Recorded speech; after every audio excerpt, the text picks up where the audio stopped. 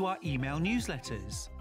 Head on over to www.sewingstreet.com, scroll down to the bottom of the homepage, type in your email address, click the envelope, and you're done.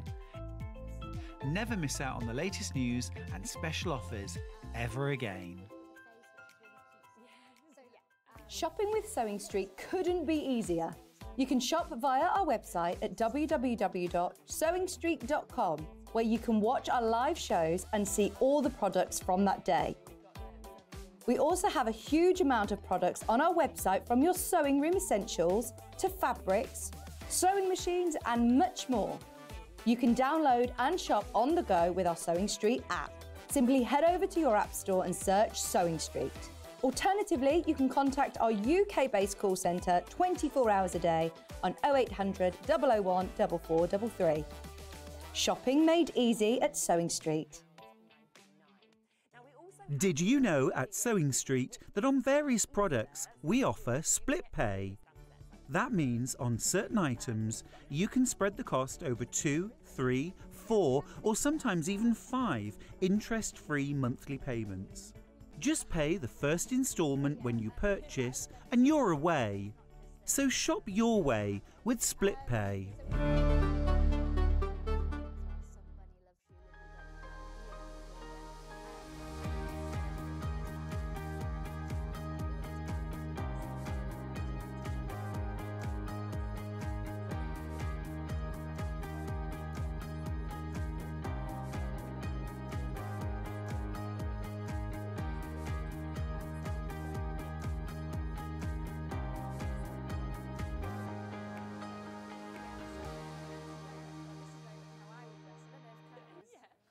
Morning! Welcome to Sewing Street on this glorious frosty morning.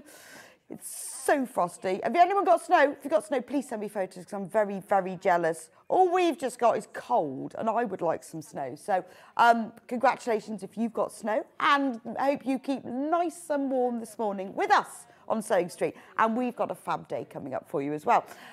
We are going to start this morning with an early bird, and why not? Why not? And this morning it's a quality early bird, let me tell you, because it is, it's Aurifil thread, our fantastic Aurifil thread, and it's your basic Aurifil thread. So this will go with all of your fabric. It will go with everything. It's the Calm collection. Now, in the, it's an 80 weight as well. Oh, even nicer. So this is absolutely perfect, 80 weight. So the way that thread works is the higher the number, the finer the thread. So the thread that you'd normally use with your sewing machine would be a 50 weight. This is 80 weight. Perfect for hand sewing. Really, really good for EPP. You can use it in your sewing machine if you want. It's just it's finer. So let me show you what you get in the box. There we go. 5 spools. It's called Calm because it's all calm colours. Let's put them in order. So we've got like ivory, cream, pale grey, charcoal, and then a lovely olivey, greeny grey. Now, the price for this normally is $39.99. But this is the early bird. Sometimes it's new products, sometimes it's existing products, sometimes it's just our top quality products. What is it today? $32.99. $32.99. That's not bad, is it?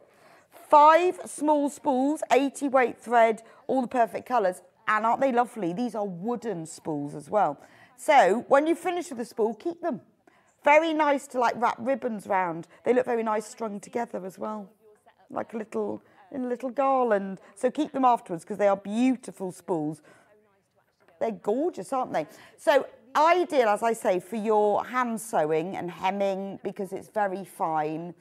I mean, Aurifil is high end, isn't it? It's Egyptian long staple cotton, and what that means is that the staples are much longer, so they lie flatter, so you won't get the bobbling and the fluffing and everything that you often do with thread. And it's made by Aurifil in Italy as well. So it's beautiful. You know the quality. So it's not often that we do a high quality brand like this at a special deal. $32.99.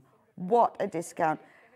£7 discount on that. You are getting 5 spools. You've got ivory, you've got a really nice deep cream.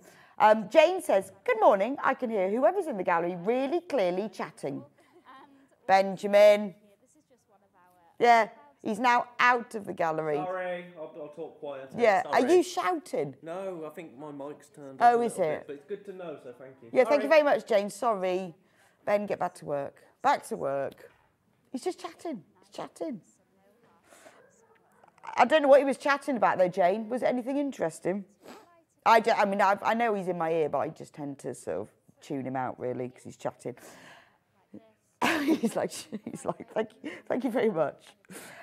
So you've got beautiful colours there. If you do EPP, like I say, it's really, really good to use for that because the thread sort of disappears within your fabric, which means that it's not going to be so obvious. If you are hemming items and you don't want the sewing to be obvious, this is great. I tell you what it's nice for as well, is I've often used this for hand quilting. Message, it's a female voice. Interesting, because we have, look, gallery cam, we have 2 men in there. Have you got a woman under the desk?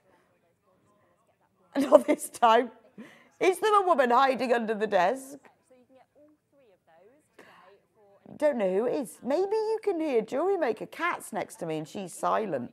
She wasn't even in the gallery. Maybe it's Ben's high voice you could hear, Jane. He's now doing a very suitably falsetto voice. He's laughing. Oh, he's making me laugh now. Anyway, do keep coming through for these. It is really good for hand quilting, as I was saying before. Ben's making me laugh because it's finer. It sits within the fabric more. And then if your stitches aren't completely regular, like my hand quilted ones never are, but then I don't think they're supposed to be, they don't show up as much. And it's lovely having these neutral colours. I tell you what, this is my favourite one. This green. If you're not really sure, particularly if you're using multicolours, what to use, this sort of greeny grey does blend with a lot of colours.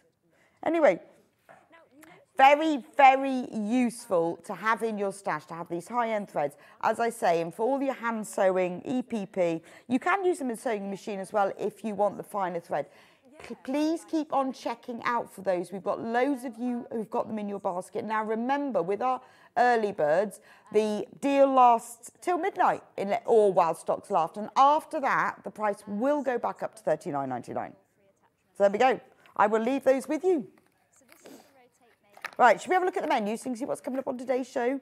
On today's show, we have got now at 8 o'clock, brand new Lewis and Irene fabrics glow in the dark. No, there's.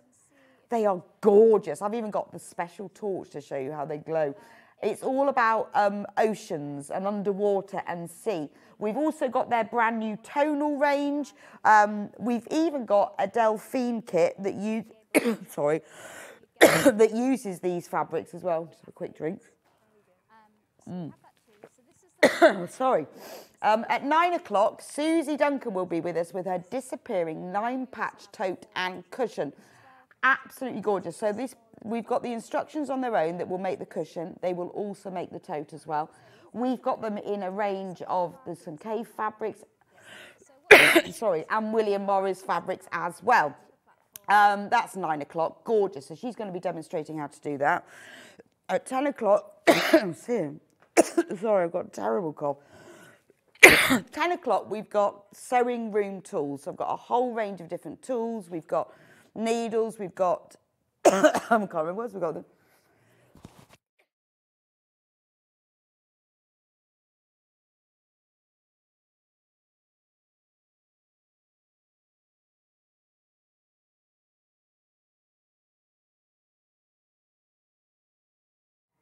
Okay, 10 o'clock sewing room tools. Sorry about that. I had such a terrible winter virus, and I've got the residues of a cough afterwards. It's driving me mad, I can tell you. At 11 o'clock, we've got Suzie Duncan with us doing, again, Harlequin Tote Bag. This is beautiful. Beautiful Liberty fabrics with that, and also a cave one as well. You're going to love that. And then at 12 o'clock, Sam Sabido is in with us with her Crochet Showls. Now, that's not spelt wrong. It's It's a combination between a shawl and a cowl. So it does the same thing. It's a cowl and a shawl at the same time. Right, let's get started. Oh, dear. Oh, it's driving me mad, this cough.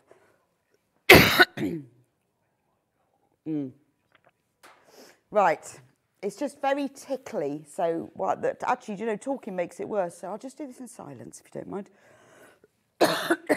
Now, this brand new collection from Lewis Irene, the Ocean Glow. Now, in the bundle, there are 5.5 metres. That's 11.5 metres of fabric. I'm just going to arrange them first of all like this, and then I'll show you them individually. But they are all glow in the dark. I just want to show you what they look like to start with. So we've got this range of navies.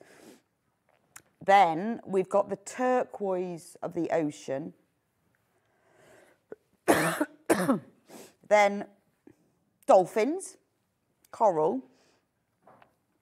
Are they dolphins or whales? They're whales. Whales, there we go. So that's the whole collection, £79.90.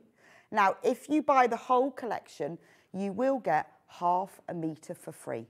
Absolute bargain. They are beautiful.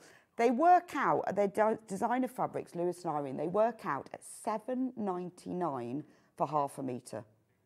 And with this, you're saving £7.99 as well. I mean, aren't they gorgeous? Especially this time, well, this time of year when it's all a bit cold and wintry and we can think about oceans and swimming and the colours of the deep. But actually, because of the deep, dark blues, it kind of feels right for this time of year as well. Absolutely gorgeous. Anyway, they're not just beautiful designs, but they're quite clever as well. So let me show you how it works. Which one should we start with? Let's do this one. I think that's got a lot of phosphorescence on it. Right. Right, I've got this special torch, look. And then when I show it on, look, can you see how this special, I don't know what it is, it's a special ink that glows in the dark. So, yeah, can you turn the lights off? Look. That's amazing. So what happens in the daytime, the fabric will charge up. And then at night, when you've got the lights, look at this. Wow. I mean, that is beautiful. Imagine making a quilt from this and having that on your bed. Isn't that beautiful? Let me just show you another one. Look at those. Glowy whales. I wonder what happens with these. Look. I feel like we need to do all of them, don't you? But what's lovely, I like about this, is that some of them, like these, really glow. But it's not, then, can you see you've got just a tiny shimmer here of a glow? Let me do another one. So not all of it glooms. Oh, it's bioluminescence. I knew what the word was. Where you get some underwater creatures that have a special luminescence called bioluminescence. We're going to do them all, just to show you that they all work. Let's put another one there. Look at that one. Oh, well, this is the darker blue, but can you see? That's beautiful, like for a night sky. And then these are the big whales. And then, let me show you this one. This is the border print one. I'll show you them in the light in a minute so you can actually see them. But you've even got the glow. The glow is even. Look at this. So you've got the border there. And then you've got, look, as I shine the torch on.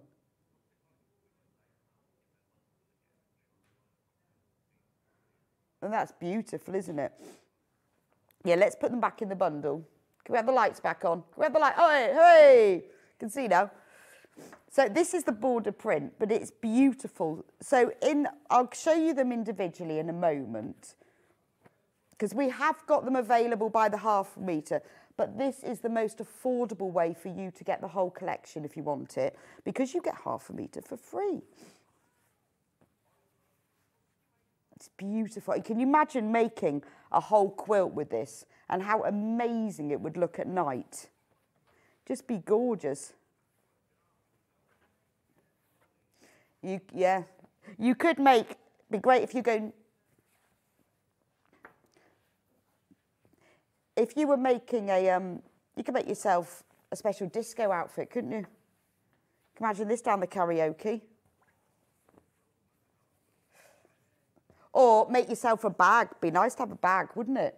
You'd be glowing. But you see, I think this one here, which is just like a night sky, I mean, that's beautiful. Be lovely for anything for the bedroom, wouldn't it?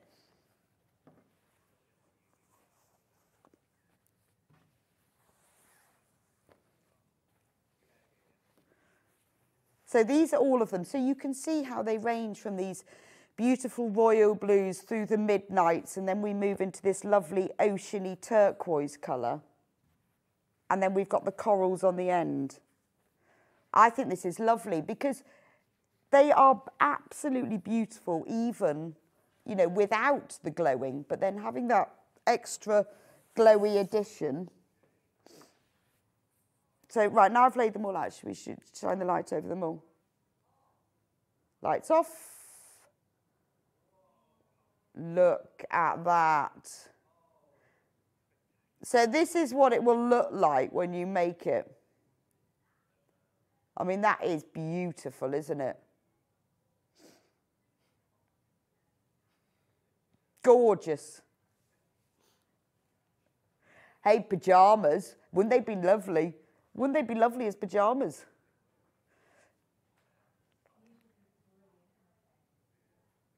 They'd be great. So for all of you clubbers out there, wouldn't they be great? It would look so cool. Can we have the lights back on now? I feel like I'm in the dark. Wouldn't it be great if you were like out, you know, out at night on your holidays and you're down the disco on holiday?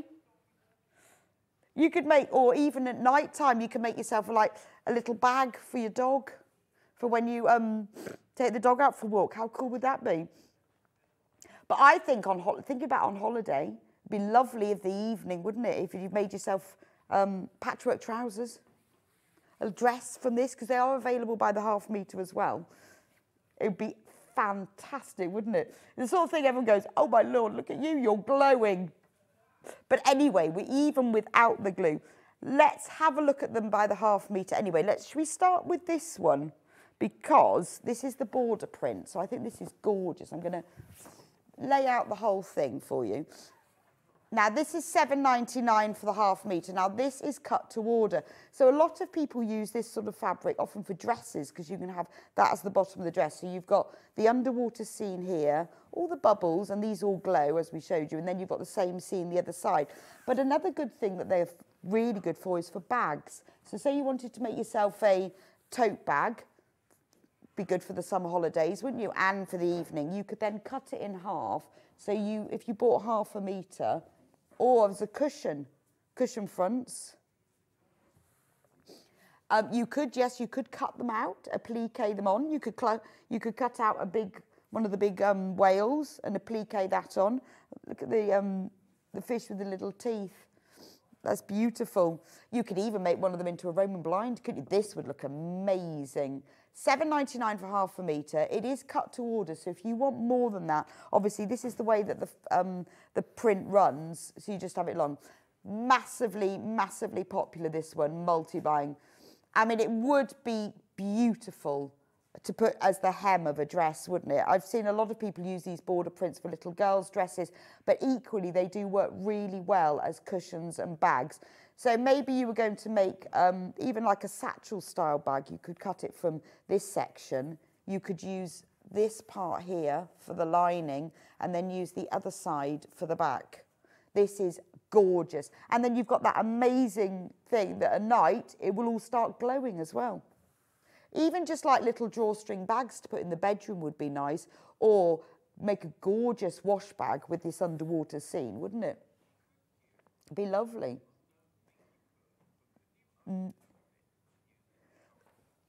Could you say, Ben wants to eau de coat it and use it for a shower curtain? Well, yes, you could, Ben. I would want to check, make sure it still glowed, but I can't see why it wouldn't still glow. But you could. But wouldn't it make lovely wash bags? It's gorgeous. But you could use it to make a Roman blind easily. I mean, I think it's beautiful. It's got such movement to it, hasn't it?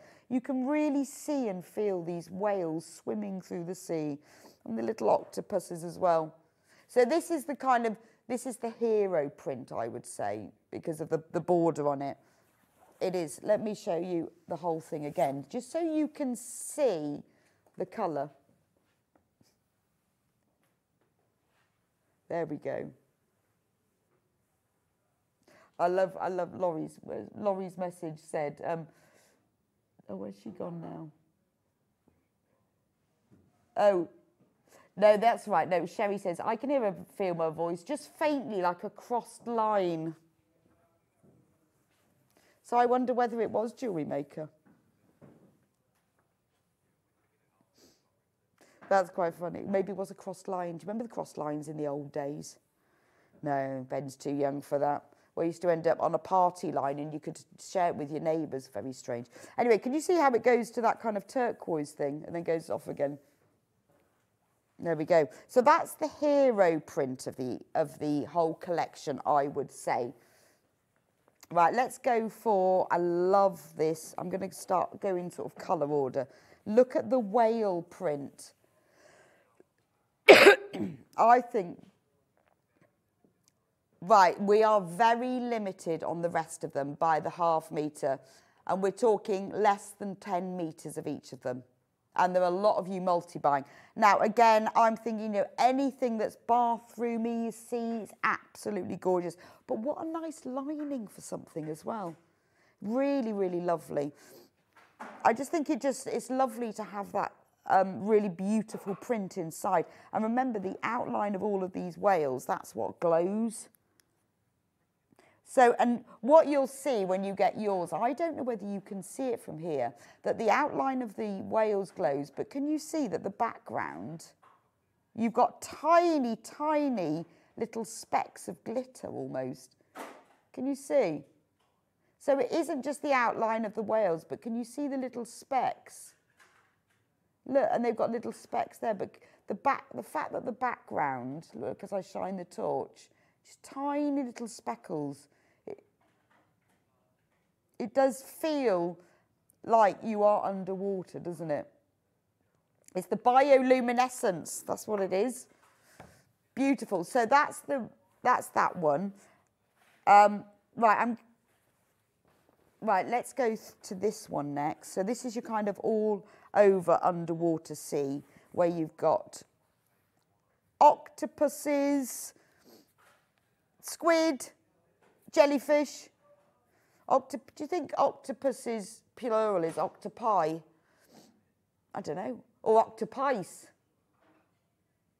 Or would it be octopice, like mice and mouse? Or is it just octopuses? And we've got bubbles, again, all of the edges of these. What is the plural? I'm just getting Carol Vorderman in the background there. Oh, it is octopuses. There we go. Oh, it's a consortium's the collective noun. Is it? A consortium of octopuses. Well, that's what this should be called then, shouldn't it? Right, that's that one. Now, I'll show you the next dark blue one. I love this one because this is like the stars, isn't it? Although this is all ocean, for me, this feels like the stars in the sky because this really glows. All the little white bits on here are what glow. I think that is absolutely beautiful, isn't it? I think it's a beautiful range. And I love the navy blue background. So maybe you're doing a plique or doing pictorial work and you need something for the dark sky. I mean, that is stunning, isn't it? Gorgeous. The next dark one, this is your underwater scene again, but in miniature.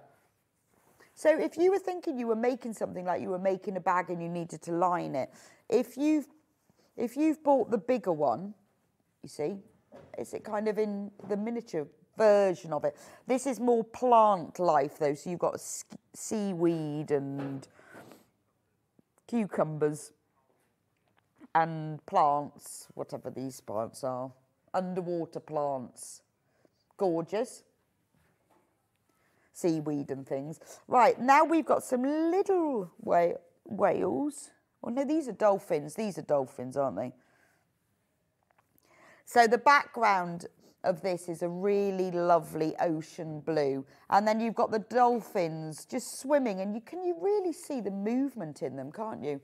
Love that one in the collection. Just $7.99 for half a metre, which is amazing for a designer fabric, isn't it? Absolutely gorgeous.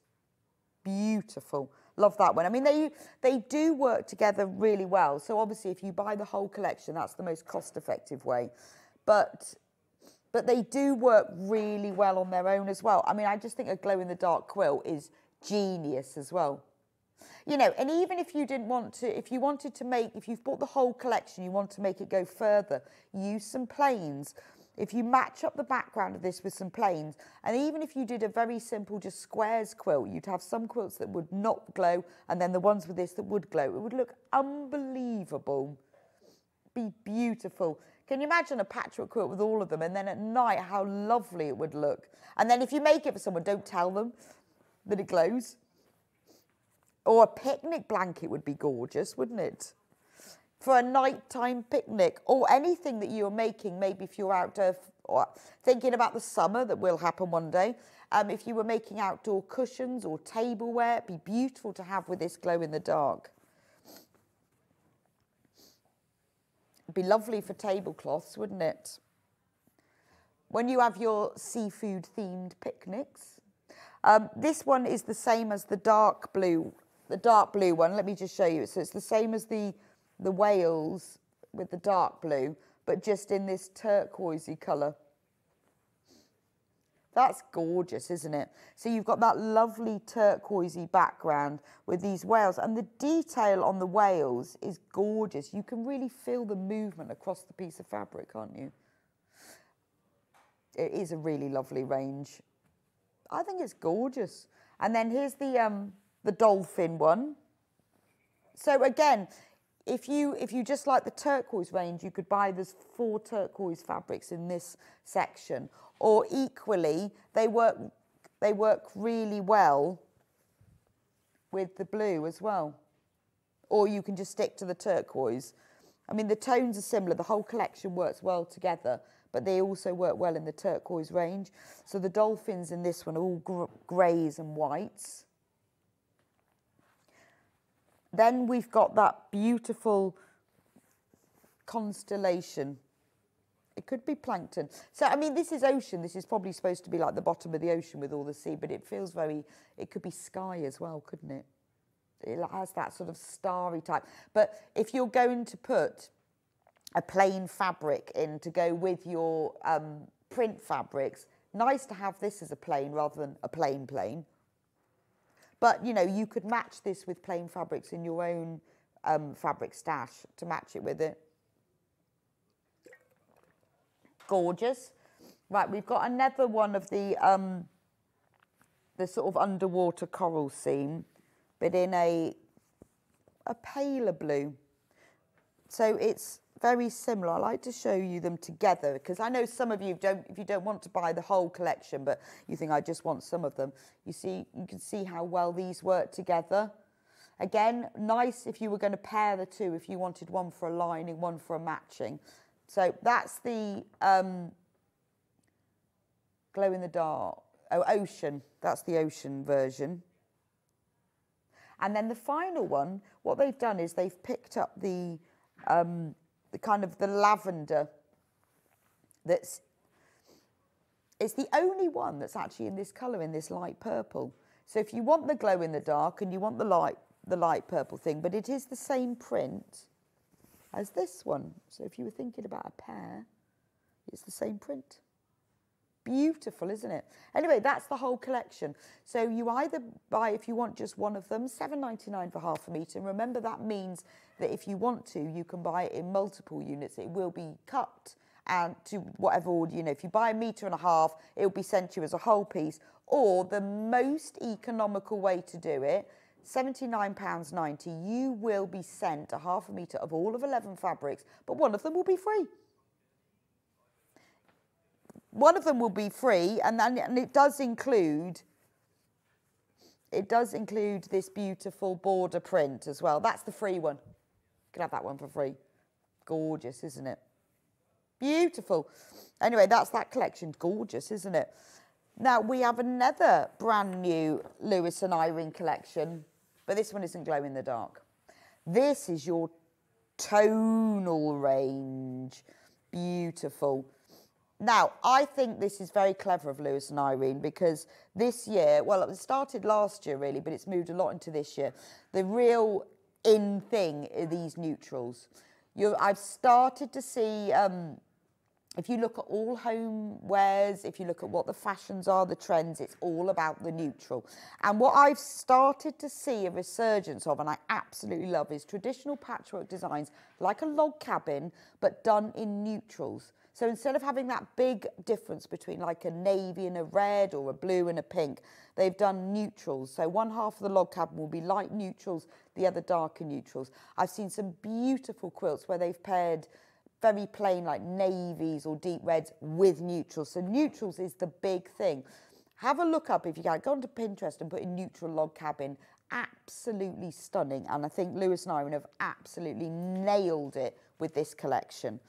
So the whole collection, I'll show you, it is shades of deep buttery creams and ivories.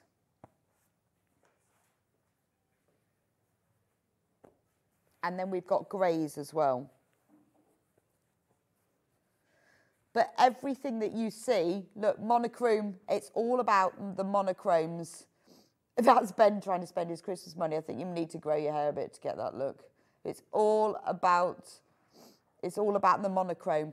As well as if you look at what all the home trends are, what they're selling, not just high end, but you know, your high street shops, your normal mail order shops, it's all about the neutral. So this is what we need to be bringing into our crafts, because what's coming out in the shops at the moment, you will see then. So in this collection, it's called Lewis and Irene Tiny Tonals. The mega bundle, you are getting 9 fabrics, that's 4.5 meters, you get half meter of each, but you're getting half a meter for free. So this is a lot of fabric. You can then use that if you want to mix and match with your own tonals. I'll show you the fabrics individually in a moment because we have got them available by the half meter. They have got some beautiful prints on, but they are all in these neutral tones. So you've got the 3 creams, the 3 ivories and the 3 greys. It is beautiful. I mean, it does have, it is a very, very designer look. Now, normally our designer level fabrics are about £8.49 a metre, but this is, and some of them go are £8.99, but this designer Lewis and Irene £7.99, and they've absolutely nailed it, because when you have a look at what neutrals are there, the neutrals have got to be plain, but they need to have a print, and there's so much interest on these as well. Now, obviously, they're lovely to have for your stash. If you need a load of neutrals, you want to use them as linings, you want to pair with other fabrics, you don't just want a plain, but you want a bit of print as well, they are perfect. But have a think about creating homeware, quilts, cushions, bags, all of that with the neutrals fabric. It is all over the place and gorgeous. So let's have a look at them individually. I'm going to start with the grey because the prints on all the 3 are this, I think, yes, they are the same, but they show up better on the grey. So let's start with this one because this is beautiful. This is Bees in grey. But obviously this print is also on the ivory and on the cream, but it shows up better here. So, oh yes, the code is disappeared. Why is there no code? Oh. Oh, was it? Oh yeah, there it is. How does that happen? Yes. Right, there we go. So if you look at it carefully, you can see you've got swirls of flowers, foliage, and then you've got the bumblebees. Can you see just in the centre of each one? And it's multi-directional as well. But isn't it beautiful? But the colours and the tones are so subtle. that when you look at it, you can see it's not plain. It gives you that kind of 3D appearance, but it's absolutely beautiful. We had C, now we got B. C's and B's. So that's the grey in the B's. I don't know why I repeated that. They just said that to me. Why did I even repeat that? I know. Then we've got the, oh, you need the code for this one, XP38. This one is Ivy, I think. It is Ivy. So you've got beautiful, just swirls of ivy. Again, it's multi-directional, really easy to use for things. It would look beautiful. Again, it will work with the things like the log cabins, half square triangles. Beautiful to use if you want to make cushions, if you want to do the backs of them at $7.99 for half a metre. Remember, with all of these fabrics, if you're buying them by the half metre, we will cut them to order if you need more than that. Beautiful. I mean, it's also beautiful quality fabric. 100% cotton. It's your normal quilting weight, 44-inch, 112 centimetre width. It is gorgeous. That's the Ivy. And then the final one, which is FP65, is stars, sort of starry. Sea Holly. There we go. Sea Holly. I thought it was stars. It's Sea Holly. But so that's that one. But you can see how beautiful, isn't it? How well it goes with how it is tone on tone, isn't it? With the other fabrics in the grey range. Beautiful. I mean, to be honest, I think with this fabric, because it is so beautiful, the tones go so well together, I think it's really worth, with this one, getting the mega bundle. I mean, I think with sometimes when you've got larger prints, like with the Ocean Glow, you might want to just have a few half meters. With this bundle, I think you need to get the whole bundle because it all does go together beautifully. So that's the grey range. Now, in the cream range, the prints are exactly the same. So you start with the B.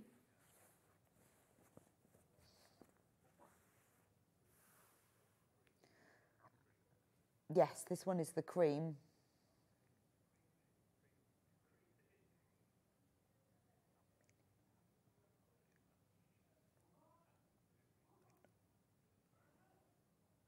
Beautiful, isn't it? So when you look at it really closely like that, you can see all the flowers and the florals. There's even some little berries. I think there might be strawberries in amongst it as well, and the bees. So it just, instead of using a plain fabric, it gives you that more three-dimensional look. It makes it look much more quality, doesn't it? You can obviously pair it with other things. It looks beautiful with brights, or this sort of fabric looks lovely with this tiny Liberty fabrics. Right, and then we've got, oh, I'll do the Ivy next. We'll do them in order. So this is the Ivy in cream.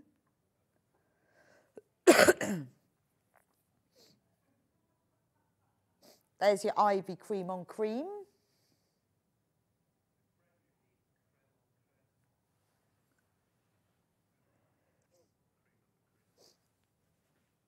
Beautiful. And then we've got the Sea Holly. Now I know what it is. It's a really lovely, almost like a taupey cream as well.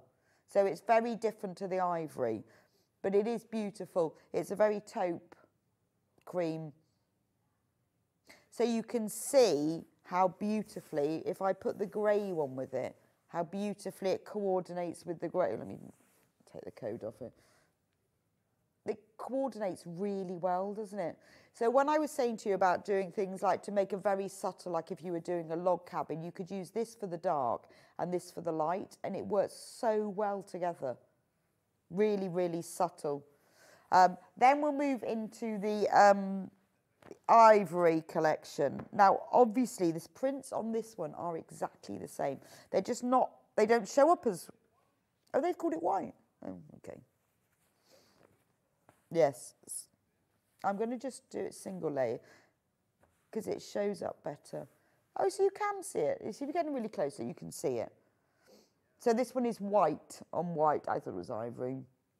Wouldn't that be lovely as a blouse? A little white blouse or a shirt to be gorgeous, wouldn't it? Actually, a shirt would be nice, wouldn't it? Wedding, very special shirt, because it wouldn't be shouty that it had a pattern, but it would look nicer than just a plain, yeah. Any print for the summer. So remember, although it's quilt weight fabrics, lovely for some spring, summer dressmaking. White summer dress would be nice.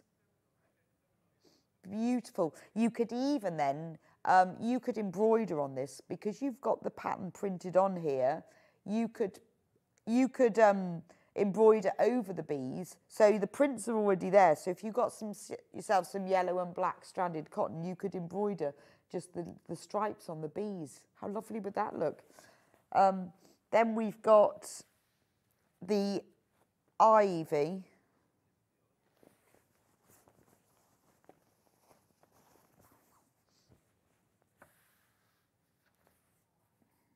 To make sure I've got the right way. That's beautiful, isn't that? Now, for this, I'm thinking napkins. Would that not make beautiful napkins? 1/2 metre will do you 2 napkins. Simple hem round the edge, or put a coloured border. If you put a nice 1-inch border around the edge, would look gorgeous, wouldn't it? So, you know, maybe you've got a special anniversary or wedding or celebration coming up and you think, oh, I don't know what to buy them. Make them a set of napkins. Who doesn't love a set of napkins? Because, you know, we always have these sort of paper ones, but absolutely gorgeous. When Ben gets married one day, I'm going to make him a set of napkins. Beautiful, aren't they? You could even embroider them as well. He's loving that idea.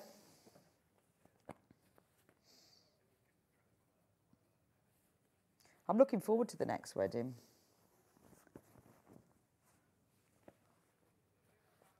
Have I got the right way up? Yep, sea holly. On white. Again, you've got that beautiful subtle look. So let me show you. I'll just put the 3 together so you can see, because sometimes you need to see them close up. So there's the white, there's the cream, and there's the grey. Look at that. Isn't that gorgeous? Again, I'm thinking set of napkins. All those 3 together would be beautiful, wouldn't they? 2 of each. Get 1/2 metre of each. But this is where I think saving your £7.99, if you buy the bundle, it's really worth it. I think that's definitely worth it.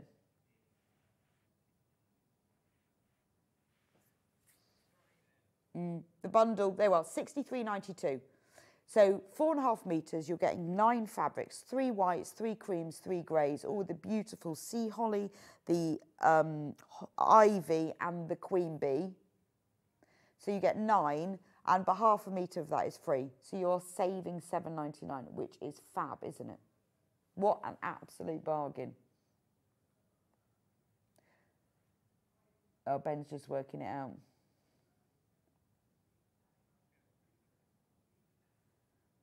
How much? Yeah, it would be £71.91. There we go. Right. So should we do the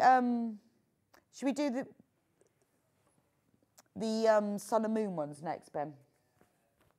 Okay. Right, now we've got this collection here, and we've actually got, there we go, we've got a quilt kit for this. Should we do that first?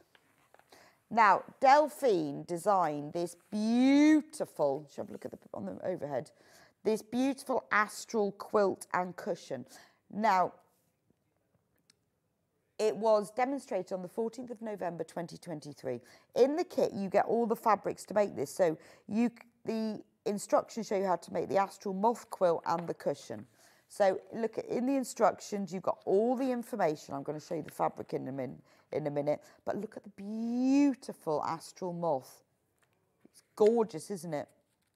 And then what you can do, once you've made the quilt, you've got the instructions to make the cushion as well. So in here, you've got the pictures, because it's, there we go. It's all the Lewis Irene Celestial Skies collection. All of those are in here. You've got the template as well, and some beautiful gold lame as well. So in the kit, you get 4 fat quarters.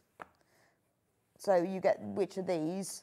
This one, and these have all got metallic gold. So see all the gold bits, they're metallic-y.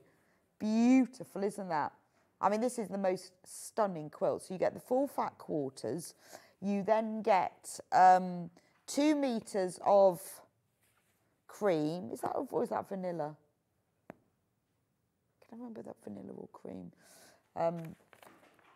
Cream, 2 meters of cream, that's used for the background. And then you get 1 meter of silver bumbleberry, that's used for some of the sashing. And then, look at this, amazing, 1/2 meter of this beautiful gold organza. And this is what really makes the quilt. This is what's used for all the shimmery bits on the moth, and used for parts, and used for the squares. And this, so this is the most beautiful quilt, isn't it? I love the way that Delphine has put together this organza mixed with some plains and then all the Celestial Skies print. And also the fact that there is the gold metallic in these fabrics that then is picked up by the organza as well.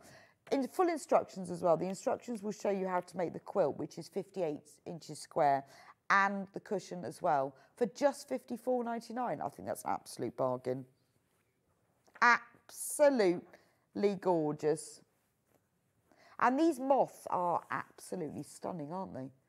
And I like the way they're all done in the colours as well. I mean, it's a fairly simple, what to say, confident beginner. Fairly simple. You can practice your applique. You've got some simple piecing. But the addition of the organza with it, I think it's gorgeous. Make your very own Delphine work of art. But a little bit unusual as well. I really, really like that. So just £54.99. Now, if you love the fabrics, we do have just 3 of them, because we've had this collection on before, very, very limited. We have got these 3 that are available by the 1/2 meter. So we'll start with this one, 'cause I love this one. Isn't that beautiful? So you've got that beautiful midnight blue background. Have I got it upside down? Yes. We've got the moon sleeping, obviously, the sun. We've even got the moths. It is gorgeous. Now, all the gold elements in this are metallic gold. And they won't wash out. They're completely fixed. £7.99. This is your quilt weight cotton, 44-inch, 112 centimetres width. It is the most stunning colour, isn't it?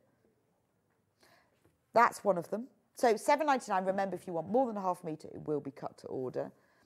The next fabric we have. Look at all the gold on this one. So again, you've got this lovely deep blue background, and then you've got the flowers and all the leaves. This is very high end, isn't it? Celestial Flowers dusk with gold. I mean, it is very high end. It would look beautiful as a bag, wouldn't it? An evening bag would be gorgeous in that, because you've got all of that gold in it. So if you've got some gold accessories and you want a matching bag, ideal. Just £7.99.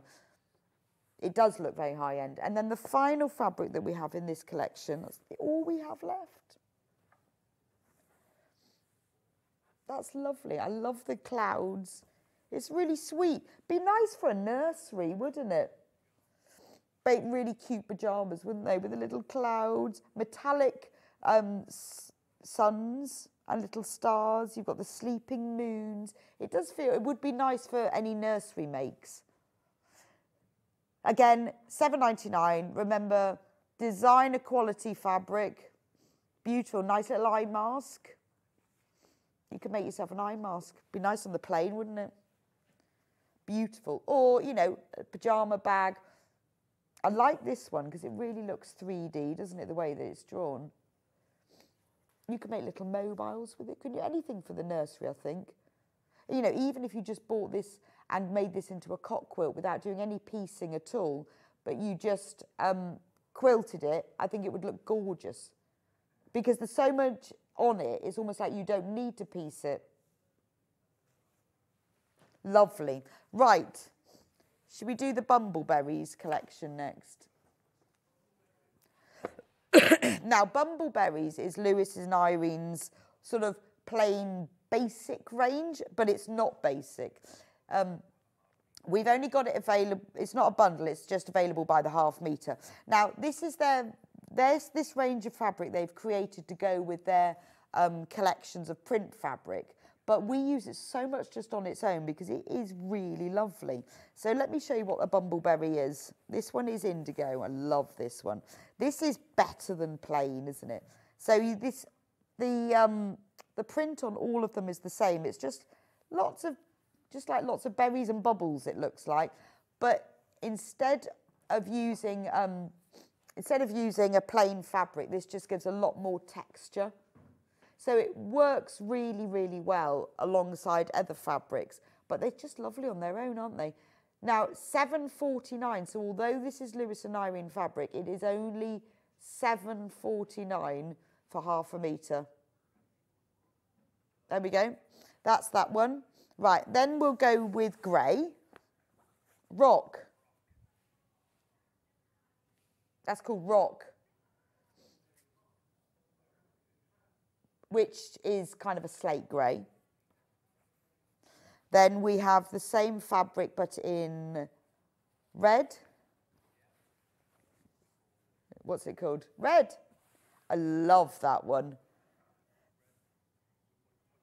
Postbox red. Well, it is postbox red. It would be lovely for Christmas makes, wouldn't it? But actually, it goes well with the grey, but it actually goes really well with the blue as well, doesn't it?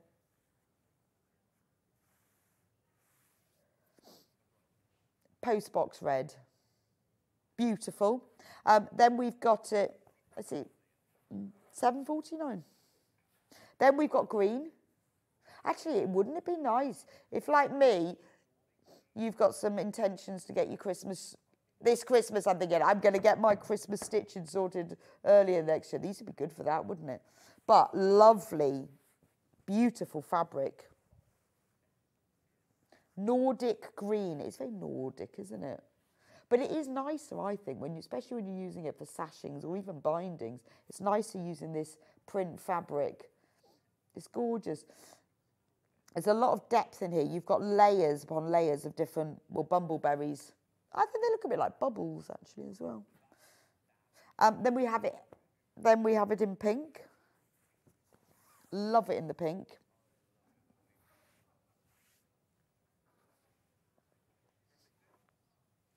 Light pink. Love it in the light pink. It's pretty, isn't it? Very, very pretty. Again, if you're making something where you just need a plain, or you just want to put a lining in something, but you want it to have a little bit more texture to it, that is gorgeous. So that's the light pink. And then the final one we have in this collection, I wonder what this one is called. It's kind of a taupey grey. Latte. Latte. Latte. I'd say it's quite a grey. It's quite a grey latte. Anyway, there we go. Those are all the Bumbleberries collection. Now, if you're thinking about blenders, you want some fabrics that aren't a blender fabric is a fabric that is plain or plain with a bit of a texture and a print. It will go with other fabrics, and it's quite a good way of boosting your print fabrics by using some plains, but instead of going plains, you use something with a bit of texture. So we've put together the Lewis Irene Dreams fabric mega bundle. Now look at the price on this one, £79.90, 6 metres, you're getting 1 metre for free. Now I want to show you I'll show it in the orange, what Dreams fabric. So you are saving £15.98. Now this is what the Dreams fabric looks like in one of the colours. It's like it's got clouds all over it, but it just gives it that texture. So it's beautiful to use as a plain fabric. But even if you wanted to do like a rainbow quilt, instead of doing them in plains, do them in the Dreams, because then you get that little bit of texture. So let me show you. Now I've shown you what they all look the same. They're just different colours. So let me show you what colours we get in the bundle.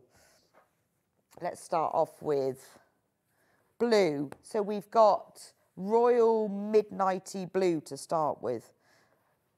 That's gorgeous, isn't it? Then we've got a lovely ocean. Now, these two would go really well with the Ocean Dreams collection. So if you've bought anything from the Ocean Dreams that I showed you at the beginning of the hour, these would be excellent with it. Then we've got, so that's your tealy blue. Then we've got the turquoisey blue. Again, this matches beautifully with the Ocean Dreams. Look, see? How nice is that? That's gorgeous, isn't it? And then if I took this one, that, beautiful with that. There we go. So if you bought the Ocean Dreams bundle, that's ideal. Right, then we'll move into a green. So you've got like a lime, a deep limey green there. Then we go into... Right, the only downside of this bundle is not the price, it's the quantity. We only have eight left, 8. So here's the red, and we have more than that in baskets. Red, then we have orange, and then we have yellow, and then we have purple, pink, light pink keeps going. Remember, $15.98 saving. $15.98 saving. And then finally, to make sure it goes with everything, we've got a grey and a cream. So look at that. 6 meters, 12 half meters there in that beautiful array of colours. Wouldn't they look great together as a rainbow or use them individually in your stash? You are saving £15.98. Amazing. I'll leave that with you. Right, we're going to go for a quick break. And now we do have some of the Dreams fabrics available on the website by the half metre. They're $7.99 for half metre. And in the break, Ben will run the graphics through for all of them individually by the half metre. I will see you back here in a few minutes' time with Suzie, who's going to be showing us her fantastic 9-patch cushion tote. So don't go anywhere, and I'll see you back here really soon.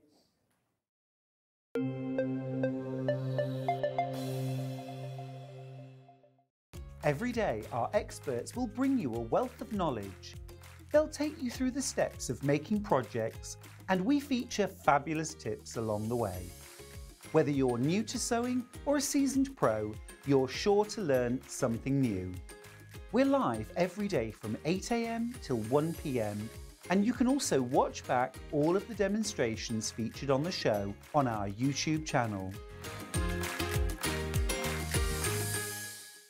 Shopping with Sewing Street couldn't be easier. You can shop via our website at www.sewingstreet.com, where you can watch our live shows and see all the products from that day. We also have a huge amount of products on our website, from your sewing room essentials to fabrics, sewing machines and much more. You can download and shop on the go with our Sewing Street app. Simply head over to your app store and search Sewing Street. Alternatively, you can contact our UK-based call centre 24 hours a day on 0800 001 4433. Shopping made easy at Sewing Street.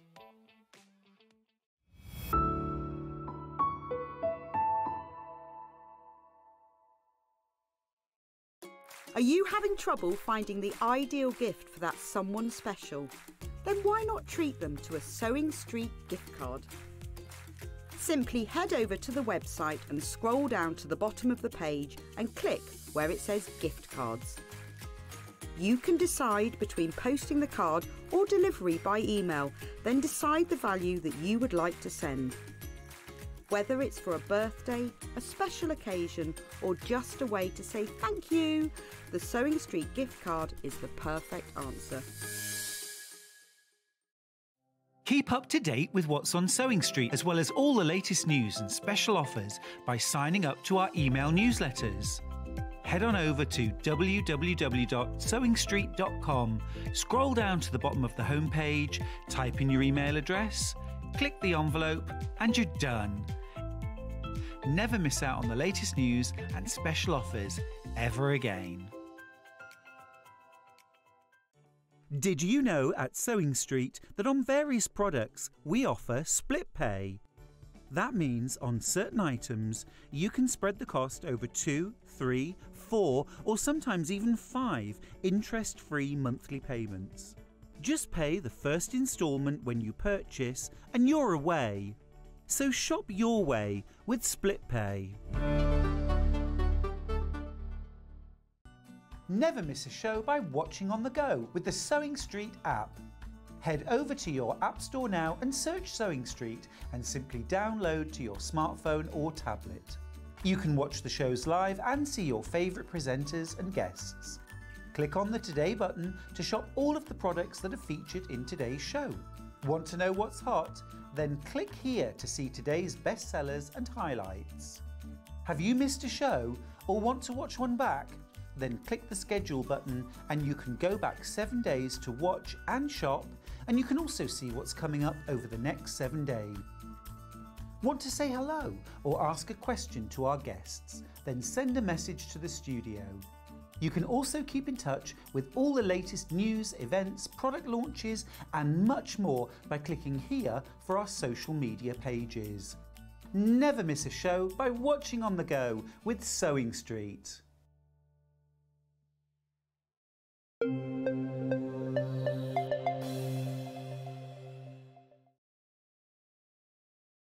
Welcome back to Sewing Street, and we've got Suzie with us. Morning, Suzie. Morning. How are you? I'm good, thank Did you have a nice Christmas and New Year? you. Yeah, very chilled. Yeah, chilled. Yeah, worked. Dog You're looking walk. very William Morris today. Well, yeah. That's gorgeous. Like, did you make it? No. I've had this for quite some considerable you? time, actually. Yeah, no, and it is one of my faves. And It's you can, beautiful. It's an all year round one because you can put a jumper underneath. Yeah, see, it works wintry, doesn't it? Yeah. No, I love it. So yeah, I do wear it a lot. It's gorgeous. Well, it goes very well with your show today. Thank you very much. Well, that's entirely why I wore it. It's no coincidence. So today you're going to show us about the Disappearing 9 Patch I am. Tote all cushion. Yeah. Wow. Yeah. So tell me about the design for it. So with the kits, we can make a cushion or a tote. You can actually make a tote or 2 cushions. Oh, okay. Because Let me show you what it looks like. with the amount of fabric that's in there. Okay, this is what it looks like. Yeah.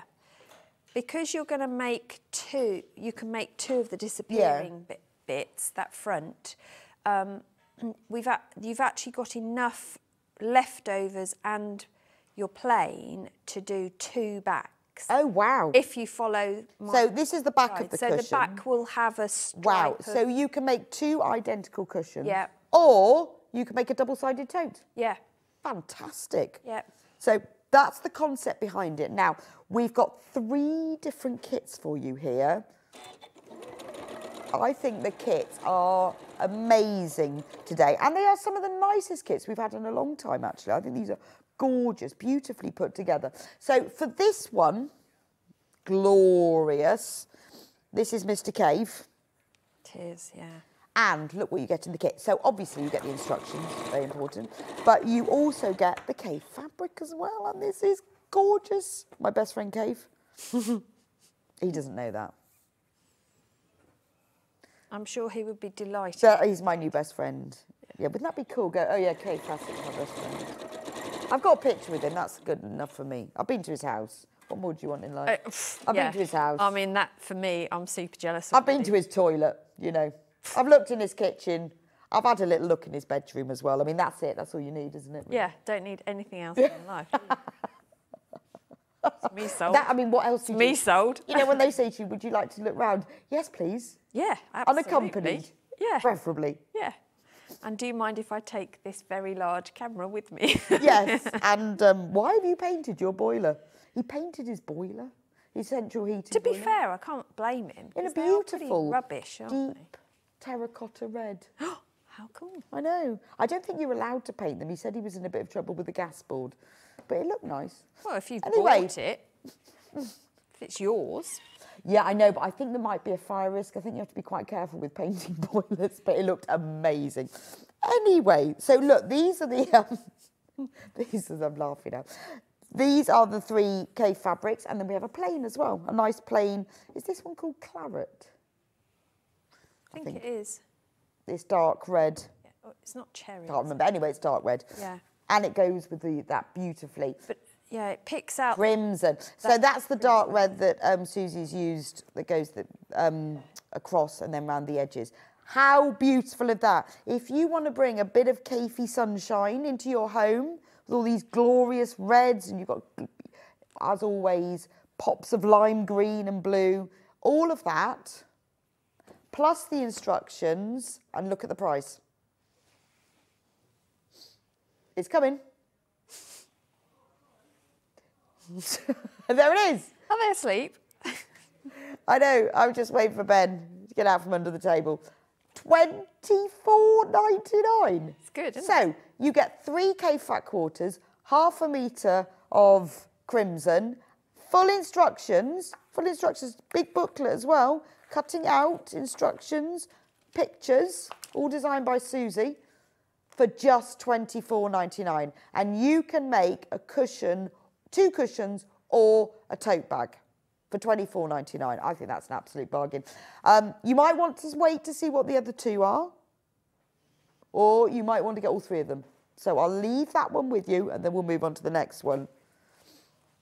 Oh, right, give us a quick stock update on this one. Less than 20 of these left. So do wait if you want to, but I'm just warning you, and I will keep you updated on stock. These are flying out, and I'm not surprised because they're gorgeous. Right, now this I love. Now, this is not just William Morris. Oh, no.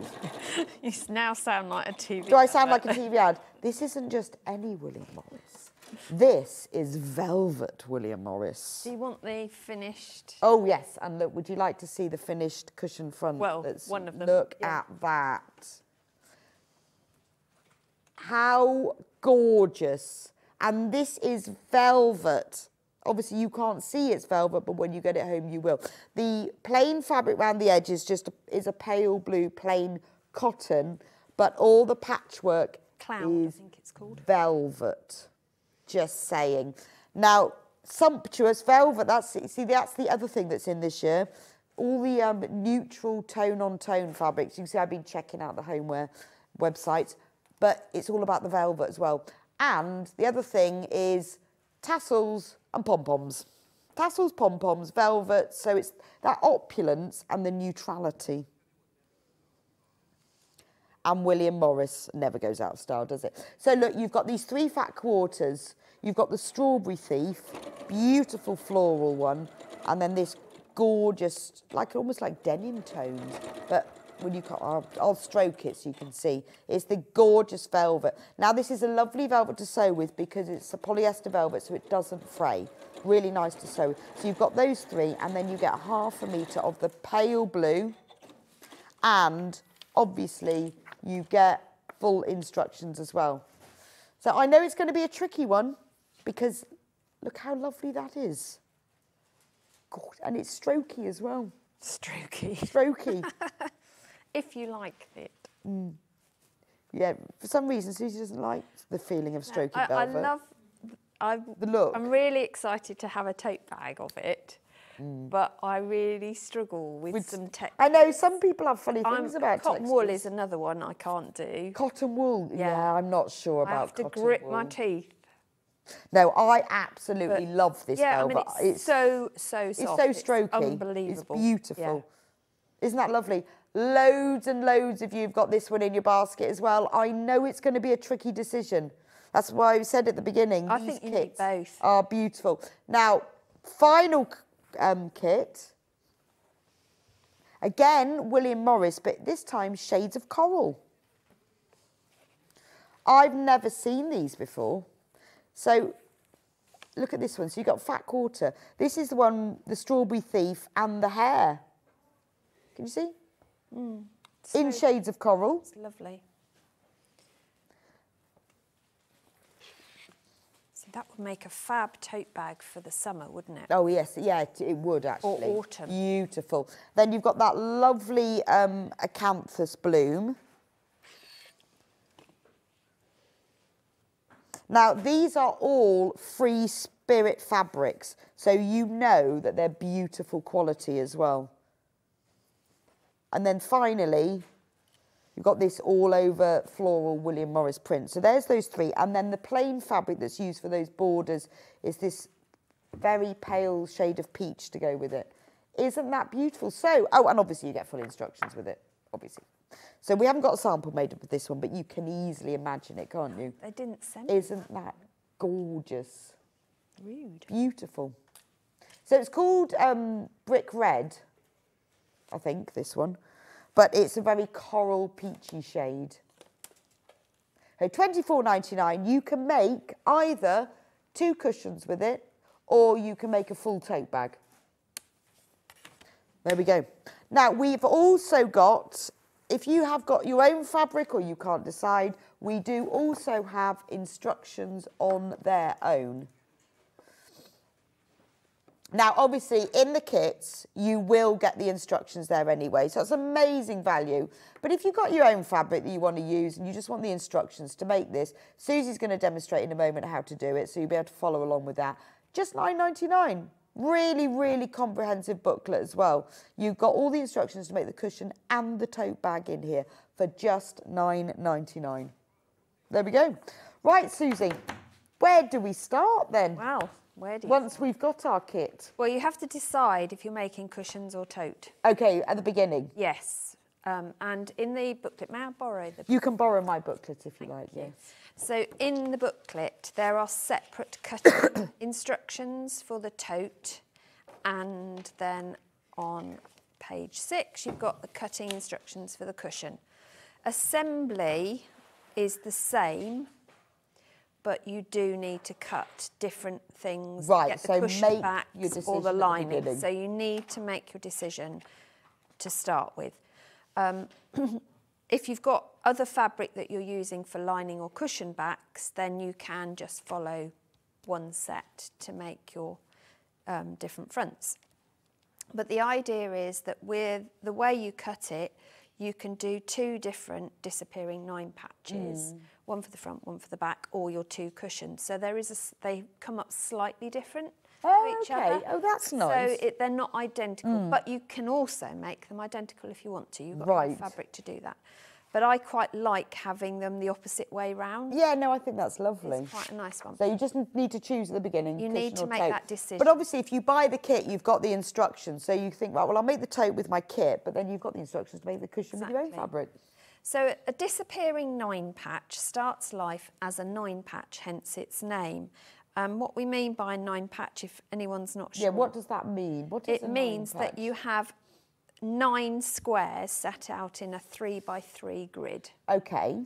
Now, we're going to then sew it together and then cut it up and then sew it back together. Obviously. This is my dad's, like, just can't get his head around the concept of quilting, because he just says, so let me get this right. You take a big piece of fabric, you cut it up, sew it back together to get a big piece of fabric. I said, yeah, it's roughly that. Yes, only it's somewhat smaller. But it looks beautiful than when you started with. So in this instance, you are going to piece a block that is a perfectly good block, and you could stop there.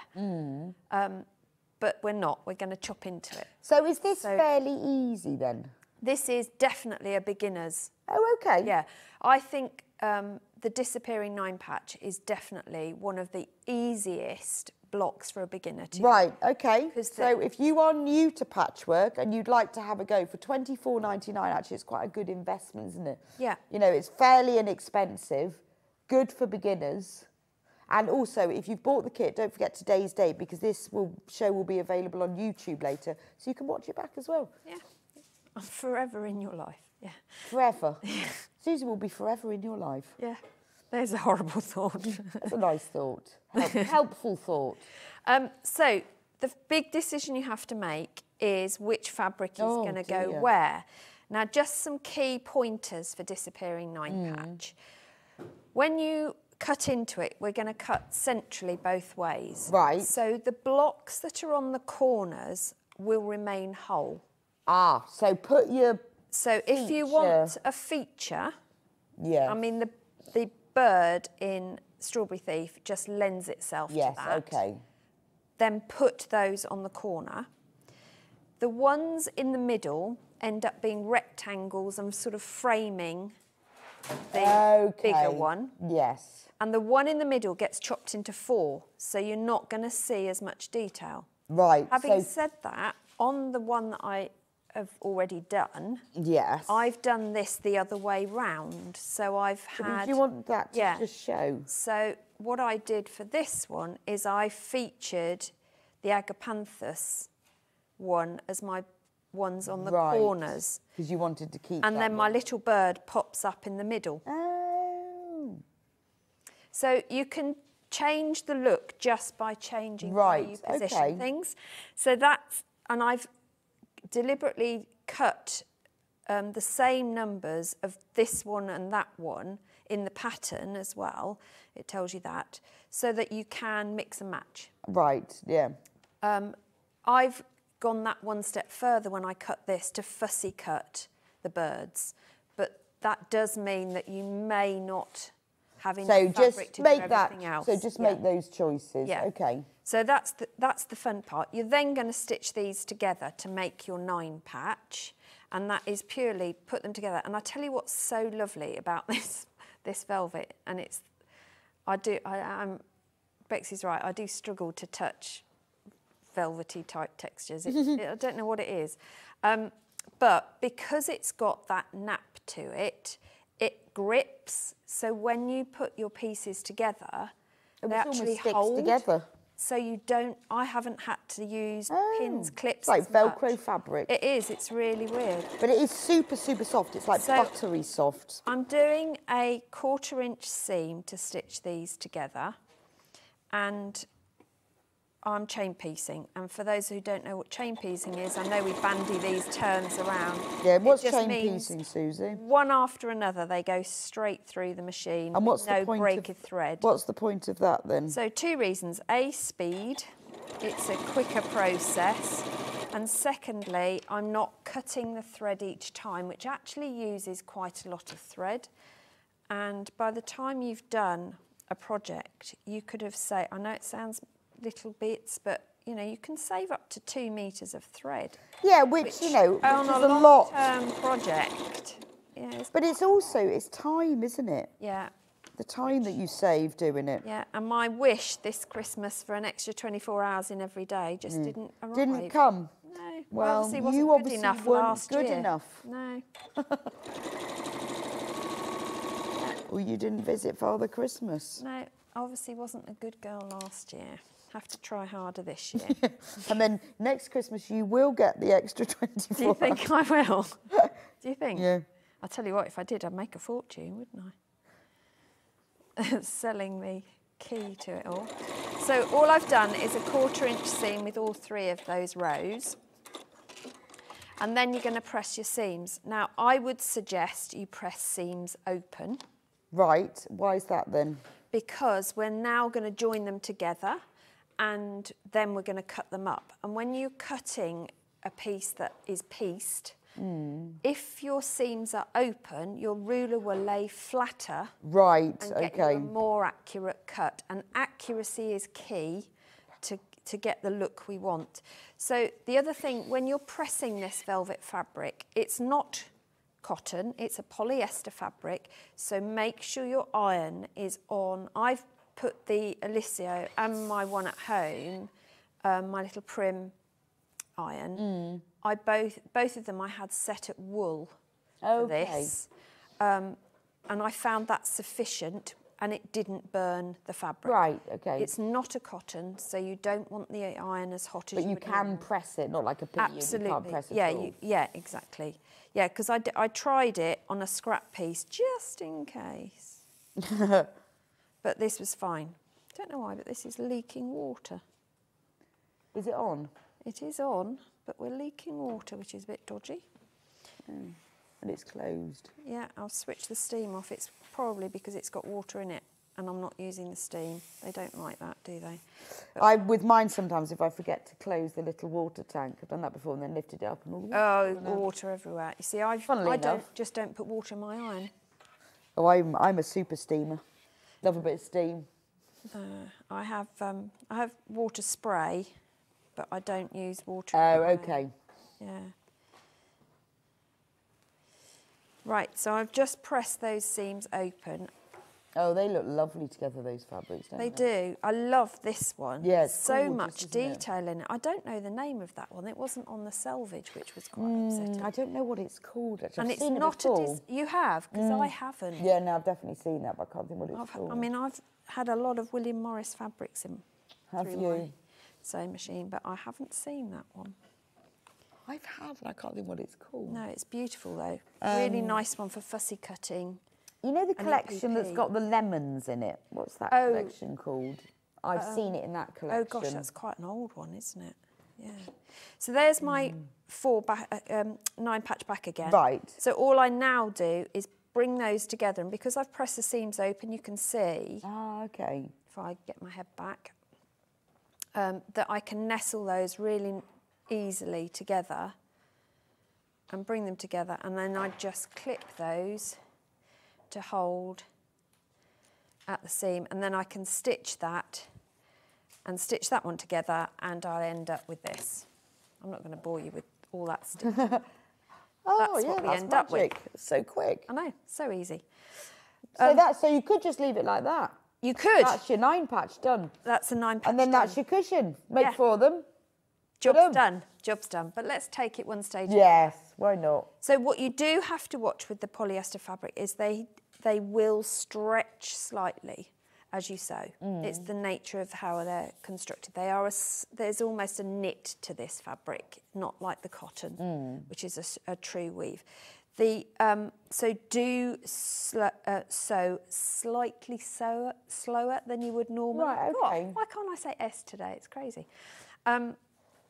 Otherwise, you'll find that you'll get puckering and bobbling and all the rest of it. Okay.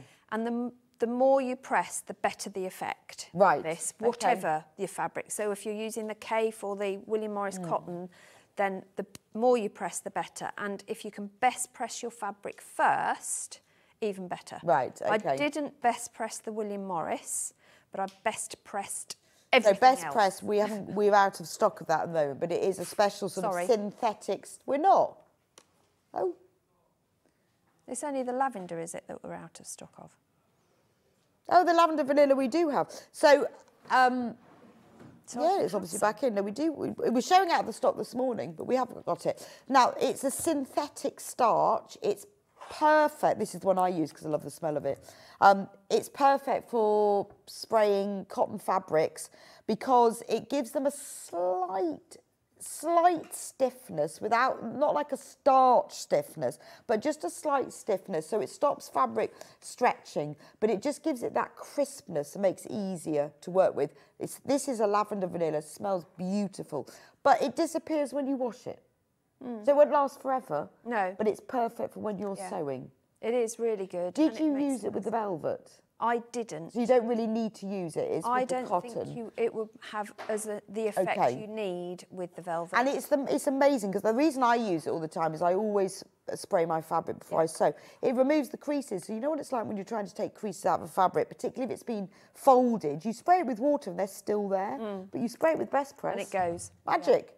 And if you do quilt as you go, which I do a lot of, best press is your best friend, basically. It really makes a difference to the final finish. Anywhere where you've got a block that involves a lot of seam matching or bias cutting, best press will make the result so much better. It just gives it that Yeah. that crispness, but it is, and also this scent is beautiful. I often use it when I'm just doing my general ironing as well, Yeah. ironing shirts because it smells so I nice. spray it on the pillows. Yeah, 'Cause shirts, it's really lovely to nice. best press clothes. Our dog quite likes it as well. Really, you spray it on the dog. Well, he frequently walks through my workroom as I'm sewing and pressing.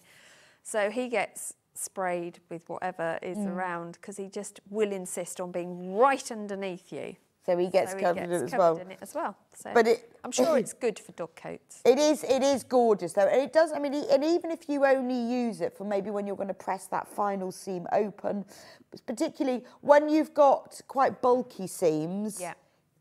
when you press it, it just flattens it in a down. way that water doesn't. Yeah, absolutely. Well, what water does is allow the fibres to expand so that the heat from your iron then flattens them back down. But what this does is stabilise those fibres.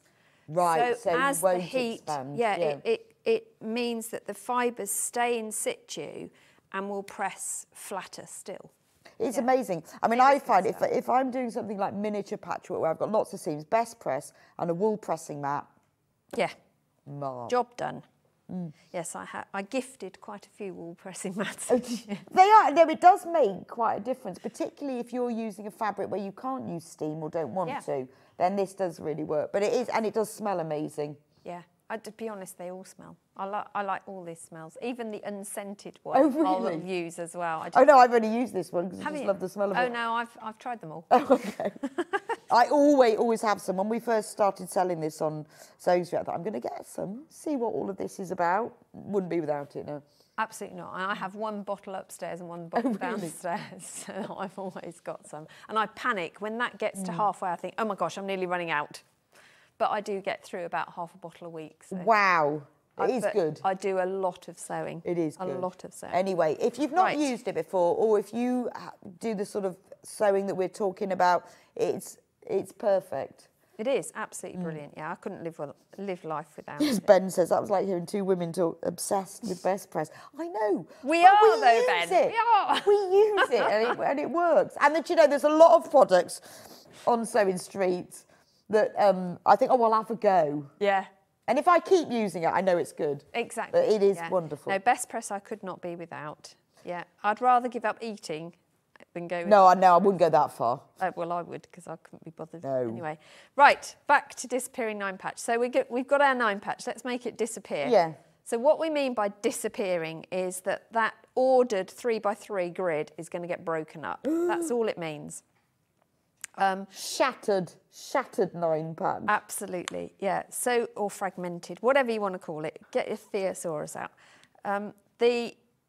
What you need to do is to make sure you know the dimension of your block. I mean, I have put in the pattern what this block should measure, but obviously if your sewing's not quite there, or if your 1/4 inch wasn't quite a 1/4 inch, it may be a little bit off. So measure your block so you know what your halfway point should be. Right, okay. Or if it's a funny number, just trim it down. It's not the end of the world. If your tote bag or cushion happens to be a little bit smaller, no one's you gonna can notice. widen the borders, widen the sashing. It's not the end of the world. So when you know your middle, you're going to line up your ruler and use one of your seams, just one of them. Don't try and line both because you'll be there forever, with your halfway point and make that cut. Don't move anything. Lift your ruler and turn it round. If you've got a rotating mat, use that if you want to.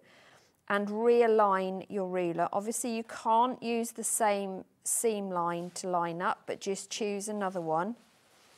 And then you're going to cut across the other way. And they should have separated. Why didn't they separate? That one didn't go. Just in that middle. Look at that. There you go. I didn't catch that thread. There we are. So now I've got 4 pieces. Fantastic. Which in their own right look amazing. And they look lovely like that, They do. actually, don't they? But- Could you imagine how long it would have taken to put the 2 rectangles and the square on the ends? Yeah, and how many times would you have to unpick to Yeah. get the seams line? So you could just sash that. Yeah, that is nice, But we're not actually. going to do that. What we're going to do is invert these two. So I'm going to get birds that stand on the head, but I don't care. Oh, okay, so you just do the diagonals. Yeah, you just do opposites, which means that when we now piece these together, I've got no seams to match on the rows. Even better. Which is even better. So I can then... So what I should have done is have 2 birds upside down to start with, and then they would have been the right way up, but I don't mind. I can live with upside down birds. Yeah, but it's As quite someone's- nice then, isn't it? Because then you don't have to... If you decide it doesn't matter which way up, then you don't Yeah. have to concentrate on them being the same way up. Absolutely. And if you are a beginner, I think you can get too embroiled in overthinking positioning and what have you. You're far better to make the project without Well, also, a all lot that. of fabric is multi-directional Yeah. anyway. Yeah. So who's to say that that wasn't in the first place? Yeah. I remember when I first started card making 20 years ago. I didn't know you were a card maker. Yeah, that's my first career in the creative industry was as a demonstrator. Well, I'll give Hobby Maker a ring. Hobby Yeah, I Maker. do a lot of... I still do a Facebook Live every Friday night. On card making? Yeah, yeah. Well, And I never and knew mixed that. media, yeah. But I was... Everyone did butterflies going upwards. And I thought, well, butterflies don't just fly up. No, they They've got to definitely don't. get They down swoop. to a flower, haven't they? The same with birds. They have to come down at some point. So these are my birds going down. Absolutely. Well, yeah, they got to swoop up and down. I had an enormous butterfly in the house yesterday. Like massive, like a red animal, this big. Early. Well, I brought some logs in. Ah, so you think... And I wonder eggs. whether it was living in the logs. Yeah, the larvae was in there and the warmth in the house. I don't know. Yeah. Anyway, it was flapping, it was massive, and it was dive bombing as well. I managed to catch it eventually and let it outside. I thought, well... And it froze overnight. I'm not sure how long it was going to live, but it clearly didn't want to be in the house. No. It should have been in the log Bless pile. it. But it was enormous. They are big butterflies. I don't know what it was doing alive at this, anyway. Everything's weird. I think Everything maybe is it just weird. got into the logs somehow. Yeah, the whole garden is weird. So these, I've pressed the seams open, so you're pressing as you go, and then we're going to just join those together. And again, because I've pressed, I can nestle those together, put a clip in.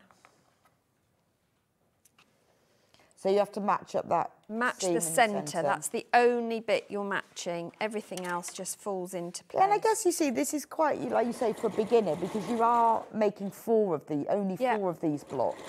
So it's not something you've got to rush. You've got to get it's through 4 those per things. side. So actually, because they're all the same size for cutting, you can cut very quickly, especially if you've got any of the Stripology or Shape Yes. Cut family. And then you can piece very quickly. And then that's the block we're looking to achieve.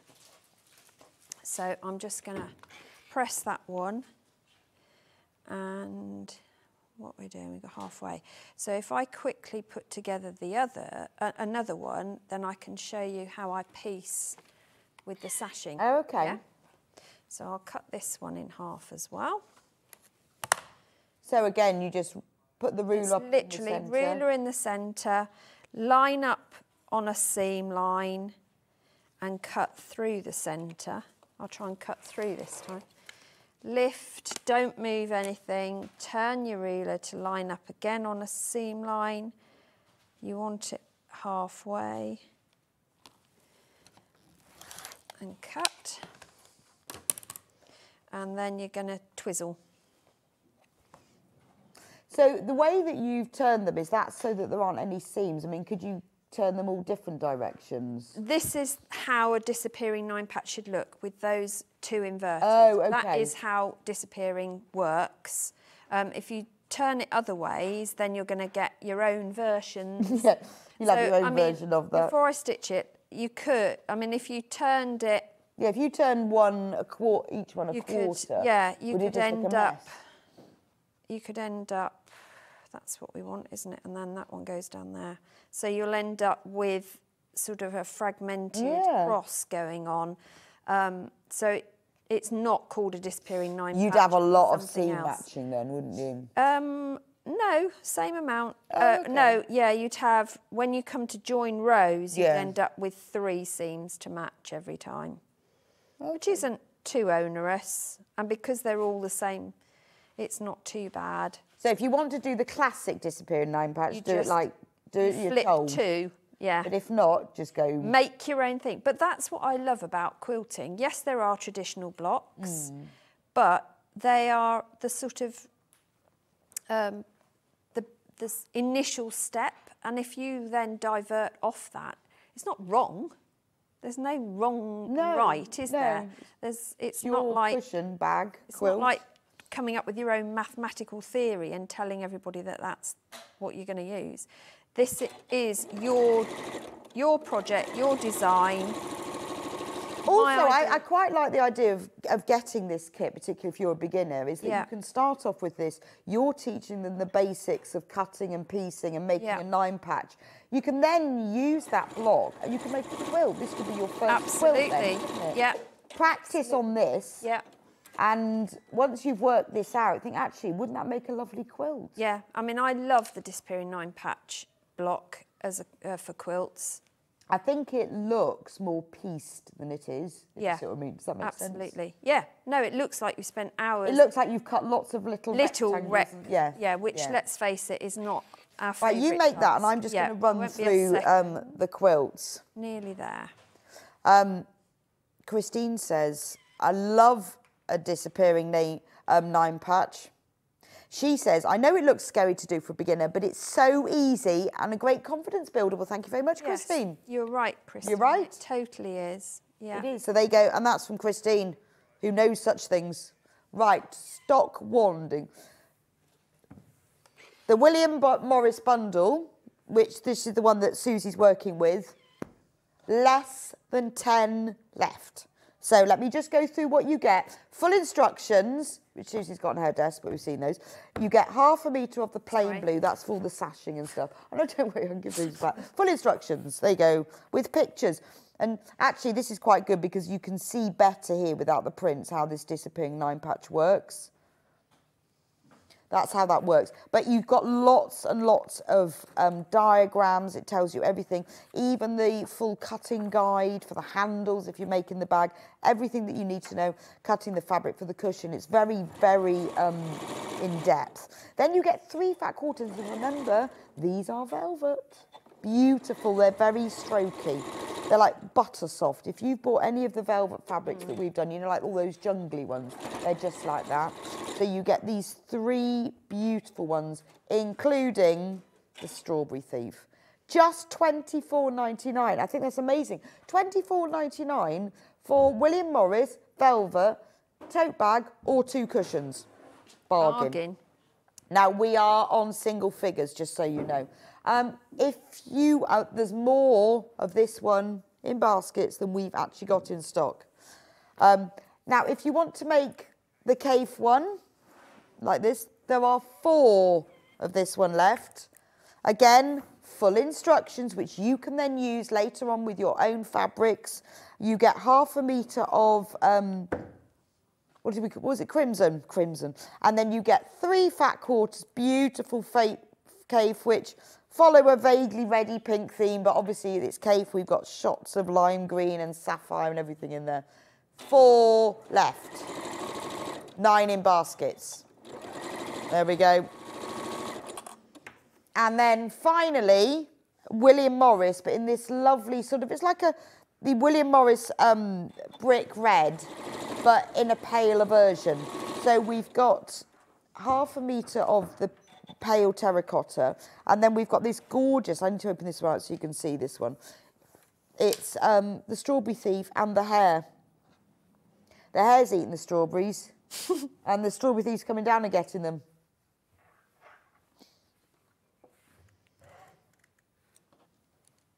The Strawberry Thief was designed by William Morris because in his childhood garden, they had a strawberry patch. And then birds kept coming down, thrushes, to eat them. And his family got really cross and used to put up nets, but he quite liked the thrush, because I never realised it was a thrush until I found that out. Yeah, it is a thrush. Never knew that. Not very good at birds, though. And he loved these cheeky thrush that always came and pinched the strawberries, even though the rest of his family didn't, and that's where the design comes from. Then you have a fat quarter of this one, and a fat quarter of that one. And full instructions, obviously. So all you need to do is decide, do you want this pale brick red coral tone? Do you want the velvety William Morris? Or do you want the red cave? But we are very, very low in stock. Also, if you love the idea of the 9 patch, you want to have a go, you've got your own fabrics and you only want the instructions, we do have a few of those. £9.99, Ben.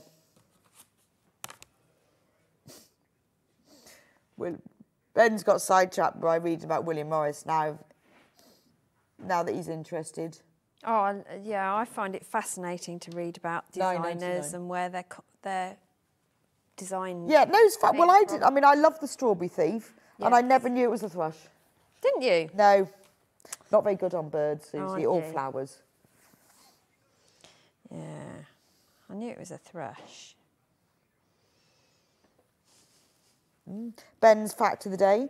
William Morris's literary contributions helped to establish the fantasy genre. Yeah. What is the fantasy genre? Is that like Star Wars? No, that's sci-fi. No, like... Lord of the Rings. Lord of the Rings and... What? I didn't know he wrote books. Okay. Yeah. In fact, he was more... When he was alive, he was more well known for his literacy than he was for his designs. It was only after his death that his designs became so well known. Funny, isn't it? It's amazing, isn't it, how these, designers, like, they're so talented in not just one thing either. Well, I think if you've got a creative brain, then you tend to be creative in a number of ways. Oh, I'm looking forward to your first novel then, Susie. Are you? Yeah. What's your genre going to be? You have a creative brain, so therefore... Yeah, but I also have a science brain. Oh. I'm a weirdo, apparently. Maybe you need to write a science novel then. That would go, wouldn't it? Yeah. Yeah. How to Survive, I think it is going to be called. How to Gain 24 hours in every day. Yes, and then you can write your book. Yeah, that's what I shall do. I've always wanted to write a book, but I can't be bothered.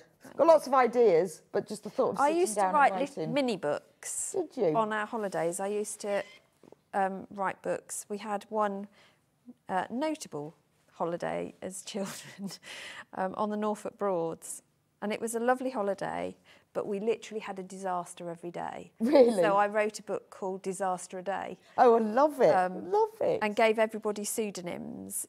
And it was a bit like Swallows and Amazons type book, but yeah.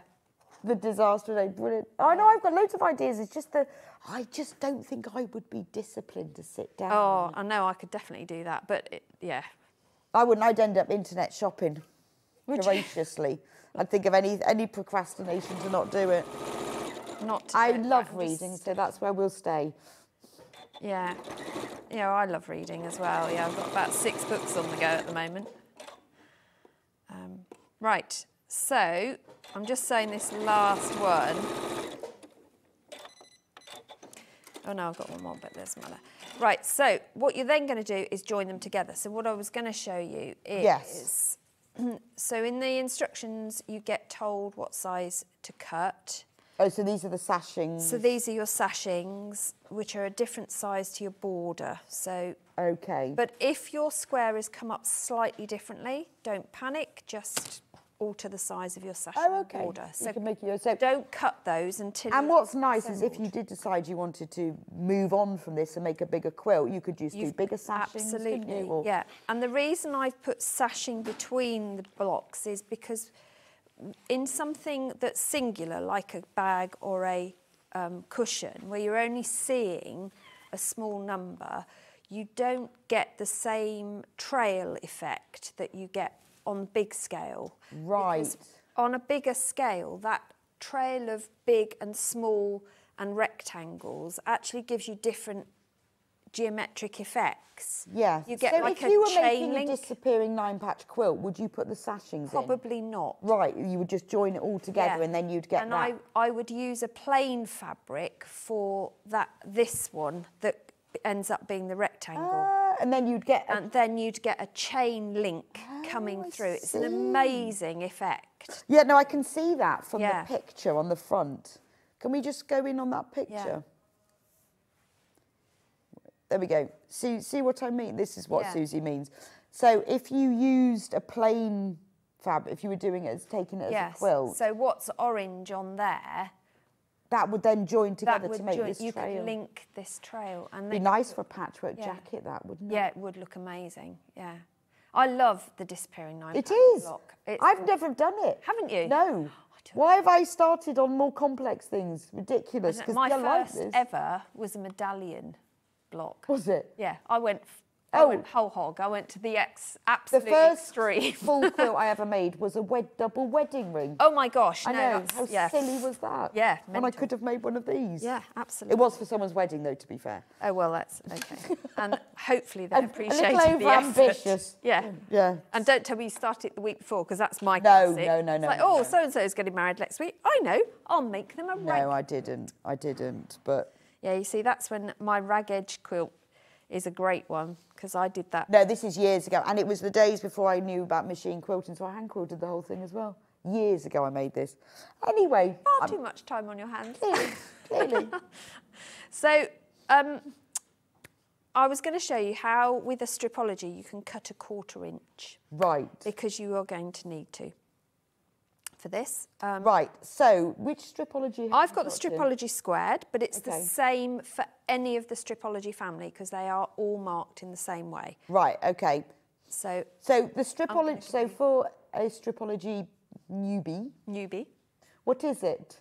So stripology is not some form of dodgy activity. Like Scientology? Yeah, it's a way of rapidly cutting pieces of fabric or paper. You can use these for paper as well. Okay. Card.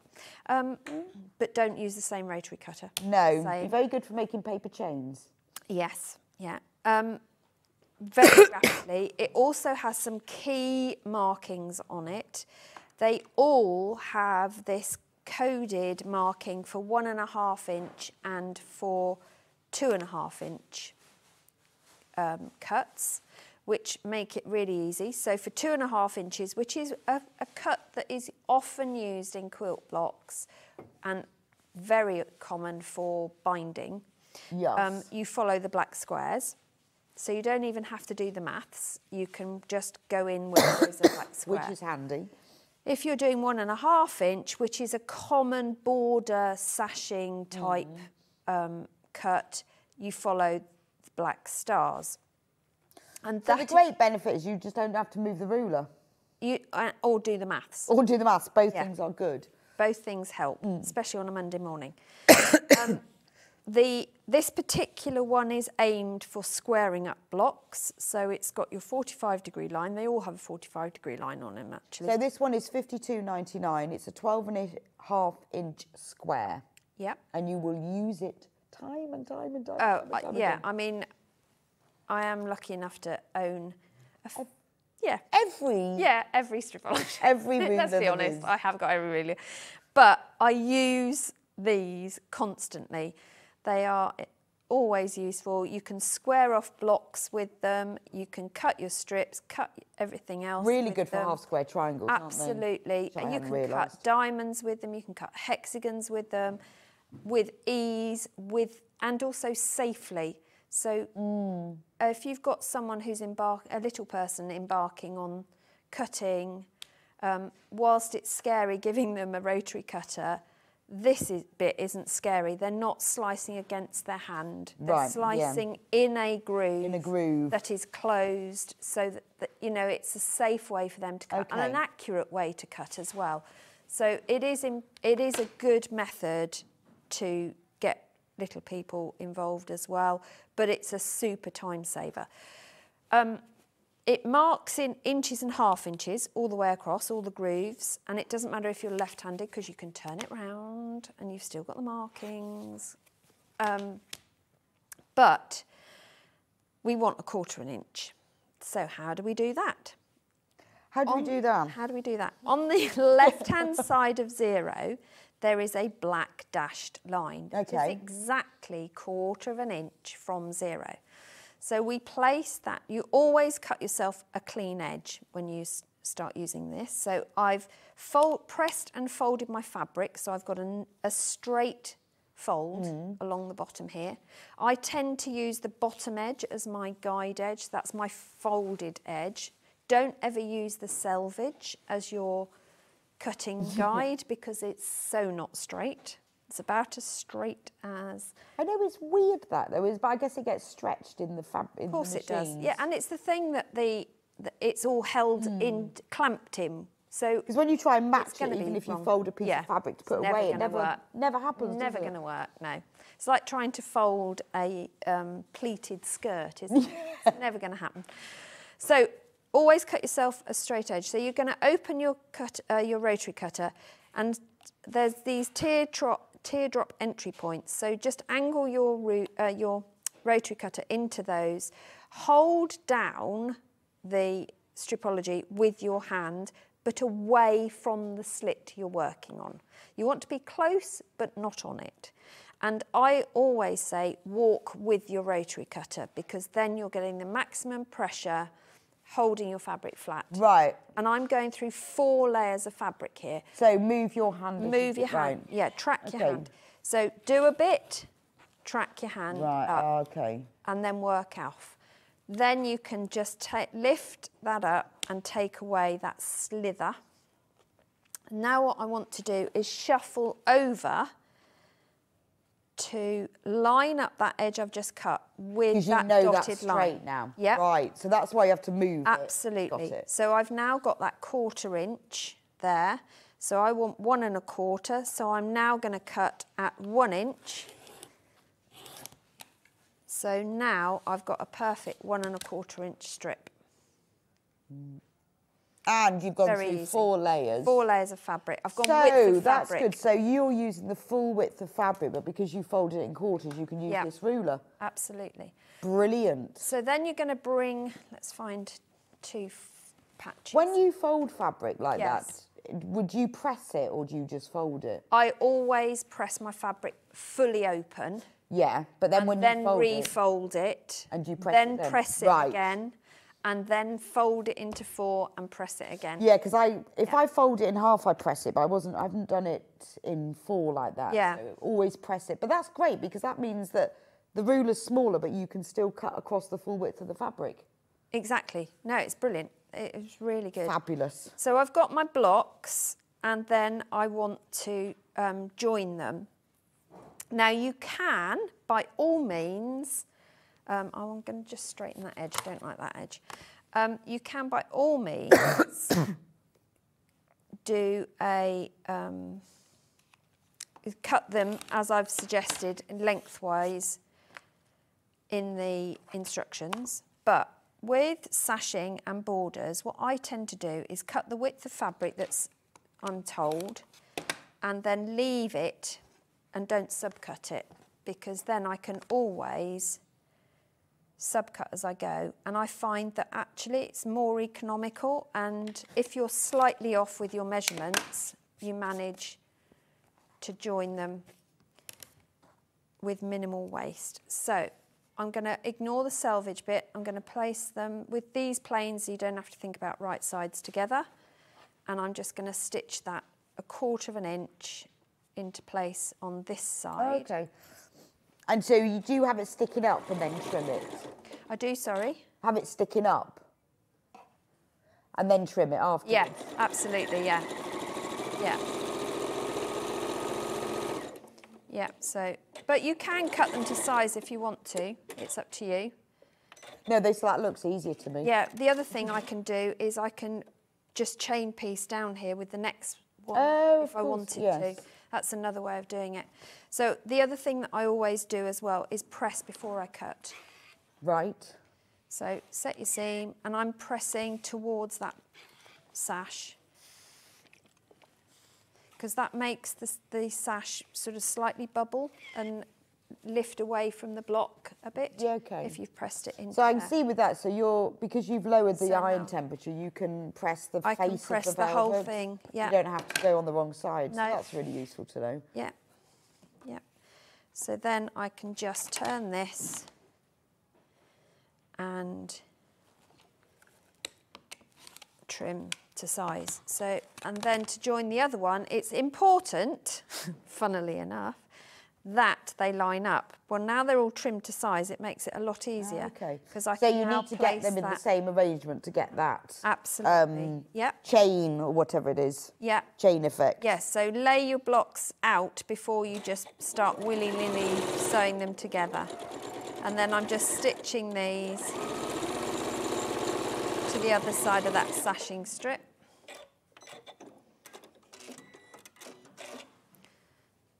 And then we're going to press that out as well. And again, I'm going to press it towards the border.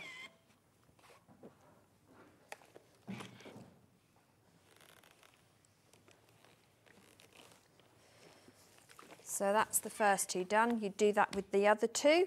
Then the bit in the middle has a little square in it, like this. It's a tiny little square. That's quite, so did you fussy cut that? I did fussy cut that. That's quite nice though. But you know when you get those fabrics that have little bitty things? Absolutely, yeah. So I want to fussy cut. I did have one here. Oh, okay, perhaps I won't. I'll show you how I fussy, oh yes I have, look. I fussy cut, look, a little bird. But we can, I'll show you how I fussy cut. Yeah. Let's find you've got to get it in, if you want to have a little feature, or you can just use random, anything. But if you so want to have a feature. Let's find something that we can feature. So let's go for this bit here. So I need it to be 1.5 inches.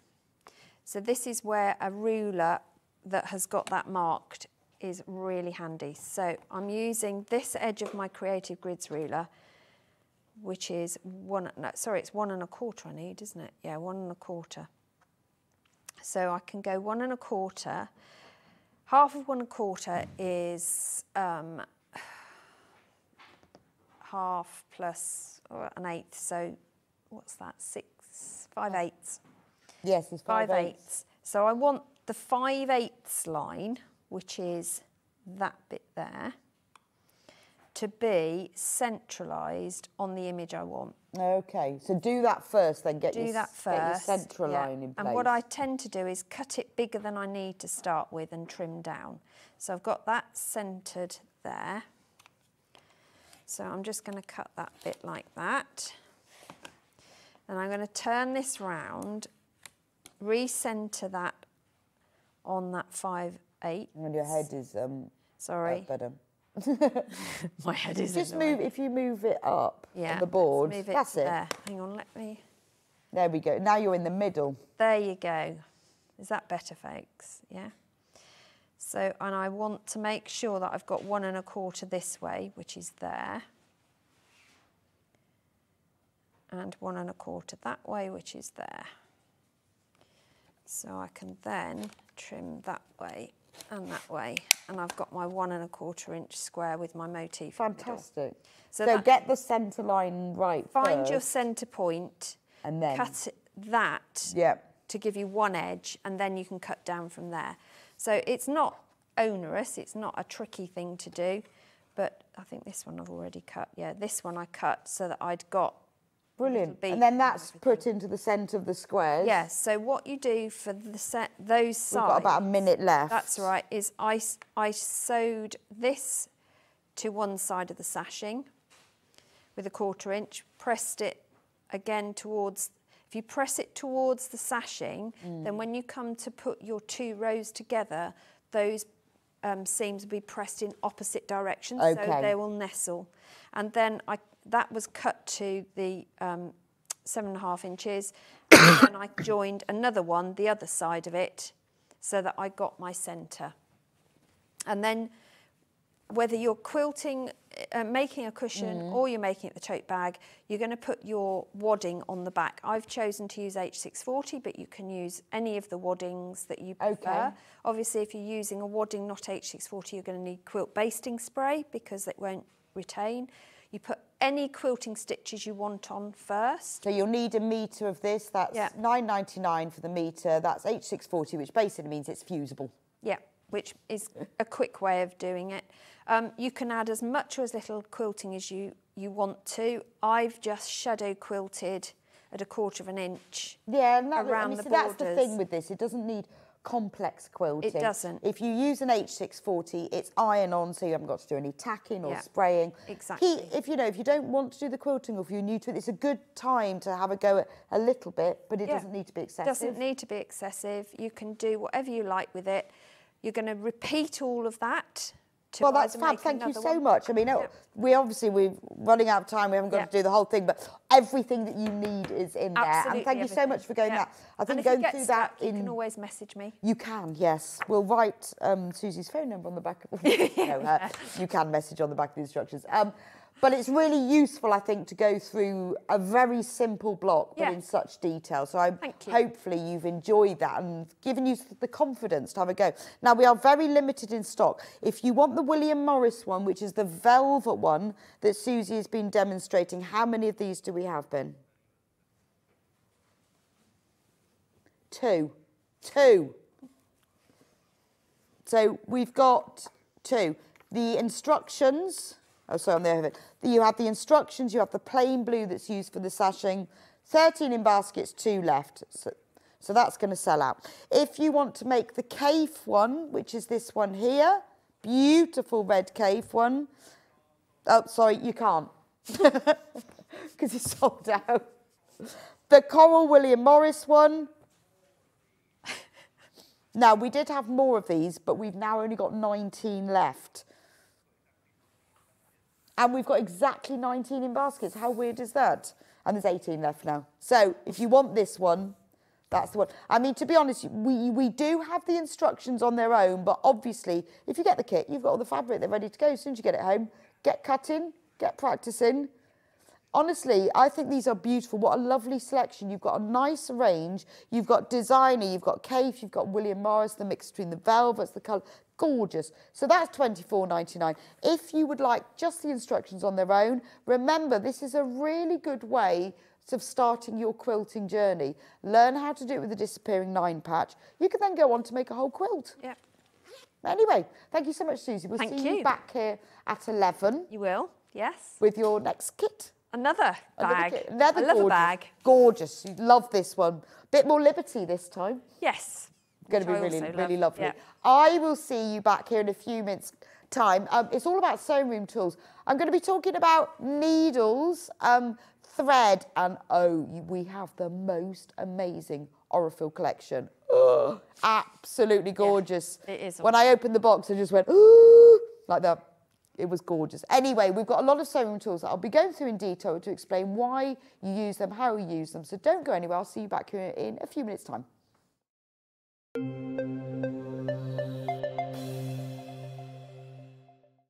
Every day, our experts will bring you a wealth of knowledge. They'll take you through the steps of making projects, and we feature fabulous tips along the way. Whether you're new to sewing or a seasoned pro, you're sure to learn something new. We're live every day from 8 AM till 1 PM, and you can also watch back all of the demonstrations featured on the show on our YouTube channel. Are you having trouble finding the ideal gift for that someone special? Then why not treat them to a Sewing Street gift card? Simply head over to the website and scroll down to the bottom of the page and click where it says gift cards. You can decide between posting the card or delivery by email, then decide the value that you would like to send. Whether it's for a birthday, a special occasion, or just a way to say thank you, the Sewing Street gift card is the perfect answer.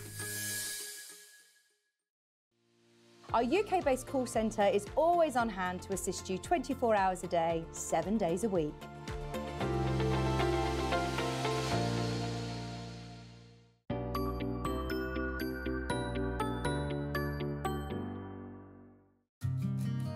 Did you know that we can deliver to over 20 different countries worldwide, spanning 4 continents from the UK to Australia?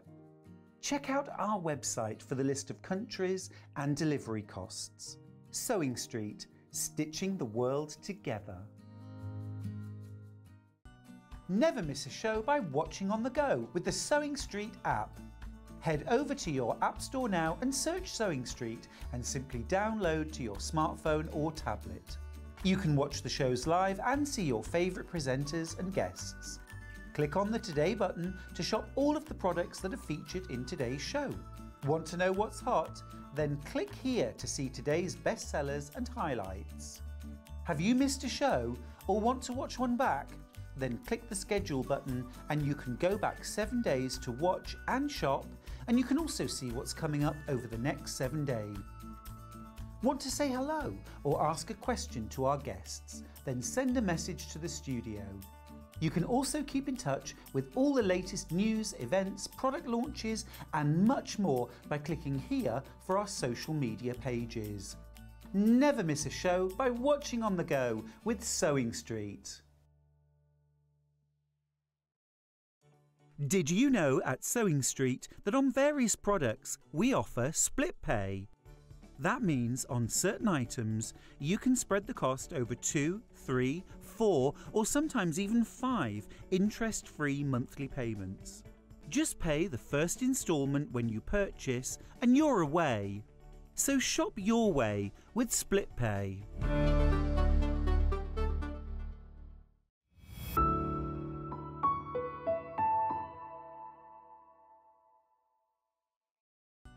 Never miss a show by watching on the go with the Sewing Street app. Head over to your App Store now and search Sewing Street and simply download to your smartphone or tablet. You can watch the shows live and see your favourite presenters and guests. Click on the Today button to shop all of the products that are featured in today's show. Want to know what's hot? Then click here to see today's bestsellers and highlights. Have you missed a show or want to watch one back? Then click the schedule button and you can go back 7 days to watch and shop, and you can also see what's coming up over the next 7 days. Want to say hello or ask a question to our guests? Then send a message to the studio. You can also keep in touch with all the latest news, events, product launches and much more by clicking here for our social media pages. Never miss a show by watching on the go with Sewing Street. Here at Sewing Street, we only charge one P&P throughout the day. You can add as many items to your basket and check out and still only be charged once. Once you've checked out the first time and want to order again, you simply add the item to the basket and click on the Combine Order button. Remember, standard P&P is £3.95. Charges may differ for outside the UK. Or upgrade to our premium option for £5.95 on certain items. Shopping made easy at Sewing Street.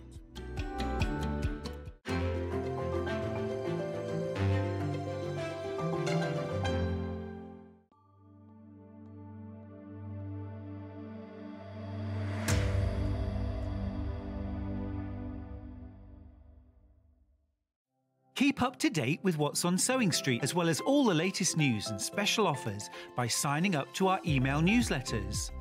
Head on over to www.sewingstreet.com, scroll down to the bottom of the homepage, type in your email address, click the envelope, and you're done.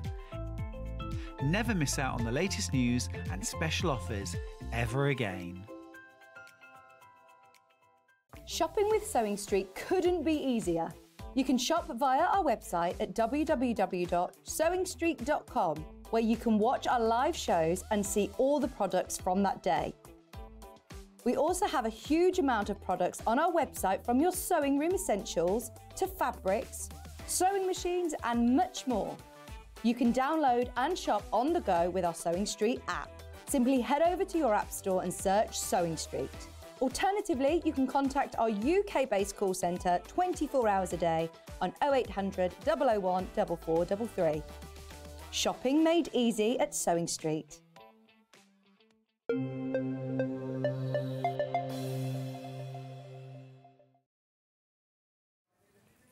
Welcome back to Sewing Street. Now, if you were with me in the last hour, I was telling you about this or a fill box. Now, it's a beautiful box. Well, let's just give the box a bit of love to start with. It has a magnetic clasp. I like a magnetic clasp because you can use it again. But should we open it up? Da, da, da. Look at that. Can you see? Hang on, we're just turning the camera around. There we go. Oh, I feel dizzy. Hey, there we go. Look at that. Look at this. Now, these are gorgeous. This is 50 weight thread. So this is perfect for all of your hand sewing, machine sewing. This is your normal weight thread. Each reel is 100, is it 100 or 150?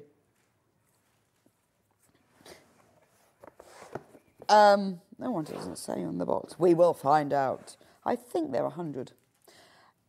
But we will check that out. Look at that. Now, you've not got just plain colours. So you've got all the colours of the rainbow. You've got pinks, reds, blues, greens. This will cover all of your stitching needs. I'm just supposed to zoom.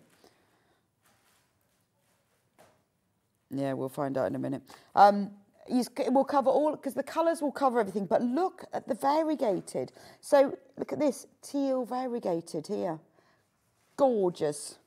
We've got taupe variegated, we've got the blue variegated, we've got green, we've got coral, we've got pink, we've got a pink and a yellow mixed together. So, I mean, I love variegated thread, and I'm very careful with mine because I use mine for a lot of top stitching or decorative stitching. So if you had to do like a decorative stitch or a top stitch down a bag handle, use one of the variegated. Also, variegated are lovely for hand quilting, because you get that really lovely effect. But this is your ultimate thread collection. Now, it's $234.99, but it's Aurifil thread. It's Aurifil thread. It's long staple Egyptian cotton. It's beautiful, absolutely beautiful. You are getting 45 spools of thread. 45 spools of thread. Still checking that.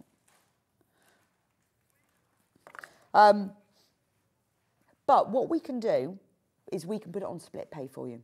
So if you want to have this thread, I mean, the great thing about having a big box of thread like this is, firstly, it's fantastic quality. And secondly, you've got all of the colours. So when you're sewing something and you want it to match beautifully, or you want a really nice contrast. So maybe you're sewing something that's in a navy blue and you think, well, I want a bit of a contrast, I want an orange. Well, you've got 3 oranges. And you might think, well, I don't want the bright orange, I want this beautiful pumpkin orange.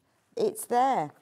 You might want a purple. Well, I don't want the really bright one. I want the darker one. Let me have a go at 2 of them together. So you've got the colours there. So you haven't got to compromise with the thread that you've got. Also, by using Aurifil thread, it's a beautiful quality. It slips through your machine better. It's much less likely to bobble and break and snap and have all those little lumps in it. If you've not used Aurifil, this is a fantastic introduction. If you're thinking about a gift for somebody, any sewer would absolutely love this.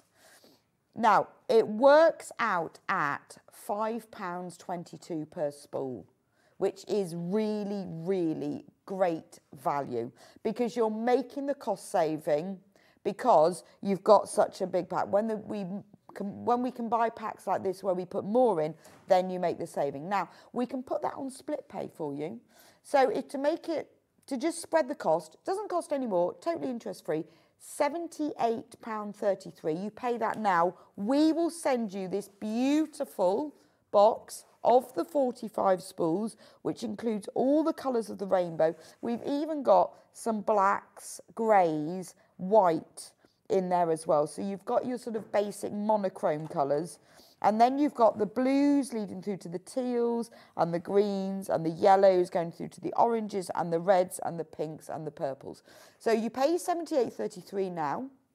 We send it to you and then you pay the other 2 payments. Now, that's entirely up to you. You don't have to do split pay. When you come to the point to check out, whether that's on the website or on the phone line, then you can choose at that point. But I think this is gorgeous. Now you can then use this. So once you've used up one, if there's a particular colour you like, all the threads have got the colour numbers printed onto the ends of them. So you can very easily replace them if you want to. Well, see, I'm wondering, it says MT. Do you think MT 200 means 200 metres? Yes. Yes, so it's 200 metres on a spool. So, wow. So normally when you get a spool like this, they're normally like 100 in other brands. This is 200 metres. So that's 2.5 pence for a metre. So 200 metres, what's 200 times 45? 900. 9,000 actually. I'm going. There we go. 9,000 metres of thread. That's a lot of thread, isn't it? 9,000 metres of thread for £234.99. And I know that seems like it was a big outlay to start with, but you are making quite a considerable saving by buying all the 45 together, because they're all packaged together.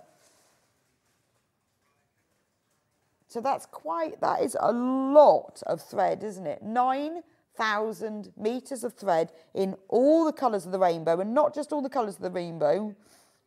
And it's less than 2p for a metre of Aurifil thread. And I have to say, I do like the fact that you get the variegated threads, because the lovely thing about doing those, you know when you've got those decorative stitches on your machine that you never use, you use these for a bit of top stitch and it changes the colour just but very gradually as you go along.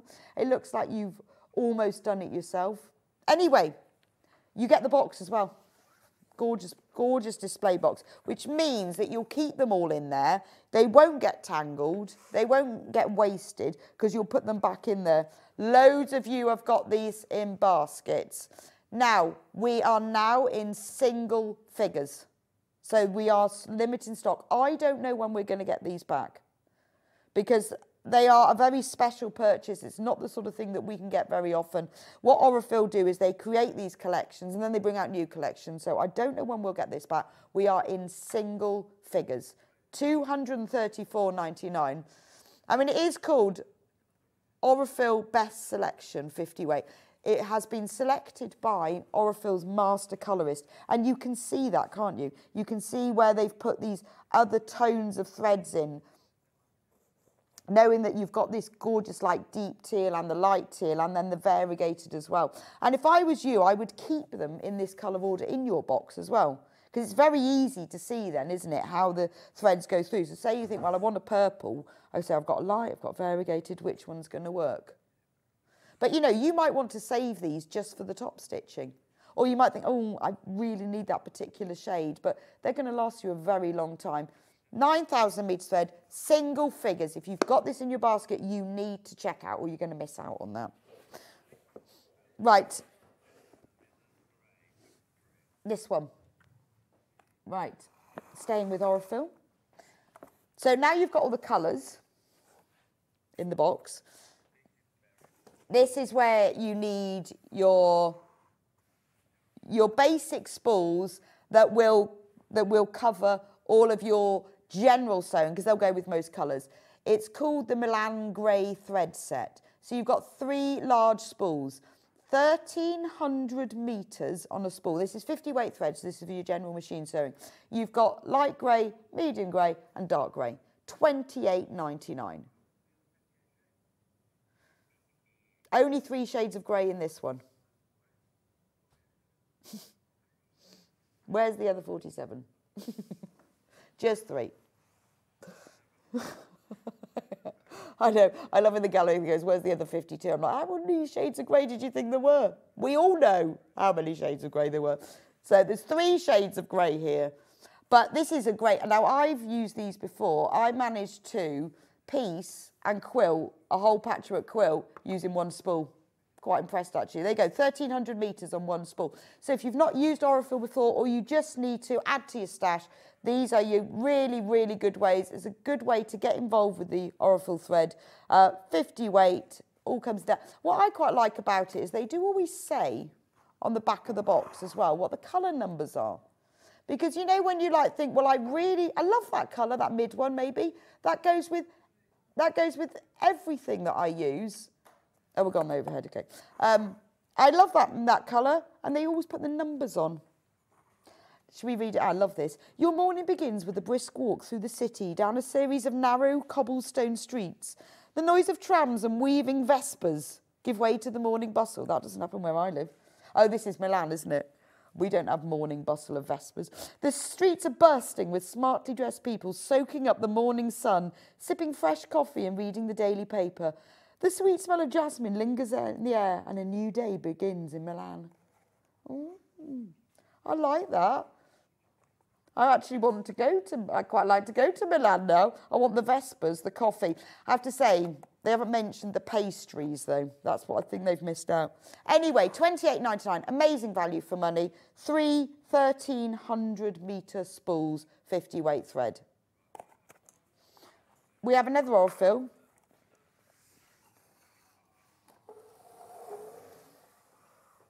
This one's gone. Oh, she's gone. So this is the Quilters collection. $39.99. This is 10 200-metre spools. There we go. This is 3, 4, 5, 6, 7, 8, 9, 10. These are lovely colours, actually, because they're very muted, aren't they? They're very almost, I would say, heritage. You know, those kind of heritage traditional colours? Because if you were doing like a heritage American quilt, the blue would be that, and then you've got that kind of bricky red, and then the green. You've got the grey and the ivory for the general piecing, and the black. And then these are the colours, the aubergine. In fact, they are called that. So that's dark eggplant. Oh, they've all got names. Dark carmine red. Bark, golden toast. Golden toast, yellow, olive. Aluminium, light beige. Black, yeah, that's aluminum in American. Translate for you. And midnight. But it is those very traditional colours. So that's why it's called the Quilters collection. Gorgeous. Look at the price of that. $39.99. 10 spools. 200 metres on each spool. Nice collection. I mean, I quite like the fact that they curate these for you, because sometimes, you know, I mean, they do so many colours, I don't know where you even start. You might find one that you think, oh, that's a colour I like. But if you start with the Aurifil Best selection, at least you know the colours. But I quite like the fact they curate them, because then you think, okay, so yeah, if I'm doing some quilting, I like the traditional colour palette, this is going to go with it. There we go. So we've got threads.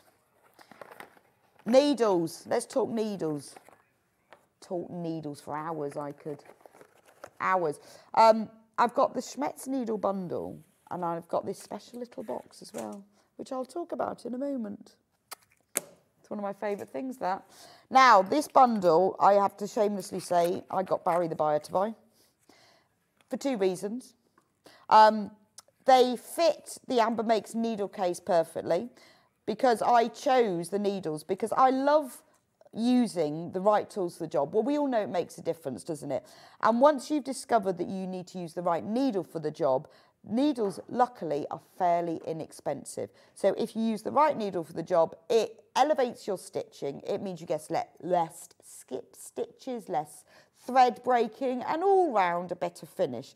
I love a Schmetz needle because they fit nearly every machine. They're also colour-coded, which I think is genius. Anyway, so in this bundle, there are 9 packets. For me, there are more needles like this available in the world, but for me, these are the 9 you need. You might need a twin needle, a triple needle. There are other needles, but for me, these are your 9 needles. So let's start at just one end. Doesn't really matter which one to start with. Jersey needle. So these packs, by the way, are all mixed sizes. So size 70 to size 100, because that will then depend on the weight of the fabric. Jersey is a ballpoint needle used for your T-shirt fabrics. Universal. Now, this is the one that will come with your sewing machine when you buy it. It's a hybrid between a ballpoint and a sharp. So it's universal. It will do most things. And it's okay for most things, but if you want to get a better finish for specific fabrics, use the right needles. So don't use a universal on T-shirt. You can, but you'll get a better finish if you use jersey. So universal is really useful to have all the time. This is my all-time favourite needle, the Microtex needle, otherwise known as Sharps. And that's because the majority of sewing that I do is on quilting weight cotton, and the Sharps Microtex needle is perfect for that because it's super sharp. Then we've got the embroidery needle. This is great if you are sewing with embroidery threads. The little groove that's behind the eye of the needle that's called the scarf is much deeper in this. The embroidery thread can sit within it and you don't get the skip stitches. So that one's in there. Very good value bundle, by the way, because the embroidery needles and the leather needles are much more expensive than these, but we still managed to give you 1 packet for free. Then we've got, I don't know whether to do these in order, the top stitch needle. So the top stitch needle is what it says on the tin. It's for top stitching, because quite often you'll use a thicker thread for top stitching. So you need a deeper scarf that the thread can sit within, but you need a really good sharp point so that you get a nice finish, because you don't want to skip stitch with the top stitch. The quilting needle. Now these are very, very sharp. So I quite often use them for my general sewing if I haven't got any microtext left, because they are very sharp. They're really good for quilting. They'll go through the layers. They've got a super strong shaft, which means it will go through the top layer, the bottom layer, and the wadding. So they're strong, but they're also very sharp. The jeans needle, always have a pack of these. If you break your needle, you need to swap to a jeans. If you're sewing anything like denim or canvas or heavier weight fabrics, pop a jeans needle. They have been formulated to have a much stronger shaft, so they're less likely to break. The stretch needle. This is used, again, for your knit fabrics, but I tend to use a jersey for my T-shirt fabrics and a stretch for the sort of Ponte-Roma slightly thicker. But try across them. By having both in the bundle, you can see which one you like. And finally, the leather needle. Now, the leather needle, again, this one is, they're always more expensive, the leather and the embroidery, but we're still giving it to you at the great price. They've got a slightly chiseled point. Now, they're not just for leather, so don't think, oh, I never use leather. PU, vinyl, oilcloth, any fabric that's not a woven fabric, absolutely perfect for. Cork, be brilliant for cork. So they've got a 3 chisel point, so they make a better hole. Again, the thread will sit better, the stitches will be stronger, the seam will be stronger, and you'll get less skip stitches. So for £29.99, you get 1 pack for free for that. You're saving £2.52. That's all the sewing machine needles. There are others, but these are the 9 that you will need. And use the right needle, it'll make a massive difference. Right, now the reason that I chose these is that when we designed the Amber Makes needle case sets, which we've got 3 different designs of, I'll show you this one to start with, they fit into it. So this is the William Morris one. Now in the kit, you get, we've only got 15 kits left. The fabric panel will make the sewing machine needle case and the hand sewing needle case. There are full instructions with it, as well as a full video tutorial to watch. That's what the kit looks like.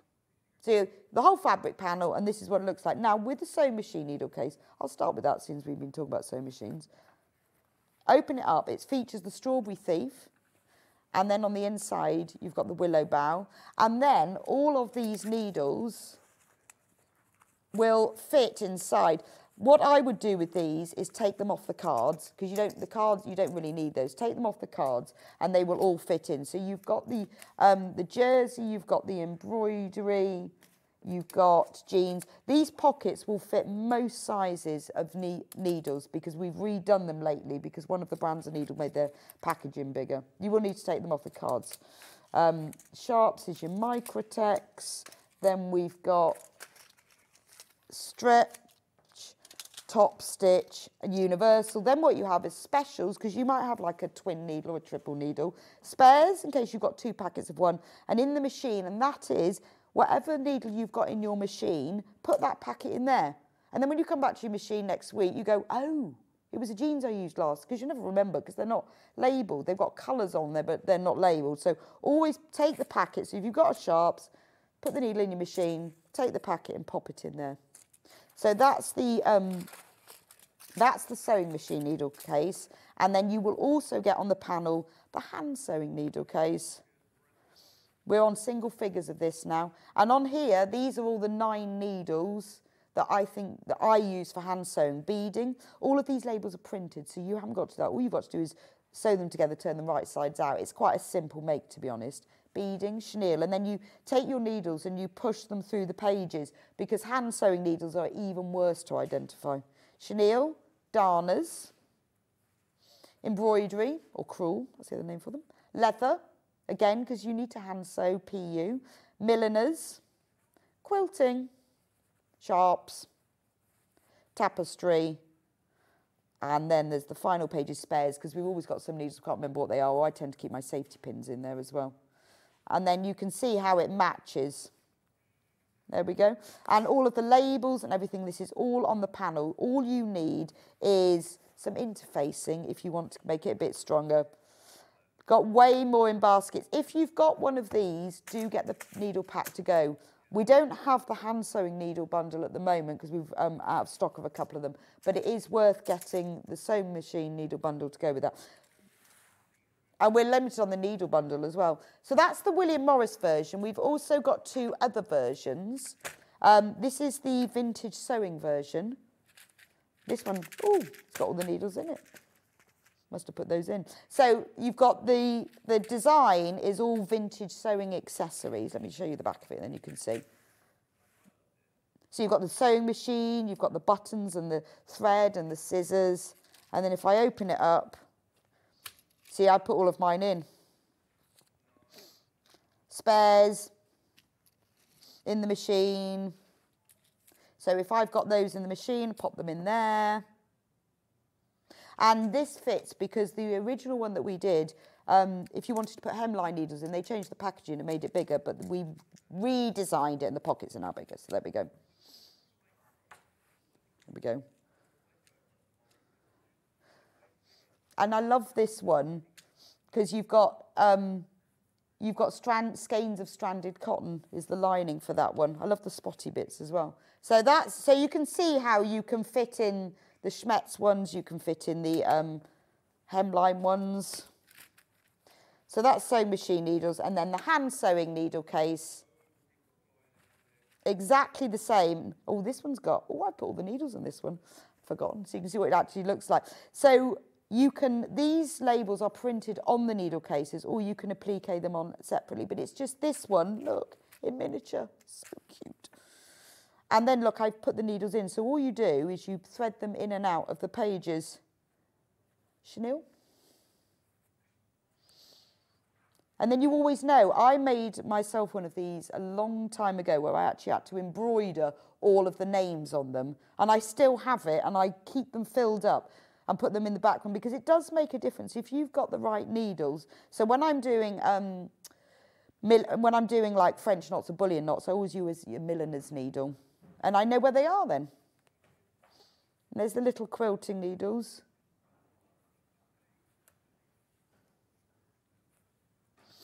And the tapestry. And then there's your spares. There we go.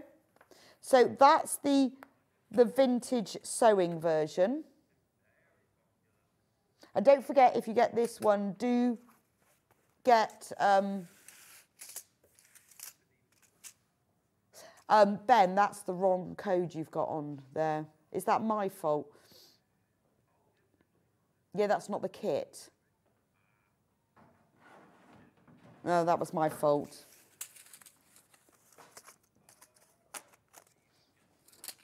Yeah, that's no good.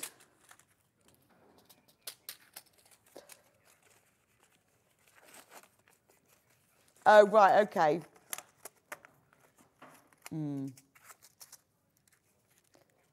Yeah, that will just be the panel and not the instructions with it. I've only just realised that because I was looking at my thing. Yeah, but I was not looking at it. Yes, if you've checked out on this, that's what you'll get is just the panel. But we'll have a look for the kit. Right, we'll move on. We'll sort that one out in a minute. Right, that's why it was a bit odd. We'll have to try and sort that one out. I don't know why. That's probably my fault for giving you the codes this morning. Rush in. Right, this is the patchwork version. So if you love patchwork, this is the one for you. So what we've done with this one, on the cover of the sewing machine needle case, you've got Hunter's Star. But it's printed for you, so you haven't got to make it. And obviously, just like the others, if you open it up, we've then got Sawtooth Star as the lining, and then you've got all of the needle pockets labelled here.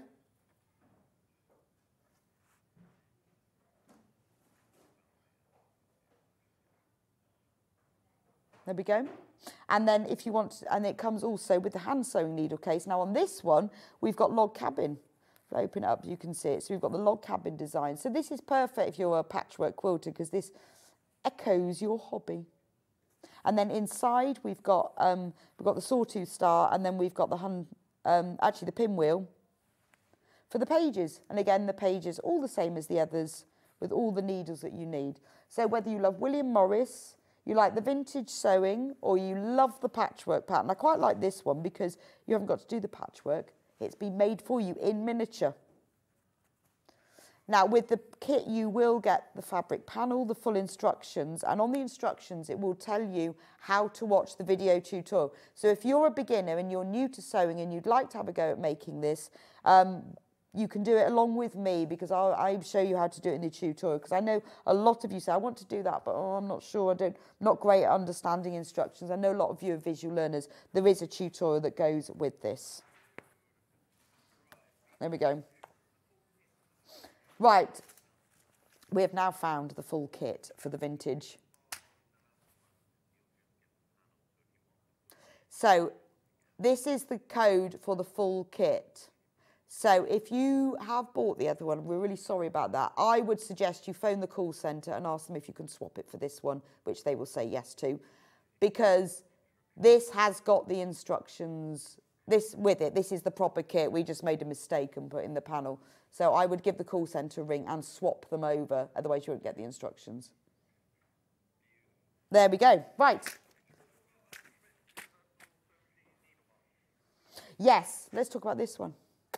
Now this is great because it's amazing value for money. Again, this was something that I shamelessly asked Barry, the buyer, to buy because I quite fancied it. So as I say, universal needles are great. They're called universal for a reason. Obviously, you can buy specialist needles, which I've shown you, and do all sorts of things. But if you want to have a needle, a universal needle, which is half a ballpoint, half a sharp, this is the one. I mean, any machine that is sold, well, not any, nearly everyone, you can never say any, but nearly every machine that's sold will come with a universal needle in it, and will cover most sewing. If you want to go more specialist and are using specific fabrics or threads, the specialist needles are great. But for general machine sewing, universal needles. Now, we all know that working with a blunt needle or a bent needle is really bad for your machine, your sewing and your finish. Sometimes we think, oh, I'll be right, it's only slightly bent, it'll be fine. But also, you should change your sewing machine needle after every 8 hours of sewing, because that's when they blunt. And if you put a new needle in, you will get a better finish. But we don't always have needles. Needles come in packs of 4 or 5 or whatever. And this pack, there's 100. There's 100, right? 100 in this. They're all size 70, because size 70 is your kind of Goldilocks quilting needle. It's not thick, it's not thin, it's size 70. It's the one that you will always use when you're sewing your cotton thread. Cotton, obviously, if you're sewing much thicker fabrics or finer fabrics, but as a general multi-purpose needle, the quilting, the universal size 70 is perfect, but there's 100 in here. Now, look at the price of that, $39.99. So what does that work out per needle? I would go 39p. I think it'll be 39p. Yes, right. So if we look at the Schmetz Universal, same needles, right? How much is this? I think it's £2.49. I think it's £2, because we do sell these individually as well. Right, and there are 5. So how much are they? Well, there we go. So if you buy them in a pack of 5, they're 49p. And if you buy them in a pack of 100, they're 39p. Easy. And they're lovely. Look at them all. Just imagine how long these are going to last. So isn't it annoying when you don't have enough needles, you don't have the right needles, they break and you haven't got them? Get yourself a pack of 100. I know you've got to invest $39.99 at this stage, but every needle that you use, you're saving 10p. Every needle. And then when you finish them, keep the box and use that to put your blunt needles in and buy yourself another. And we've never sold these before, but when Barry was asking me about needles for the needle case, I said, let's go Schmetz, because I love a Schmetz needle. And then I saw on their website that you could buy them in packs of 100. I went, I've got to have them. This is amazing, though, isn't it?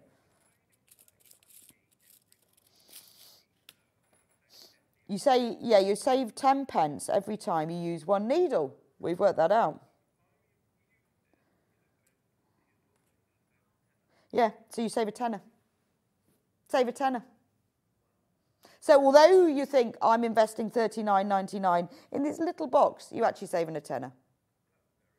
And actually, I would say as well, if you have a shop around, these needles our price is very, very competitive, I would say. So universal needles, that's the reason that I chose this box, is they will use pretty much anything. They're all size 70, but size 70 is perfect for your cotton fabric. So basically, buy the box, save a tenner. And not only that, save your sewing, because if you've got the box, you will actually bother to change the needle. And it is really frustrating when you run out and you have to use something else. And there is a place for all the specialist needles. I always have that, but I do like my box of needles, of my multi-box, because then I've always got those. Then when I want to do a special thing, I've got those. It means that I'm not using those for the wrong tasks. Because that does happen. Before I had my big box, I would end up going, oh, well, I've only got an embroidery one. I'll have to use that one. Don't waste those on your normal sewing. They're for your specialist tasks. But get yourself a box of these. And then you just, and each layer of needles is separated by a little piece of paper. And then it has that bit of plastic in it so they don't come undone. And it will fit really nicely as well if you've got sewing machine storage. You know, sometimes on a sewing machine, you've got that little storage tray underneath the little army bit. They'll fit because it's little. It's not even a matchbox, is it? No, that is definitely smaller than a matchbox. So, save a tenner, save your machine. That's the message. What should we do next? Yes, where is that?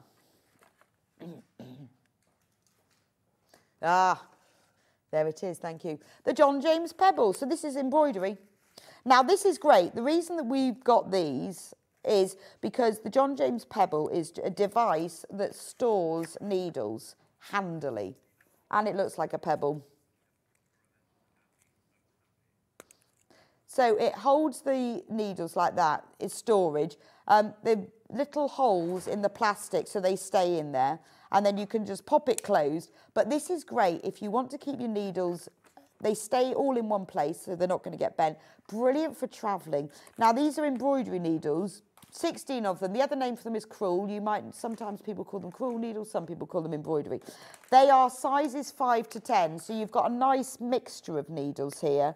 So you've got the size 5s going all the way to the 10s. The higher the number, the finer the needle. Let me say it slowly. The higher number, the finer the needle. So depending on how much thread you're using when you're embroidering, then that's which size you use. But you've got a mixture between from 5s to 10s, just $1.99. It's a brilliant little set. Now, you don't have to use these for embroidery. The reason they are developed for embroidery is they have long, elongated oval eyes so that you can get the thread through. But they have very sharp points. So you can use them for general sewing. So if you just want a little pack of needles that you can pop in your handbag or take on a workshop with you or keep in your sewing kit, then that's ideal, just $1.99 as well. So just pop them in your basket. Honestly, they are so cute, aren't they? I love the pebble. There we go.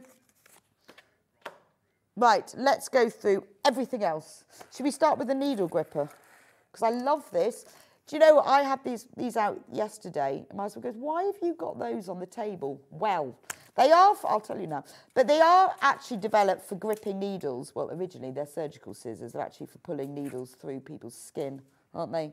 That's originally, well, and clamping veins and all sorts.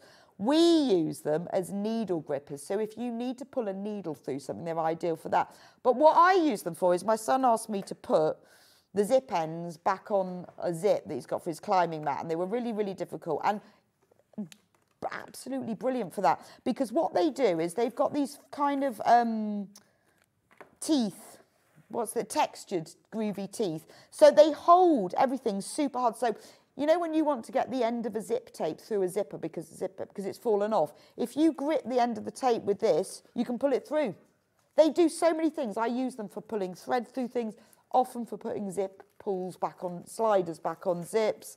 They're brilliant for stuffing things. So if you're doing doll making or something, and you've got to stuff a long leg, if you grip the stuffing between here, close it, then when you close them, they stay closed. Push it down to the end. All you have to do is squeeze them one-handed, and then they open up again. But it is amazing. They are stronger than any tweezers. They're really good for bag making if you're turning something right sides out. And I love the fact that they will close one-handed and then open up one-handed as well. Brilliant for tasks, but for putting the ends on zips when you need to pull that through. Anyway, they are an invaluable part of my sewing kit. $11.99.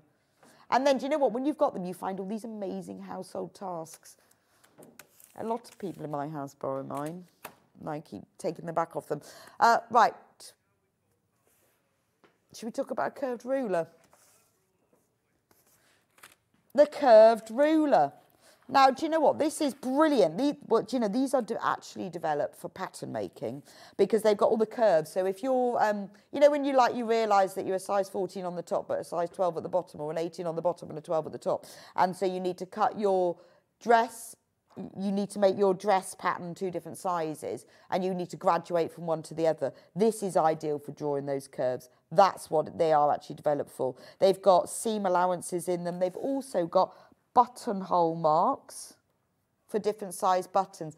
But what they're great for as well, because they've got all of these curves, they're great when you're doing things like bag making and you want to do slightly curved corners and you can't find a mug the right size to draw around. So there's all the different curves on them. You've got measurements to add seam allowances, things. So whether you're doing toy making, bag making, dress making, the curved ruler. I mean, it does say it's for knitters and sewers. Wonder what you would use it for knitting. Oh, there we go. For tracing out diagrams of knitting patterns. There you go. That's true, actually, so that when you're blocking your work, you can check they're the right size. Pattern alterations to change the style. Yes, so if you want a slightly different neck. So if you're like me, I always buy crew neck T-shirts, but I don't like a crew neck T-shirt. I like a round neck. But and they're not as easy to find. All you have to do is get this ruler. You can then adjust the neck of your T-shirt into a nice round neck, bind it with some bias binding, cut it 5 centimetres shorter, top tip, and then it pulls it in a bit. Rounding points, and then you can use it for marking all the buttonholes and seam allowances as well. For $9.99, this is such a multi-use tool. It's worth it, well worth it. It looks like a pocket or an ear, doesn't it? You can even use it, draw around it, make a pocket, actually. It looks like a pocket, doesn't it? Clever. There we go. Now, pattern paper. This is one of my favourite things because I am a transformed person. I was always far too lazy or impatient to trace my patterns, but I do now, and the reason I do it is because I bought the pattern paper, because you tried tracing it onto newspaper. So you get yourself a dress pattern, and you realise, and you think, I'll just cut out the size I want. But then the next time you make it, you think, oh, I need to adjust this now because actually I've made it last time and I need it to be slightly bigger or wider or whatever than I had before. Or you're using the same pattern, you're making it for someone else. Take the time to trace it. It does mean that you can, all those shorten and lengthen lines you get that you nearly always ignore and you think, I'll hem it later. If you're making a skirt, lengthen or shorten it at the right place, you'll get a better fit. This paper is ideal because it's 1 metre wide, it's see-through, but without being tissuey and teary like most patterns are. You can then trace round. So I trace round the whole thing, I put all the pattern markings on, and then I write on it, whatever the size was, and then I put that in the pattern envelope, so I've got it for next time. It means you're not wasting money because you've then cut your pattern. It's also great if you want to trace anything else. So maybe you've got a bag pattern you really like, or a toy pattern you really like, or maybe you've bought, a fabric panel you want to trace around it. Because it's see-through and it's not as fragile as tissue, it's ideal. $8.99, there are 10 metres on this roll. And it does make you trace your dressmaking patterns so that you will use them time and time again. But it's great to have a bit of tracing paper, because then you can trace around certain things. because it's see-through, if you need to mirror image something, it's very easy. Trace the front, turn it over, trace the back, and then you've got a mirror image. £8.99 for the roll. I keep mine in my wrapping paper bucket next to it. I'm worried that one day someone's going to wrap their presents in my dressmaking paper, which will be annoying, but that's why I keep it. So keep it, you know, so it doesn't get creased. Also, what I do with mine is I give it a little press first, because it can get a bit creased when you haven't used it for a while, but put your iron on the very lowest temperature ever, and then you can press it without burning it. Now, we've got 2 irons on this hour. Let's start with the Eliso. I have the Eliso, and I absolutely adore it, and I have had it for over a year now. Over a year now, I think. So I could do, you know, I hate it when people review and they go, I've just received my iron, it's brilliant. You think, well, how do you know? You haven't even used it. Oh, I've had it for a week now. Pointless. I want to know about the person, thank you, Kat, who's had it for ages. And I have had mine. I actually can't remember when I bought it. It's definitely a year, but longer. Absolutely love this iron. Absolutely love it because many reasons. I'm just going to plug it in so you can see how it works. Well, I bought it for the gimmick, to be honest, because when you put your... yeah, I know, but can I have the ironing mat, Kat? Sorry. Really not planned. Thank you very much. I don't want to put it down on that thing. So, if you've never seen this, it's genius. It's made for quilters. It's not made for ironing clothes. You can iron clothes for it, and actually, I'll be honest, it's really good for ironing clothes. But I use mine for quilting. So, it's sensor. So, when you put your hand on it, the little feet lower, and you can iron. And then, you know, because you know it's like, you just press that seam open, you're going to press that. You don't want to keep putting it on its end and down and up and down. But as soon as you take your hand off, the little feet. So I'll show you, there's a little foot there. I'll take my hand off. And then there's this base here. And then, so while you're ironing, lovely, it goes up. And I absolutely love it for that. But it's not only, there's many other things as well. It's got an extremely long cord, which is brilliant. So I think it's 3 meters, so you can go all over the place. 7, is it? Oh, 3.7. Kat's the expert. 3.7. It has a very sharp, not sharp, but a very pointy point. So it's really good for getting into those little corners on bag ends, that kind of thing. It's also got quite a big gap between the top and the bottom, so you can get it into things like shirt collars. The ceramic sole plate is fab. It's really smooth. Now, I am a bit of a lazy ironer in that I think, oh, it'll be fine, it won't melt when I put it on interfacing, and yes, it does. But I have the iron cleaner, and it always comes off. So you have to know that, because we know we're always going to get things stuck to iron. I have to say, I mean, the sole plate is ceramic, it is lovely, and it's not like it sticks, but sometimes I do iron on my interfacing by accident and melt it, but it always comes off lovely with iron cleaner. It's got 3 steam settings as well as an off switch, and then for the temperature, mine's always on full cotton, it's got woolen, silk, synthetic and minimum as well. So it's got all of those temperatures. One of my favourite things is the filling up tank, because you know how normally with an iron, you go like that, and you pull down a thing here and you fill it up. That's sort of annoying, and it's quite hard, and you have to like tilt it. This one, leave it down, open up the filly tank. Actually, turn it around and then you can see. Open up the filly tank thing, fill it up. It comes with a jug, and it takes a lot of water, which is brilliant. It's got quite a big tank. Oh, there's the filling jug. Comes with a jug. Fill it up. Does it say how big the tank is on there? Because it is, I've noticed that it takes, extra large tank, 375 mils. That makes quite a difference because you don't have to fill it up so often. All you have to do is remember to shut it. If you don't shut it, which sometimes I've forgotten, all the water comes out. Anyway, just shut it.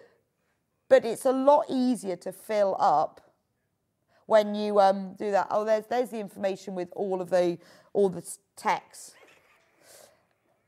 It is great as well because it does shut off.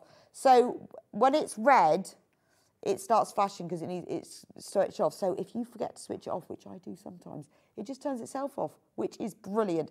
It heats up really, really quickly. I don't know how quickly, but much quicker than my normal iron. Oh, does it say 30 seconds? Funny, because I use mine all the time. I don't read the box anymore. But it heats up really quickly, and that's important to me. It has not only has it the 3 steam settings, it also has a spray, so you can spray items if you need to spray, and it's quite a nice wide spray as well, and it has the shot of steam as well. So if you pump the shot of steam button, if you want extra steam, it will steam there. I mean, honestly, I'm trying to think, when it was not long after we first brought them out, which is definitely over a year, and I absolutely love mine. And you can put normal water in it, you can put hard water in it, absolutely fine.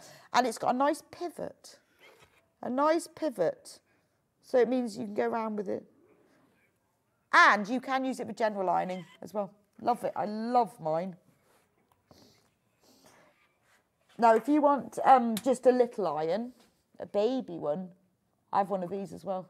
Not that I have all these gadgets, but look, the good thing about working this is I get to see everything and try everything, and then I know what I actually want. And then I know what I don't want. These are brilliant because you know when you have a travel iron, they're a bit rubbish, aren't they, as far as steam goes? I mean, you think, how are you supposed to iron any clothes with them? This is the size of a travel iron, but it's got the capability of a full-size steam iron. So what's good about it is it's really good for your general sewing when you want to just do a bit of quick ironing. So you put this beside your machine, and you know, if you want to do a bit of pressing, you don't have to get up. You can just use a small ironing mat. If you just want to just press some seams, you don't want to get out the whole ironing board, it's ideal for that because the cord wraps around the centre. It has a little tank that you open up, that you fill with water. Again, you can change this heat setting and the steam setting. Really long cord, so it's perfect for your sewing, but as well, it's great to take on holiday because it's like a proper iron. It heats up. It's got a nice ceramic sole plate. If you look at a normal travel iron, they're rubbish. They don't work as well as this. They don't have quite the seam function. And really long, proper full-size cord. And this is my favourite bit. Look, comes in a box. Comes in the black travel box. So this is what it looks like when you get yours. Look, it's got a little hole, gap, for the little jug. The iron fits in there. There's even a separate section so that the plug will fit beautifully. And then you pop it. So if you're taking it travelling, or maybe you're taking it to a workshop, you know what it's like when you go to a workshop and there isn't, you're all queuing up for the iron. You can put it in there. You can take your iron with you. So it's a great addition to you for sewing. I use mine loads when I don't want to get out my big iron, or maybe I'm just pressing open a little seam. So I want something a bit smaller. It's perfect for that. And then the added bonus is you can take it on holiday with you. There we go. Right. That was quick, wasn't it? It's time for a quick break. And I will be back with Suzie Duncan in a few minutes' time, who's going to show us how to make her amazing kaleidoscope bag, which is in a selection of Kaffe and sorry, I was just looking over there what it was, not looking at you. Kaffe and Liberty fabrics. It is gorgeous. As usual, Suzie will be giving us all of her tips, tricks and knowledge to show us exactly how to make it. So I'll see you back here in a few minutes.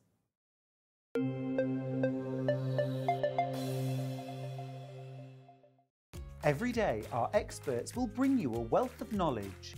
They'll take you through the steps of making projects, and we feature fabulous tips along the way. Whether you're new to sewing or a seasoned pro, you're sure to learn something new. We're live every day from 8 AM till 1 PM, and you can also watch back all of the demonstrations featured on the show on our YouTube channel. Are you having trouble finding the ideal gift for that someone special? Then why not treat them to a Sewing Street gift card? Simply head over to the website and scroll down to the bottom of the page and click where it says gift cards. You can decide between posting the card or delivery by email, then decide the value that you would like to send. Whether it's for a birthday, a special occasion, or just a way to say thank you, the Sewing Street gift card is the perfect answer. Our UK-based call centre is always on hand to assist you 24 hours a day, 7 days a week.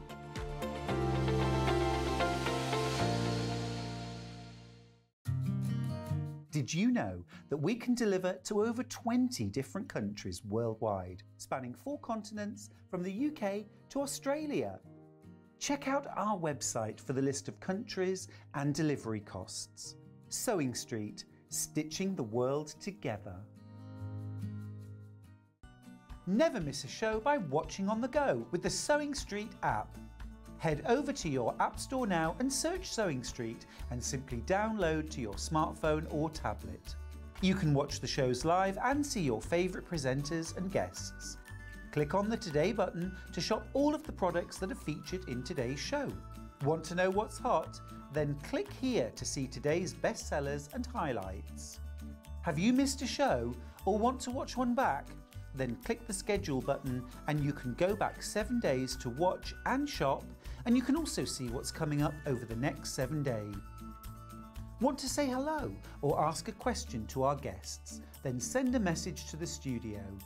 You can also keep in touch with all the latest news, events, product launches and much more by clicking here for our social media pages.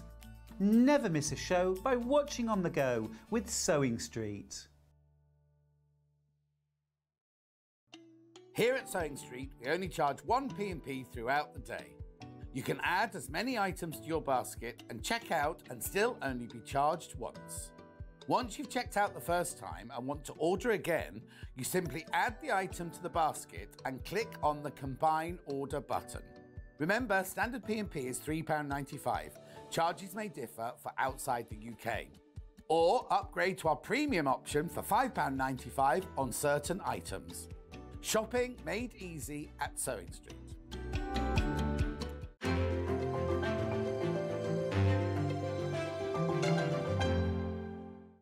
Keep up to date with what's on Sewing Street, as well as all the latest news and special offers by signing up to our email newsletters. Head on over to www.sewingstreet.com, scroll down to the bottom of the homepage, type in your email address, click the envelope, and you're done. Never miss out on the latest news and special offers ever again. Shopping with Sewing Street couldn't be easier. You can shop via our website at www.sewingstreet.com, where you can watch our live shows and see all the products from that day. We also have a huge amount of products on our website, from your sewing room essentials to fabrics, sewing machines and much more. You can download and shop on the go with our Sewing Street app. Simply head over to your App Store and search Sewing Street. Alternatively, you can contact our UK-based call centre 24 hours a day on 0800 001 4433. Shopping made easy at Sewing Street. Here at Sewing Street, we only charge 1 P&P throughout the day. You can add as many items to your basket and check out and still only be charged once. Once you've checked out the first time and want to order again, you simply add the item to the basket and click on the Combine Order button. Remember, standard P&P is £3.95. Charges may differ for outside the UK. Or upgrade to our premium option for £5.95 on certain items. Shopping made easy at Sewing Street.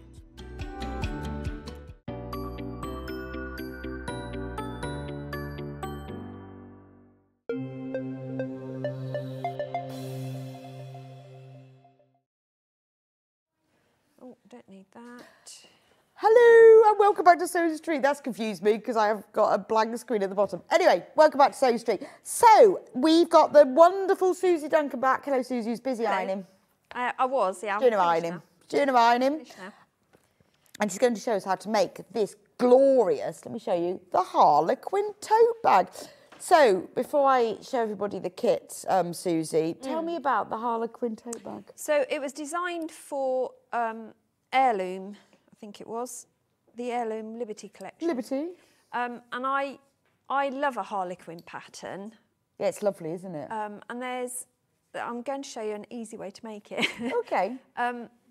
But I just love the symmetry of it. I like the overall design you can get. And if you play around with your layout, you can get some really interesting secondary It is designs. lovely, isn't it? Yeah. It's quite a pleasing pattern. It is. It's very pleasing. Makes me think of an Argyle sock. Yeah, indeed, yeah.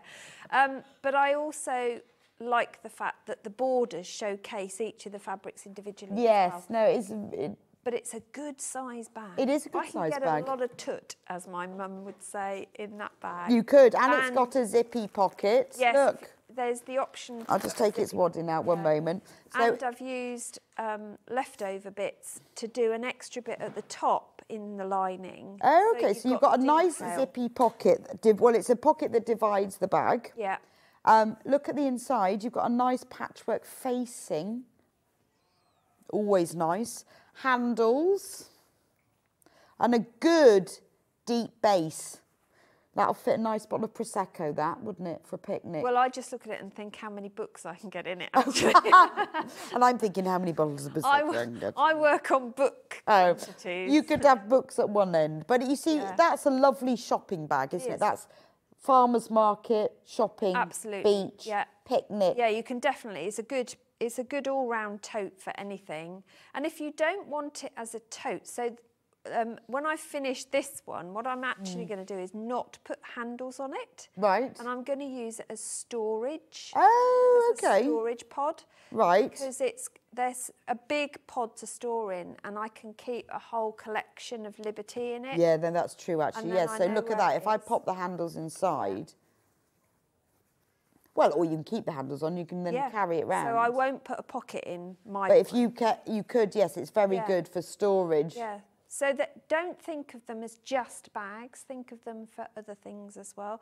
You could also put like all your scarves and hats and Yeah, clothes no, in that's the winter, lovely, isn't and then it? in the summer you can put that away, and it's out of sight and out of mind, as they say. Exactly. But yeah. Yes, no, it is lovely to have something like that. Or put all your tights in it. I have two bags, one for black tights, one for navy tights, because I can't tell the difference. Oh, I had that dilemma this morning because I needed a pair of navy, and all of my chest of drawers are in order, so everything is in set lines, set spaces and everything. But I couldn't find a pair of navy tights. Well, mine get mixed up, and you can't tell unless you're in daylight. So I have two bags, like just tote bags. LED light, that's the only way you can tell. So I have my LED torch out. Oh, I haven't got one of those. That's a shame. Anyway, I need one for my tights. So there's the bag. It's gorgeous, isn't it? Now, we have it available as kits in 3 different colourways. Do you want me to hang that up there while you're So colourway number 1, which is the pink one I've just shown you. This is the pink Harlequin Liberty. Now, in the kit, you will get full instructions. Now, as with all of Susie's kits, they're very comprehensive. They're very in-depth. So we've got cutting layouts. We've got, you know, with everything that you need. We've got photo walkthroughs of every stage, how to put the zip pocket that the divider in the centre, how to put the handles on, everything you need to know. They're very comprehensive, very hand-holding. So if you're new to sewing, you will love these. Now, you also get 2.5 metres in total of fabric. So what you're going to get is 1 metre of this pale pink. That's used for the lining and some of the borders. Then you get 3.5 metres of this gorgeous Liberty. Look at this. I love that one. You've got a lovely dusky pink floral. And then you've got a really nice, like that mid-range pink. Look at this one. Remember, this is 3.5 metres of Liberty. The Woodland Walk. Woodland Walk, isn't that gorgeous? When you open it out. I mean, look at that, $34.99 you get 1.5 metres of Liberty. It's not bad, is it? Beautiful. So you've got a lovely, like, antique rose pink with the white trees and the Woodland Walk on it. And then finally, you get this lovely, well, it's a darker pink, which is what you need to sort of... Just to balance it out. To balance out the others. I mean, this would make a lovely colourway bag for a new baby.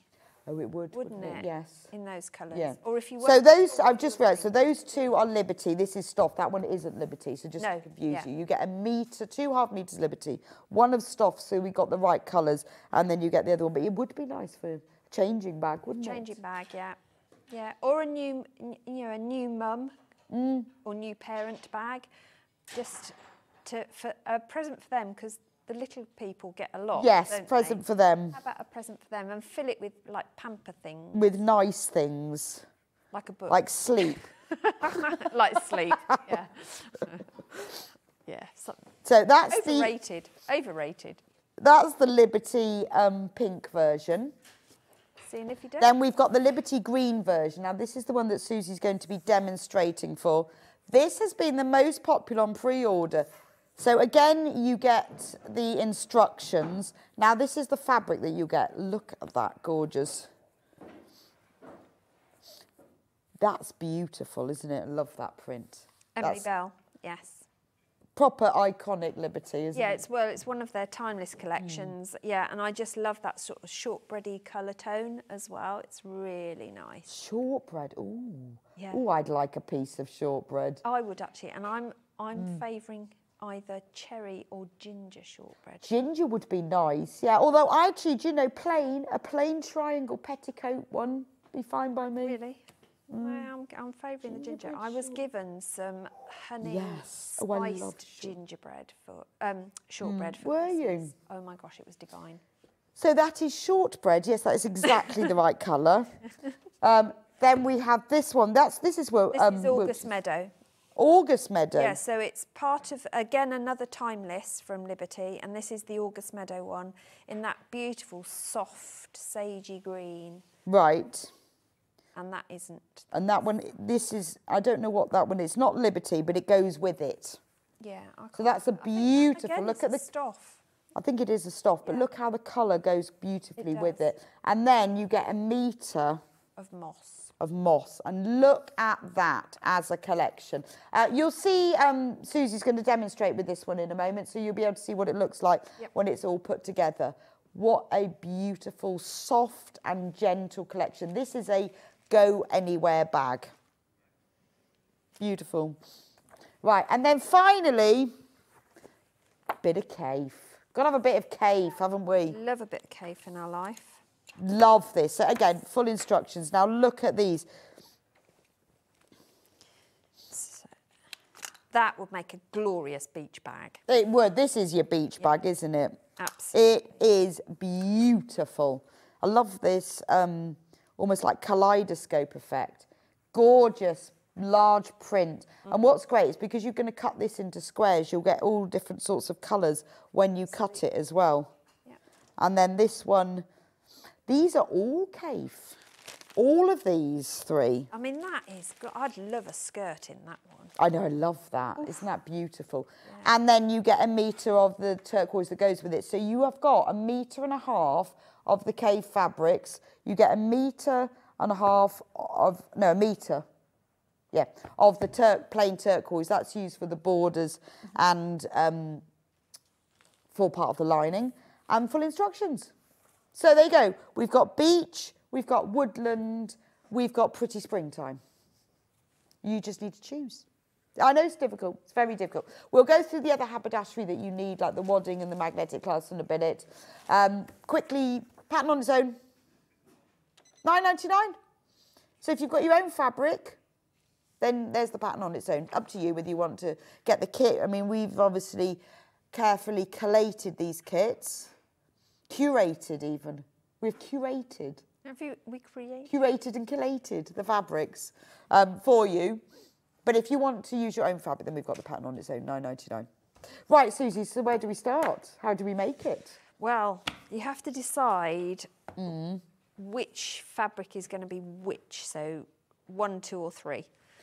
Okay. Because that will because it's the same amount of each? Yes. Right. So you need to decide which is going to go where. Which one you want at the top border. Oh, well, let me see. Right. Do you want to take that and I take show? that one. So you'll decide which one you want at the top, which one you want at the bottom and on the sides.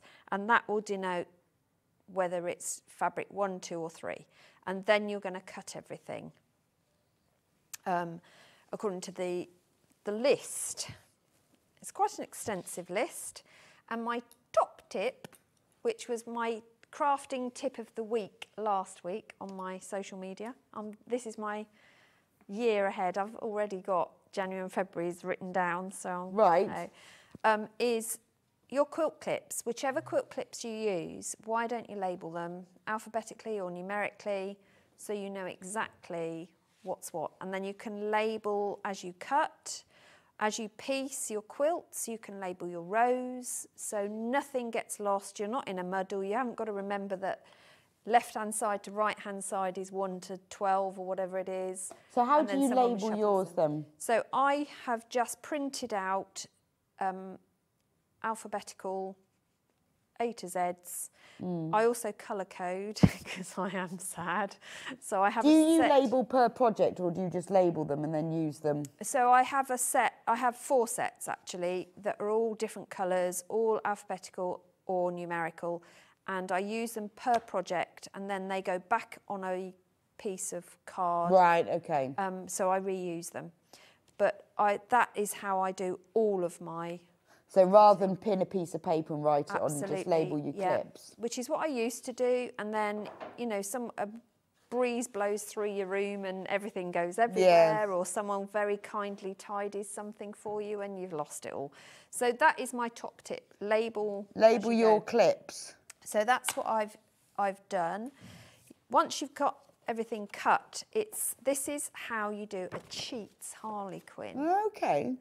So, yeah, because it looks like on there you've cut individual squares and you've sewn them together. You can do that, by all means do that, but I wouldn't. No, I would know. I'm looking forward to your top tip. So what you do is you lay your strips out that you've cut, and bear in mind they're fat quarters, so you're going to get, are they fat quarters or half metres? They're half metres. Half metres. They are half metres. You're going to get double length of this, but you're going to just sew them together 1/4 inch apart in the order it tells you to, and then you're going to press all your seams open. And the reason for pressing open is because we're going to then subcut, so we want a nice flat bit to cut on. Now we're going to neaten off the edge because it's all a bit raggy. So I'm going to use a ruler, and my 12.5 inch is a bit too short, but I will whittle it down. So when you're cutting a strip piece, don't go by the outer edges. Use and choose one seam line to go through. Make sure you've missed any selvages. I'm going to use this line here, seam line, and I'm just going to take off all this rubbish because I want a nice edge. So again, I'm lining up on that same seam line so I know I'm straight and cutting across. And that bit will go in my stuffings bag, which was very handy this year because I made a massive draft excluder for my daughter. Did you? Using the stuffing that all those fabric ends, okay. Which meant it's really dense. I bet it's really dense, better than using tool stuffing. Yeah, much better. Now we're going to cut into 2.5 inch squares. Now, if I'm right, this isn't quite big enough. So if you were to use your Stripology for doing this, what you need to do is once you've lined up, oh yeah, I guess the good thing with this you is you can line up all the lines. have to keep your blade where it is and shuffle, but make sure everything lines. Oh, so okay. You can cut as you go. You don't want to be folding this. Right. To cut through double layers. Okay. I'm just going to put that out of the way because I'm going to use a ruler. Kat, is it possible for me to have the 24.5 inch? Thank you. Awesome. Just means I'm not shuffling and it's quicker. Thank you. Thank you. So we've got our 2.5 inch. Again, I'm going to line up on the same seam line, and I need 6 of these. So I'm just going to keep going until I've got 6. I love a bit of subcut. I love it when you've pieced it. Oh, it's like, and then you subcut because you're like, oh. Yeah. It suddenly becomes something else. Absolutely. And you realise how much time you've just saved. I mean, it's like when you do a bargello. I love a bargello They are time consuming. I have never ever done a Bargello. I've seen loads of people demonstrate them. I've done but I haven't, few. and I really want to. It's Yeah. kind of a bit of a urge. Now, the order of the two sides is slightly different. Oh, okay. Oh, they're not identical then? No, I haven't made them. You can make them identical if you want to, but I haven't. So what I would recommend is that you do this cutting one side at a time. Right. Because you'll muddle them up and the Harlequin bit won't work. Okay. So if you have followed the pattern, do keep things separate. 5, 6, can't count 6. That's not a good start to the week, is it? Right, here we go. Now, the bit you've got left over, don't throw away. And I'll show you for why in a minute. So what we're now going to do is piece this back together for our Harlequin. So just take a piece, lay it in front of you. Take the next piece and focus on the solid in the middle because it's the easiest one to see. And you're just going to offset it. And you're going to bring in another one and offset that. Okay. And you're going to bring in another one. Yeah, that's quite easy Offset that. because it's offsetting. You're not having to... Exactly. And you just work your way through the whole lot. Offsetting. Okay. Okay, so that's the easy bit. Now you've got to sew that together. Right. So to sew it together, keep the order. Don't try and do anything clever because I've learnt that the hard way. Yeah, right. And so there are several ways you can do this. And I know you've run out of these online, but I'm going to show you 2 ways of doing it. Right. So if you grab a pin, and I usually work onto my, what's it called? Ironing mat. Yeah. Ironing board. Or pressing mat or my shape cut. But it's not called that, it's quilt mat. Can't remember what it's called. The Something tailor that's one. padded. Yeah. Like an ironing board. Yeah. Flip it when you've got it aligned. Now, because I've pressed open, I can push my pin through into the seam below and exactly line up and then just turn it so everything's going through. And you can do that at each point, but you find if you've sewn accurately, everything will line up for you. So that's one way of doing it. Another way is with clips. Flip it, as we did, line up and just clip. And I do tend to clip at each seam because then as I'm sewing, I know that nothing is going to wriggle, come out of place. If I have to stop mid-seam for whatever reason, then I'm not going to have a problem. It's all going to hold its position. So you just put your... I guess you can't really press your seams to one side to nest them with this, can you? Well, then they wouldn't all work. Yeah, and it becomes so bulky as well. And you'd get one that was the wrong way anyway. I did best press my fabric as I started, as I always do. And then all you're going to do once you've done that is do that 1/4 inch seam. So I'll do this one. So I'm just using the HP foot on here, which I love. But I'm just going to set it back to normal. There we go. And then as I go, I just take the clips out. And let's do that. So when do you take your clips out? As I get to that seam. Right. So I stop just short before of the it clip. and then take And then it it's out. enough. So it's literally last minute. So it's close enough for it to still... Yeah.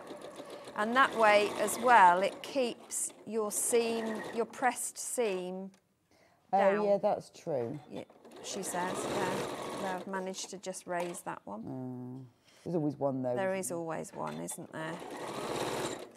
Okay, so that's that one. So you'd carry on. Whoops. You'd carry on. So there's my first one. You'd then put on the next one, but remember bring it in so it's offset. So what I tend to do is work them in pairs. Oh, okay. And then bring the pairs together. I guess it's quite easy to see which one pair is which. Absolutely, because the line will just follow itself. So that's what you're going to do. I'm not going to bore you to death watching me sew all that together. So I'm just going to pile that up because here's the here's one I did earlier. Da, da, da. That's amazing you did that so far. I know, it's like incredible, isn't it? Ha, genius. But it's a really quick way of doing it. And from there, we're going to cut a square because when you look at it, these squares are on point. So that means they are going Would you down. like to see? Look. So it's... So can you see? I can imagine that if you if I turn it round like that, that's what you've got at the moment. Yes, it is. But it's not, it's going to go like that. It is. Okay. So what you do is you turn this round, so you've got your on point. Sounds like ballet. It does. I used to do ballet. On point. And then you want to find the best fit. Now, this is where your Creative Grids 8.5-inch ruler is your best friend. Have you got or an your 8.5 Stripologies, because the Stripology Squared and the XL have an 8.5-inch square marked on them. So you want something that you can clearly see an 8.5 inch. Yes. You can get away with a normal ruler, but if you do that, I would strongly recommend you draw it with a friction pen before you cut. Just to, because it's much easier with an outline or do yourself a template. But basically, because this is 8.5 inch, I know that the midline, which is already drawn for me, is 4 1/4. So I want that to run along that moss green. And I've got that 45-degree line that I can make sure is on my seam line, which is perfect. Beautiful. Got to love one of these rulers, haven't you? You have. So we've got a mat that isn't on rotation, but that's fine. I can just wing it. So I've got everything positioned, holding down, and I'm going to cut this out. And that's the scary bit, because you think, I've done all that work and now I'm going to cut it out. Now, normally I'd rotate this properly, but I've forgotten to take the rotation off, so I'm going to rotate it. Rotate it manually. Not properly. Check that nothing's moved and cut the other side. So this has created that centre Harlequin panel for me.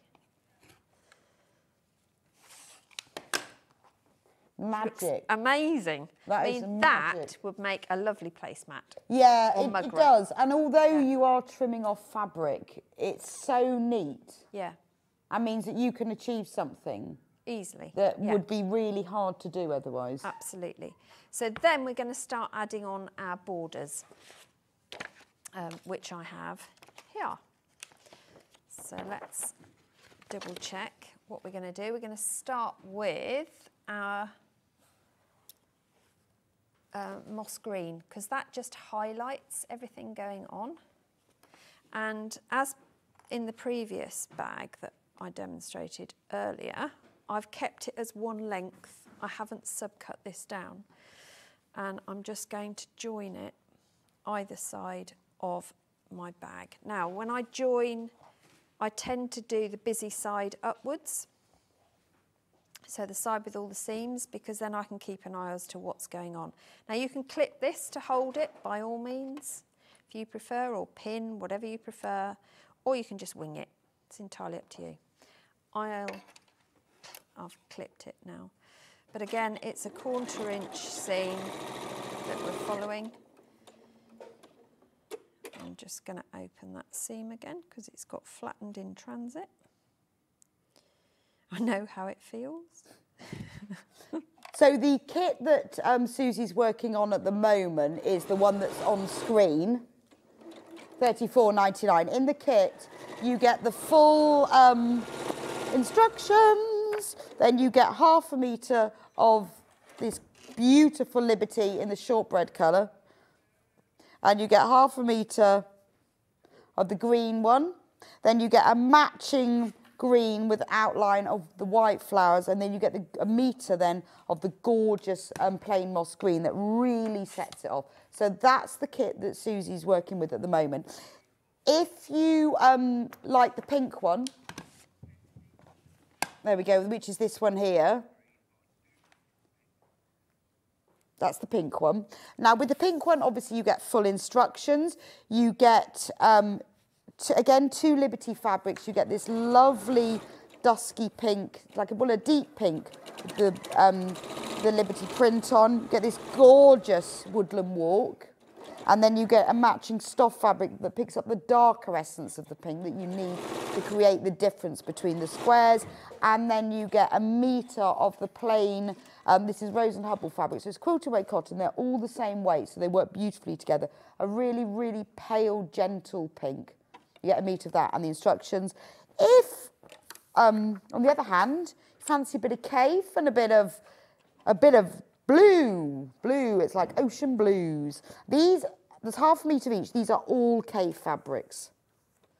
Gorgeous, like a kaleidoscope of clamshells.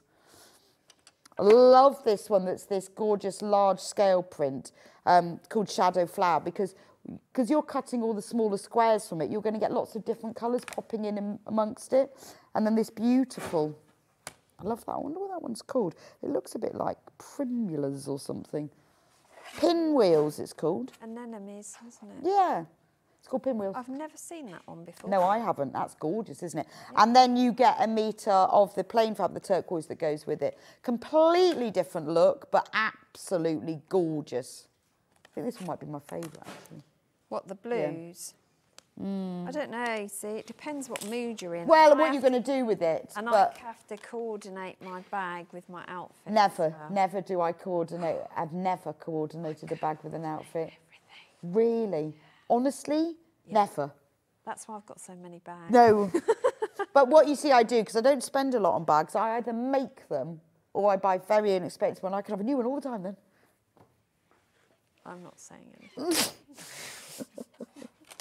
Luckily, the strap has just fallen off my current bag, so it looks like it's time for a new one. Oh, you need a new one. How about a Harlequin one? Well, yes, a cave Harlequin would be nice. My last handbag was made from a tea towel, so I have to make another one now. Tea towel. That's a good way of using yes, a tea towel. Glastonbury tea towel. One of my friends gave me, it's an illustrator who'd done this beautiful painting of Glastonbury on a tea towel. Yeah. I turned it into a bag. That's Maybe I'll have to come back. Since the strap's falling off the other bag. Tea towel. Well. That's very exciting. And I put it out to use. My husband said, it's very decadent for a tea towel. I know, but don't you really find you have all these beautiful tea towels? I've got a tea towel I found the other day that a friend gave me. Emma Bridgewater tea towel, it's gorgeous. 2 years ago. Still on my shelf because I won't use it. Yeah. That's ridiculous. But to be fair, this was a present about 3 years Well, ago. that's it now. I'm using all my tea towels. Well, I've used it. Make it into a bag. Yeah. What I thought I might do is make it into like a little caddy for bags so that it's permanently in use. And show. A bag for bags. A bag for bags. Brilliant. Brilliant. Yeah. I love a storage thing, can you tell? Oh, I love a storage container. Yeah, I'm going to make mine too in the bag. But I do love this cave one because I would use that for a holiday, though, because that's just so bright and cheerful and lovely. It is. Yeah, it's definitely speech. So all I've done is added on another side. Hang on, where are we? Oh, that's better. There we go. Another side border. Right. So you've got your plain border goes on, then one of your... Oh, can you put that on the board so we can see? It's there. Ah! Right. Now, is this where this is where you were talking about deciding what colour goes where? Now, because these ones were on the order I did it, these were on the outside. Right. I've sort of continued that with my border. Yeah, well, so it actually looks like the border's cut through the fabric, doesn't it? Yeah. Clever. See, there's usually a reason. No, there's definitely, it does look like you've cut through it. I quite like that. And then you're going to do a top and bottom piece as well. So whatever you choose to do, one goes at the top, one goes at the bottom, and then you would put your choice of stabiliser on. So that could be H640. So what choices have we got? Well, we've got H640. We've got H640. So as we saw earlier today, H640 is a heat fusible wadding. It's a polyester wadding. Yeah, see, now I always call this wadding, but some people call it fleece, and I don't really know what the difference is. nor do I.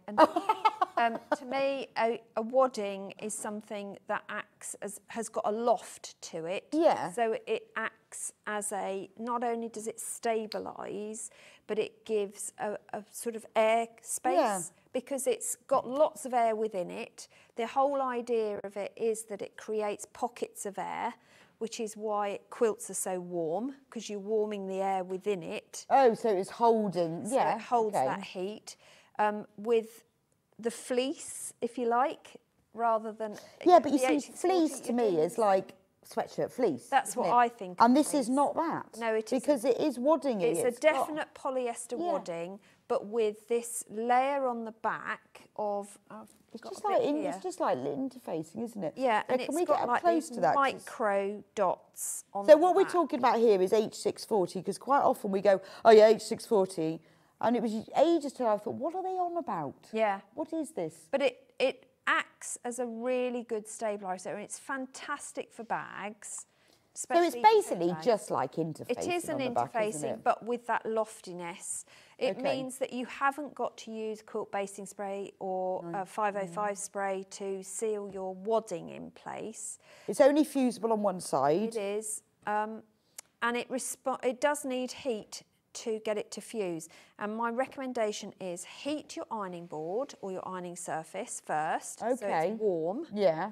Then you're going to place it. Shall I do the handle? Yeah. So the handle pieces, yeah, sure. I didn't know about warming my ironing board. Oh, it's optional, but I find... No, I like it. I never thought of it. I never knew that. Let's cut a piece. Oh, we've now, got the other a question. thing that I will... Hi, ladies. I'm loving the show. Is a beginner able to do this bag, please, from Carolyn? Absolutely you can, Carolyn. There is no reason why you can't. There you go. If you're worried about piecing items, just use the tips that I've given you. Just take your time. There's no rush. Rome wasn't built in a day. And it's literally straight line cutting. You're not gonna, there's nothing And I have to say the and instructions... it's not on the bias. The instructions are very comprehensive. If this was done in the traditional way with individual squares, I'd say no. Yeah. But this isn't. This is done in Susie's special way. Yeah. I've done it in the cheap. Give it a go, but take it slow. So, don't expect to get it all done straight away. No, you know, I mean... take it slowly and gently. I made that sample in about 3 hours, start to finish. But you've been sewing for more than 5 minutes. And it's also my pattern. A was your pattern, and B, but saying that, it would still, you know, take it slow, take it easy. But I think if you're new to sewing as well, make something that appeals to you, that you look at and go, Absolutely. oh, I'd like to own that. Yeah. Because honestly, I think it's the desire to want to have it will make you then take it easy, take it slow. There's nothing difficult in it at all. As you know, if so are we doing the wadding? Yeah, I've just cut a longer piece because that was a bit short. Now, when you cut for handles, so I'm just adding this bit in now. My top tip for that is your wadding wants to be, whatever you choose to stabilise your handles, a bit smaller at the length than the rest, because when you come to stitch it in, you don't want to have to stitch in wadding as well. Right. It depends on how you're attaching your handles, but I generally make my wadding slightly shorter in length. And narrower. And narrower. Yeah, it's always within the stitch line. You can go even narrower if you want to, because this is quite wide. But so you sew the handle together first? I've sewn the 2 strips of the handle together along the long sides, and then I'm going to apply my wadding before I turn it through. Okay. So this is only one method. I could actually, so that's what I should write my book on. I could write a book on the numbers of ways to make handles, because I realised today I must have used about That'd be great. 4. Suzie Duncan's encyclopedia of bag handle making. Be quite niche. Do you think? Niche market. Do you think? But very, very useful. Yeah, I could add into that ways of finishing cushions. Bag handle making and cushion finishing. Right, so I've warmed my surface, and I've put my handle on that so it's warm as well. So warm the piece you're going to apply your wadding to, because the minute I put my wadding on there, it's going to start to heat activate that. So it stays in place? stays in place. I flip it. You do not iron the wadding. If you iron the wadding, you will have a clean-up operation on your eye. I was saying earlier how I have the Elisa iron and it cleans up beautifully. How do I know that? It's funny. That's really, no, see, I do, well, what I do is, because I didn't know about the iron, is I put a bit of fabric over just to sort of stick it and then turn it over, because I didn't know about the... If you heat it first. The heating bit. How have you never told me that? I don't know. To be fair, we don't often work together, do we? No, why not? I don't know. You need to come in on a Monday more often. So all I have my Monday regulars, you see. I don't know why. Maybe I've not made it to the list. No, I don't think it's a very exclusive. I think it's just, did you want to do Monday? No, not really. Don't bother I don't think it's Monday's a another day. massively desirable day, is it? Why? Well, it's sort of the beginning of the week, isn't it? Doesn't bother me. Well, there we are, that's it then. You can be on a Monday So from now on. when you're putting on your wadding, particularly if you're doing the whole bag front, start from the middle and work out. And you're not ironing, you're pressing. So it's hold and count to 5, move a bit, count to 5, move along. No steam. Don't need steam. Use that for something else. And then you're going to turn that through and give it a good press and do whatever fancy Nancy stitches you want. You've got lots on your machine I'm sure you've never tackled. I know, but you see, I've started making an effort to use mine on things like bags because I don't use them otherwise. No, you don't. And I've done the same. There's some beautiful pictograph ones on here. So I've started using some of those to depict either what the bag's going to be used for or pick out elements in the bag itself. Oh, I see. So there's a beautiful daisy one on here that would look stunning on that pink bag with the daisies, or on this one to pick up this tiny little daisy motif. Because even the more basic machines, they have a handful of them and you just don't use them, do you? You don't. And your handles are a perfect place to do that. That's why I was saying earlier, we had that big Aurifil. Did you see that big Aurifil box of thread? Yes. Amazing. Did I? So nice, wasn't it? Oh, I really want that. But they had a lot of spools of variegated in that, and that's brilliant. I love variegated. Yeah. That's brilliant for those picture-y, whatever they're called. But it's also good for handles because it gives.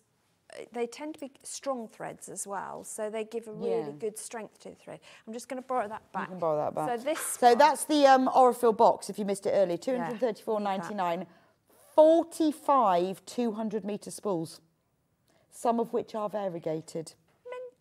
I know, and the colours. But I know, beautiful. That would have been perfect for your bag. It would. So, but whatever you do, when you do a handle, do put stitching on it, because not only does it keep the wadding in place, so it's not going to ruck up, because I really hate that, don't you? Yeah. It's like when you have an elasticated skirt or trouser top, and it starts moving. Yeah, or it starts to wiggle itself. It's like, seriously? So stitch. I've just done 3 rows here of straight stitch, but with a bigger stitch length, so it looks a bit better. It looks more even when you're going through layers to have a bigger stitch. Otherwise, it can tend to go a bit tiny and look pinhole. So what stitch length would you use on that? So on the Elna, the standard stitch length comes up on the quilt on the 1/4 inch. Comes up at 1.8 when you do it on the quilt setting. So I up it to 2.4. Okay. And I found that is sufficient for handles where I've used H640. Okay. When I'm quilting, so I'm going through, not H640, but going through a cotton wadding or bamboo wadding, then I would up it to, I think it usually goes up to 2.5, possibly 3. Right. But it depends on the rest of it. But do always put stitching on your handles because it also allows it to be grippable. Yes, yeah. And you can use your pretty stitches as well. Absolutely. And remember, your handles can be whatever length you would like them. I tend to be a carry bag person. Yeah. My shoulders are too slippy and I lose off the shoulder things. But then some people like to do the cross body. Yeah. And also coat, if you're going to use it with a coat, absolutely. My daughter, sorry Lucy, I gave her a bag that I'd half finished that had long handles, and she was going to do, they were really long handles, and how she did it, we don't know, but she managed to get one start this side and go over and finish this way. Yeah, magic. So they were looping either end, which we thought was crazy and ridiculous. But actually, when you're carrying it, it makes more sense because it goes like that then. Yeah, of course. So yeah, happy accident, we called it. A very clever invention. Yeah, she was. But also, quite it depends upset. on what time of year. If you've got a thick coat, you need longer. Absolutely. So I was going to tell you what you're going to do with this waist. Oh, yes, I was wondering about that. Yes. So what you are going to do with this is where the fascia for the inside of the bag comes from. So once you've cut your lining piece, you'll find it isn't big enough, and that is deliberate because I didn't want this piece going to waste because I hate waste. So what you're then going to do is cut another piece off here and from your other one, and you're going to piece them together so that they end up the right length, and that will be enough to make your lining the right piece. Oh, okay. Right size. The other thing that you can do, which is what I've done at home, is this piece. Yeah. I hate waste. Can you tell? I really hate waste. So what I did with these is I got rid of these straggly bits, and I pieced these to make a mini version. Oh. And then I squared it off, and then you can use it just if you put a zip across it, you can line it as well. You can make yourself a little matching purse. Oh, that would be nice. That would sit inside. So nothing, all I wasted were just little triangles. Oh, that's really nice, which I could live with. Oh, I guess you could use it as a pocket in the bag as well. Absolutely, you could use it as a pocket. You can do anything you like, but it was just to give you another idea of what you can do with what would normally be thrown away. When you come to if you're going to do the pocket with a zip, if you haven't got, there it is, if you haven't got a zip that's long enough, and this one isn't for the size of bag, because it's quite a wide bag. It comes up to about, is it 17? Did I measure that right? Yeah, 17 inches wide, which is quite wide. Yeah, 18 it says on here. But so what I've done with this pocket is, if I bring it out, you can see. So I've extended my zip because I didn't have an 18-inch zip. I only had a 12-inch one, which is fine. But what I've done is put in extra pieces of fabric, and in this instance I used the plain, but you could use any of your excess, and just did a little tab. And it also is an extra security for your pull as well. It's not going to go anywhere. You're also not going to have loads of hardware showing, and it's less bulky when you come to put your. Well, it's quite a neat. It's a neater finish, to be fair, isn't it? I quite like that. And they're quite easy to do. You just grab a piece of your fabric. Let's find a piece in here that isn't earmarked for something else. Well, I guess it divides the bag, but also gives you a nice pocket in the centre. So I don't worry too much about the fact that this is too wide at the moment, but what I do, you can either place it directly on and stitch across. Don't stitch over the metal part of your zip because you will be very sad. She says from experience. When you have, no, I've never done it actually. Haven't you? No, oh, I have. Never done it. Yes. I'm terrified of zips because I know that they're so good at breaking your needle. No, I've done it. Yeah. And I found as well, even though you can sew over a nylon zip, if you sew at speed over a nylon zip, it really bends the needle. Yes, Funny. Absolutely it Funny does. That. Yeah, crazy. She's a crazy woman. Oh no, I don't know how that happened. So you can either press it about 1/4 to 1/2 inch across and then place that over your zip and then stitch it in place, which is fine as long as you know where your metal bit is. Yes. I quite like to place it over my zip and then stitch it and you know what then I do? Top press tip. it back. Cut it off. Cut it off. Cut the metal bit off. Cut the metal bit off. You never stitch over it then. Yeah, absolutely. But just make sure you stitch immediately, otherwise somehow it just opens itself. Yeah, but cut it off. You can use a gadget to do that, can't you? No, just cut off the end of the... Yeah. Yeah. Through the zip? Yes, and cut it through. But don't cut it with your rotary cutter or your No, I just cut through the teeth. scissors.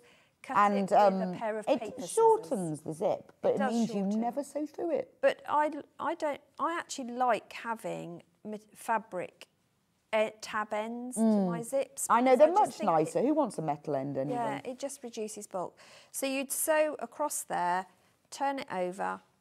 It does look nicer. I think it's a nicer And finish, then you isn't can it? turn it through, leave a long length and bring it back. And I tend to sew over the top, do a top stitch, holding the two together. So you've got it in a little case almost. And I always make this much longer than I need it, because then I can just fit it into the pocket size. Okay. And the pocket sides get sewn into the side of the lining. Right. So you have to make the pocket first. Yeah, you make and then the that pocket goes, first, and then right. just the sides get put in, because I haven't put the base in to the bottom of the bag. And the reason for that is because I've had numerous bags with a central pocket. Some have been free and some have been not free. And whilst things do go underneath the pocket if it's not free, if it's free, I found that the bag itself seems to sit better with a loose pocket. Oh, okay. Because by the time you've filled the pocket with everything, the sides tend to lose Yes, I see what you mean. ability to take stuff. Whereas if the pocket is fluid, if you've got more things one side of your bag than the Yeah, other, I see what you mean. Then it moves it around. Yeah. Yes, that's true. So that's why I've deliberately made this pocket Free. And in the instructions, I do tell you how high up to place the pocket piece, and that's to avoid the boxing the corner. Yes. So once you've got the instructions in your kit, you can use, there's a lot of techniques in here you'll find that you can use in your general bag making. Yeah. So if you've got a different bag, once you've made this is always good as a, to make it as a practice, to learn some techniques, particularly if you're new to it. But then there's lots of things in here you think, oh, actually, I could use that in another bag I'm going to make. Yeah, absolutely. Because you've put a lot of detail in here.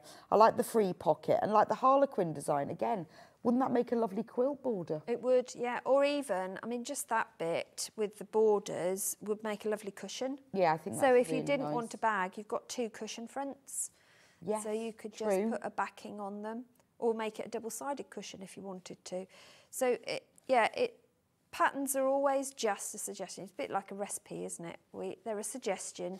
And Yes, and sometimes, work like with the on it. recipe, you need to make the cake first. Absolutely. And then the next time you go, oh, I'm going to put less cherries Yeah. in. You see, that's what I do. Every time I cook, or if I follow a pattern, I make notes on a Post-it note and stick it on there with a date. Do so you? I know, yeah. You see, in a recipe book, it's the only book I'd write in. I don't write in the book. I write on a No, I'd Post-it write in a recipe book. You're allowed to. No, you're not. But you're not allowed to write in Not any allowed other to book. write in books. What And do you- I've got loads of them that say things, there's way too much icing in this.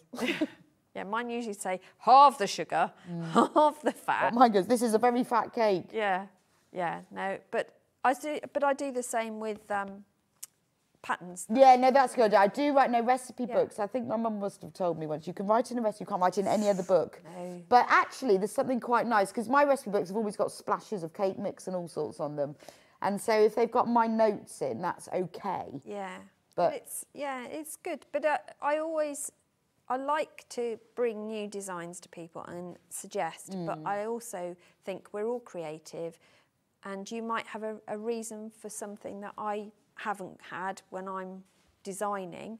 I knew what I wanted from this bag. Well, that's it. But then take this You as a make- basis, and I think that's always quite good when you buy a kit, is you've got the fabric, you've got the pattern, have a go, make the whole bag, and then you can then use some of the techniques that are in there for other things. Absolutely, yeah. And you can always come back to it and change it slightly the next time. I mean, if you wanted the bottom to be wider, you do a bigger corner cut out Oh, okay. to box your corners. I've done it so that you end up with a sort of, 4.5 inch boxed bottom, which is quite a big boxed bottom. Big box bottom. But if you are going to use this for storage, you might want that even wider so that the bag then squares out a bit more. you might want to, instead of using H640, use Bosal. So it's really to give it more style foam. effects. So it's really got structure. If you're going to use it for storage, definitely. But I found, I mean, most of my tote bags I've done with H640, and I found that really good. Yeah, well, it's a nice bit of body without it being too structured, isn't it? It's a nice bag to make if you are a quilter who goes to workshops. Right. Because when you turn up with your stuff in that, people are like, wow, that's really cool. That's you nice. really know what you're doing. Yeah. So yeah, that's what I would do. So what section are you doing So there? now I'm using my waist. This is how I join to make the top of my lining, so that my lining piece has got that pretty So face. is this a leftover bit? So this is a leftover bit from that original Harlequin piecing we did. And I'm just cutting it down. Again, I can just about get 2 strips out of it. And that's all the waste that I've got from that as well. So I'm doing quite well. I'm not going to be doing the same bit, but hey. And then you can choose whether you unpick a seam to carry on the fabric rotation. It's entirely up to you. Or you can just join these together with a 1/4 inch, and you're not going to use the whole length, but I would keep it as the whole one, or join it in a place where it gives you the right length. It's up to you. So if I joined it there, for example, it would finish it. Yeah, and I so guess I could because just unpick that seam. you haven't reverse stitched. No, and that is another reason, although it's irritating at times, because the seams, do start to undo themselves. This isn't the best way of unpicking, by the way, ladies and gents, so don't do as I do, do as I say. Then it means that you do get some seams that start to undo, particularly when you come to sew the top bit. So again, you may need to go back and just reinforce stitch some, either by hand or machine. But when you unpick, get rid of all your loose threads. An unpicker is the best way to unpick, but you know, we've only got 4 minutes left, so I don't. Yes, we've got a minute left, actually. Oh, a minute. So, and then always repress. Don't just leave it. And then you can stitch those together with no... Brilliant. And then that is what you use to go around the top. So although it looks like you've cut out that and there's all bits left over, there isn't. You know what, Susie's not one for waste. No, I don't like So when I saw cutting out, I thought she's got a plan. There you go. She has a plan. So that I would then join onto the one side of my lining. I'd do the same again with the other piece and join it onto the side of my lining. And that gives you that fancy top, because that's the bit everyone's going to see. Yeah, that's lovely. Along. That's I'll just show you what Susie's talking about. So that gives you that lovely patched, sort of, it's a facing. Gorgeous.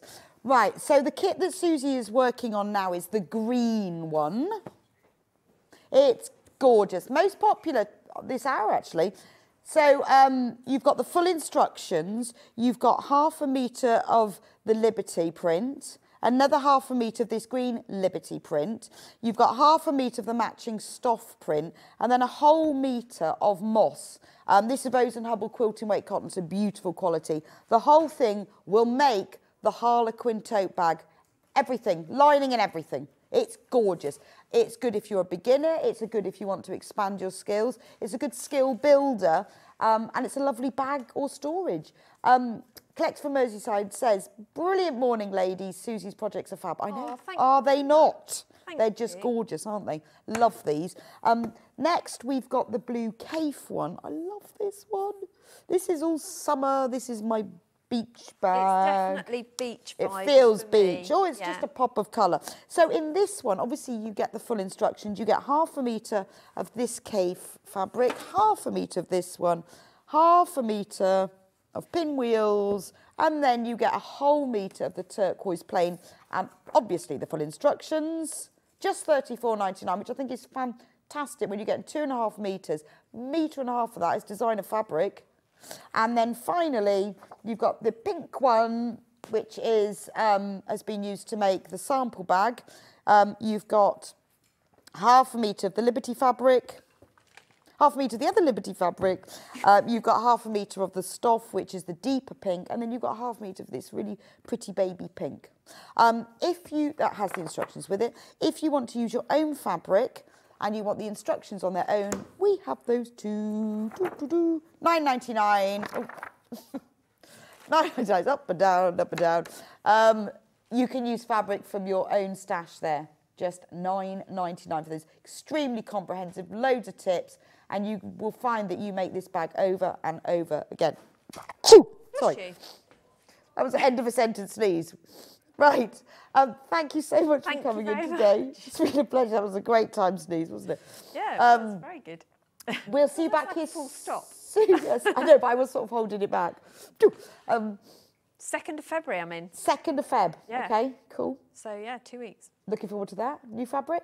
New kit? I have no idea. Oh, exciting. exciting. I sent a massive list of suggestions. Right. And I'm about to find out what they've chosen. That's exciting. It's going to be a full-size elephant, isn't it? Yeah, it is. Yeah. Anyway, thank you so much for joining me on Sewing Street this morning. I will be back in a few minutes' time, and we're going to move to Yarn Lane because it's Monday. It's 12 o'clock. Of course, it's Yarn Lane. And we have Sam Sabido in the house. Very exciting, brand new design. Brand new, which I shall be modelling. How cool is this? Oh, that's cool. How cool is the shawl? Really cool. It's a mixture between a cowl and a shawl. A shawl. Very much looking forward to this. You're going to love this. Anyway, Sam's waiting. She's ready. We have got brand new design, 4 different colourways of kits. It's all crochet, perfect for beginners, intermediate experience. You will love this. And for this time of year, this is what I need. I'm fed up with having a big fat scarf and a cold neck. Yeah. Yeah, So I have to have this is what you need. Anyway, see you back here in just a few minutes' time.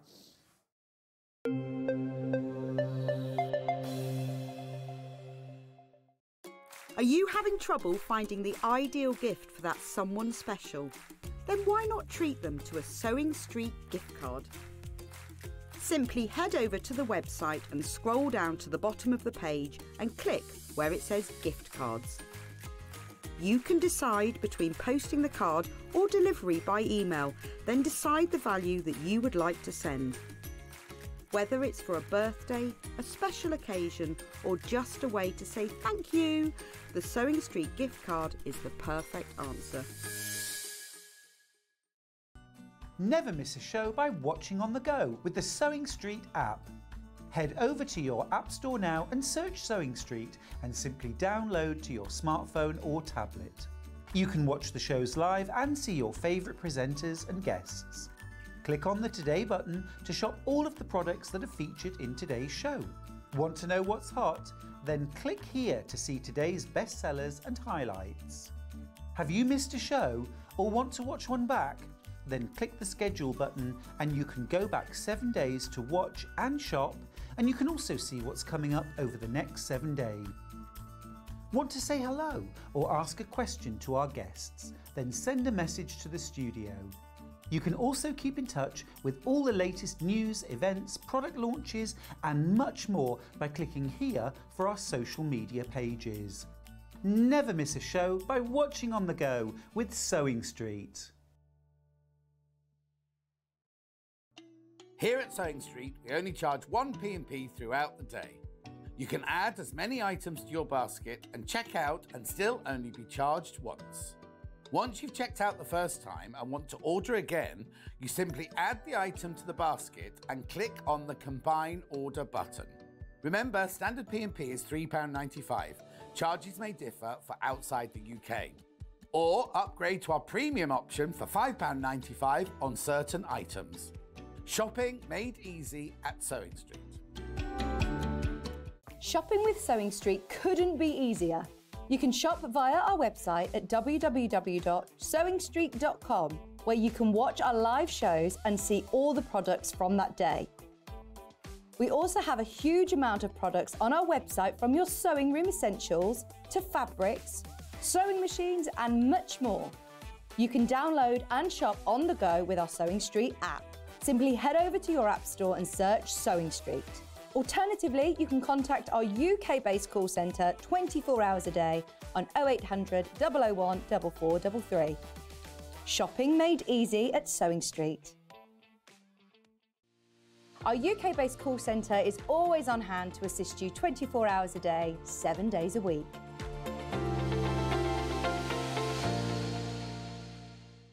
Every day, our experts will bring you a wealth of knowledge.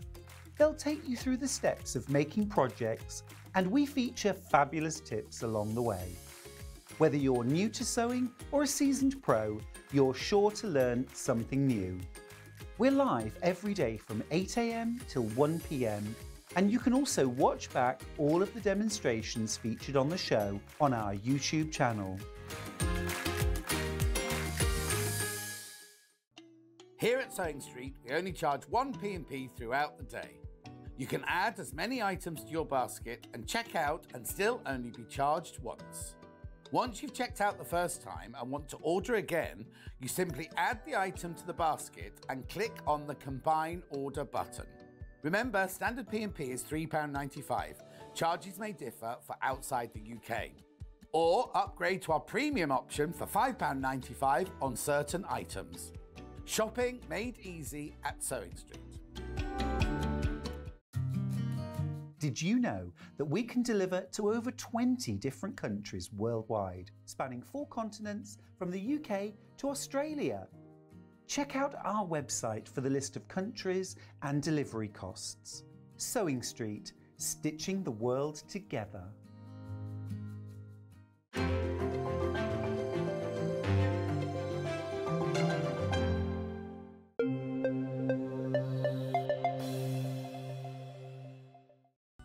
Never miss a show by watching on the go with the Sewing Street app. Head over to your App Store now and search Sewing Street and simply download to your smartphone or tablet. You can watch the shows live and see your favourite presenters and guests. Click on the Today button to shop all of the products that are featured in today's show. Want to know what's hot? Then click here to see today's bestsellers and highlights. Have you missed a show or want to watch one back? Then click the schedule button and you can go back 7 days to watch and shop, and you can also see what's coming up over the next 7 days. Want to say hello or ask a question to our guests? Then send a message to the studio. You can also keep in touch with all the latest news, events, product launches and much more by clicking here for our social media pages. Never miss a show by watching on the go with Sewing Street.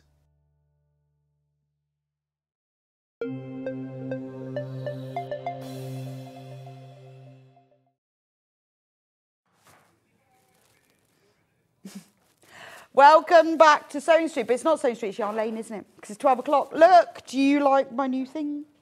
New thing. My SHOWL. Yeah. It's a SHOWL. So I did say earlier on, it's not spelt wrong. It's a mixture. It's not a typo. It isn't. It's a genius name. It's genius. It comes in many a colourway. So tell us, Sam. So, anyway.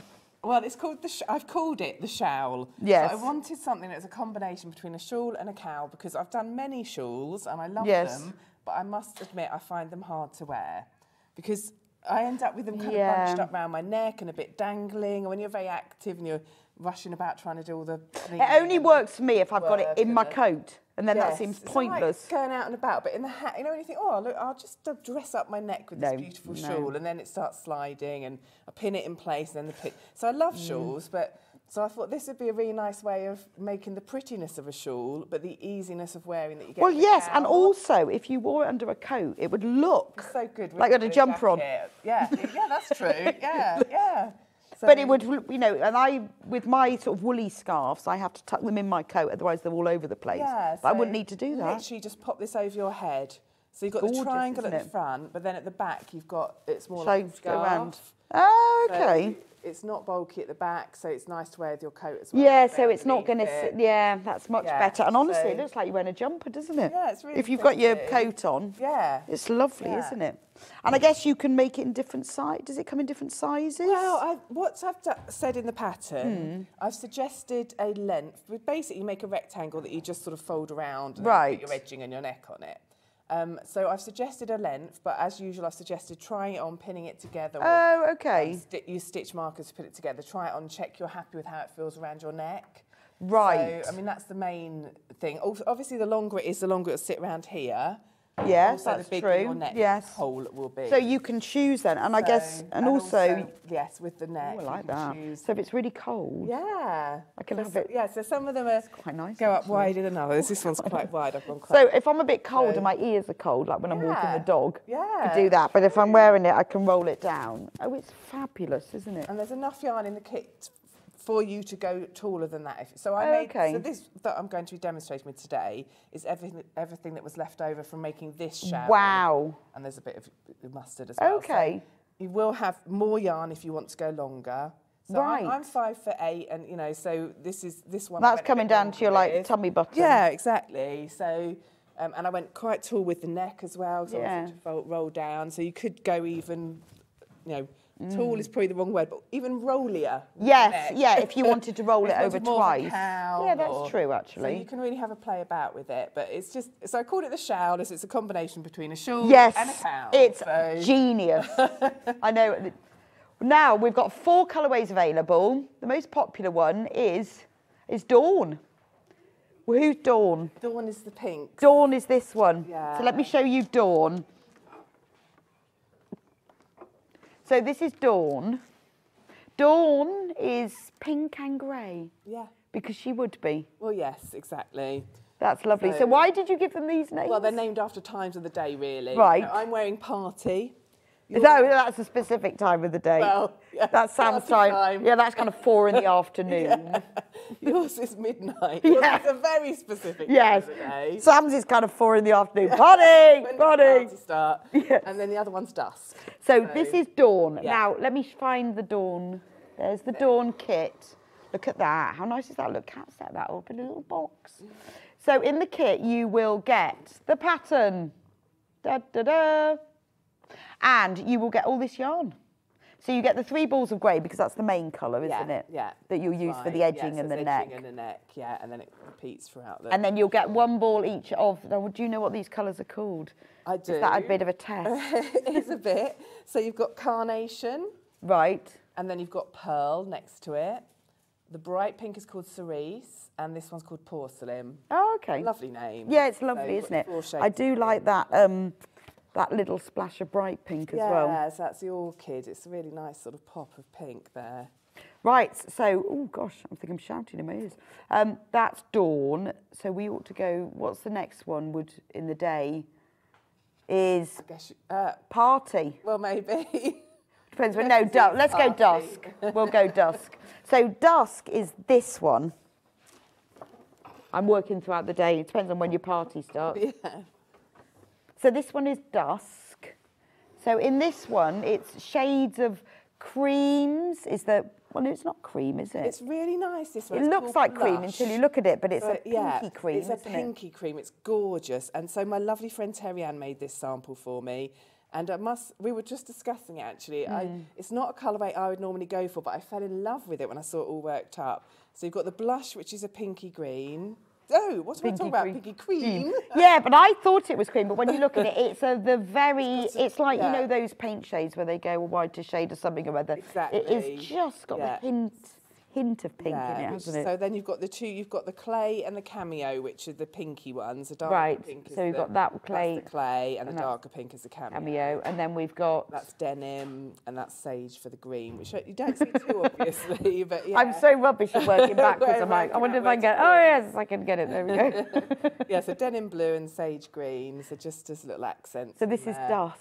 This is the sun setting. Yes, exactly, that lovely pinky Yes. sky you get at dusk. It's lovely, isn't Yeah. it? Really like that one. It's Yeah. very, very pretty. Yeah, very pretty. It just, it's difficult to choose, isn't it? Do you choose something that goes with your outfit, or do you choose one that goes with your coat, or? Well, I've got this thing at the moment that I choose my outfit to go with my crochet. Oh, well, there we are You then. know, so Just choose the your- colourway you like. Choose what you like first, and then find something that matches with it. Right. You know, Then we'll go Party, Yeah, which is is me. the one that Sam is Yeah. wearing.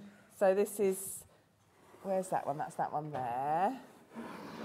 party. Obviously, this is bright, so it's probably not. Oh, I'm doing the same thing again. Not a surprise to see that I'm wearing the party version, the colourful. It's gorgeous, isn't it? Yeah, it's really. So the main colour's quite a tealy emeraldy, isn't it? Petrol. So right. It's got that sort of greeny, tealy look to it. Then you've got a mustard. A purple. A pink, which is fuchsia pink, and red. And red. There we go. Yeah. I did it this time. I can never work backwards. Just can't do it. So there we go. Yeah, these colours are really wearable with like a flowery dress or something. I've got a couple of dresses. Oh, that's true. Yeah, and you find them often put together, the mustards and the pinks and the greens in a dress. Well, also if you've got something like a plain black or navy coat, that's a nice splash of colour, isn't it? And you can see with the picture, I've started off there with a lower neckline, and then I decided I wanted it to roll over. So you can really play about with how much you want for your neck. Oh, I see. So did you then continue it after that? Yeah, so then I took it and thought, do you know what, I'm going to go a bit higher because I've decided I like a polo neck recently. So I like the warmth.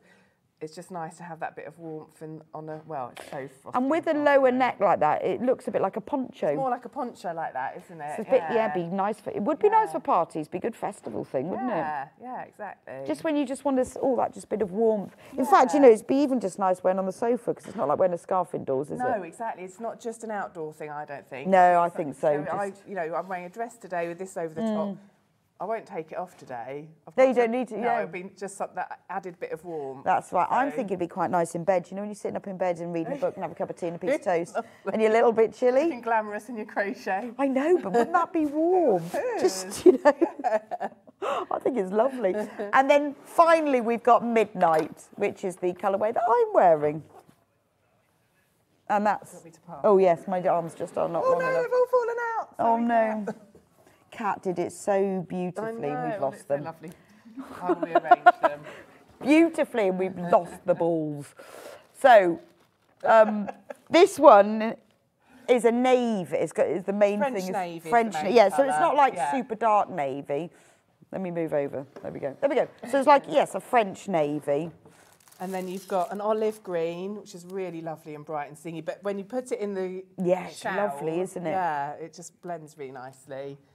And the sage again. It's like it's quite a yellowy green, isn't it? It's one of my new favourites. I really like that. I've worked with it before, but I've decided I really like that. No, it's like that kind of lichen.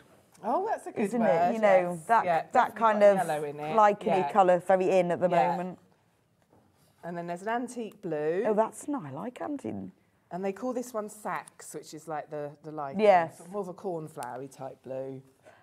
Yeah, I do like this blue. This is, this is my favourite because I love citrine.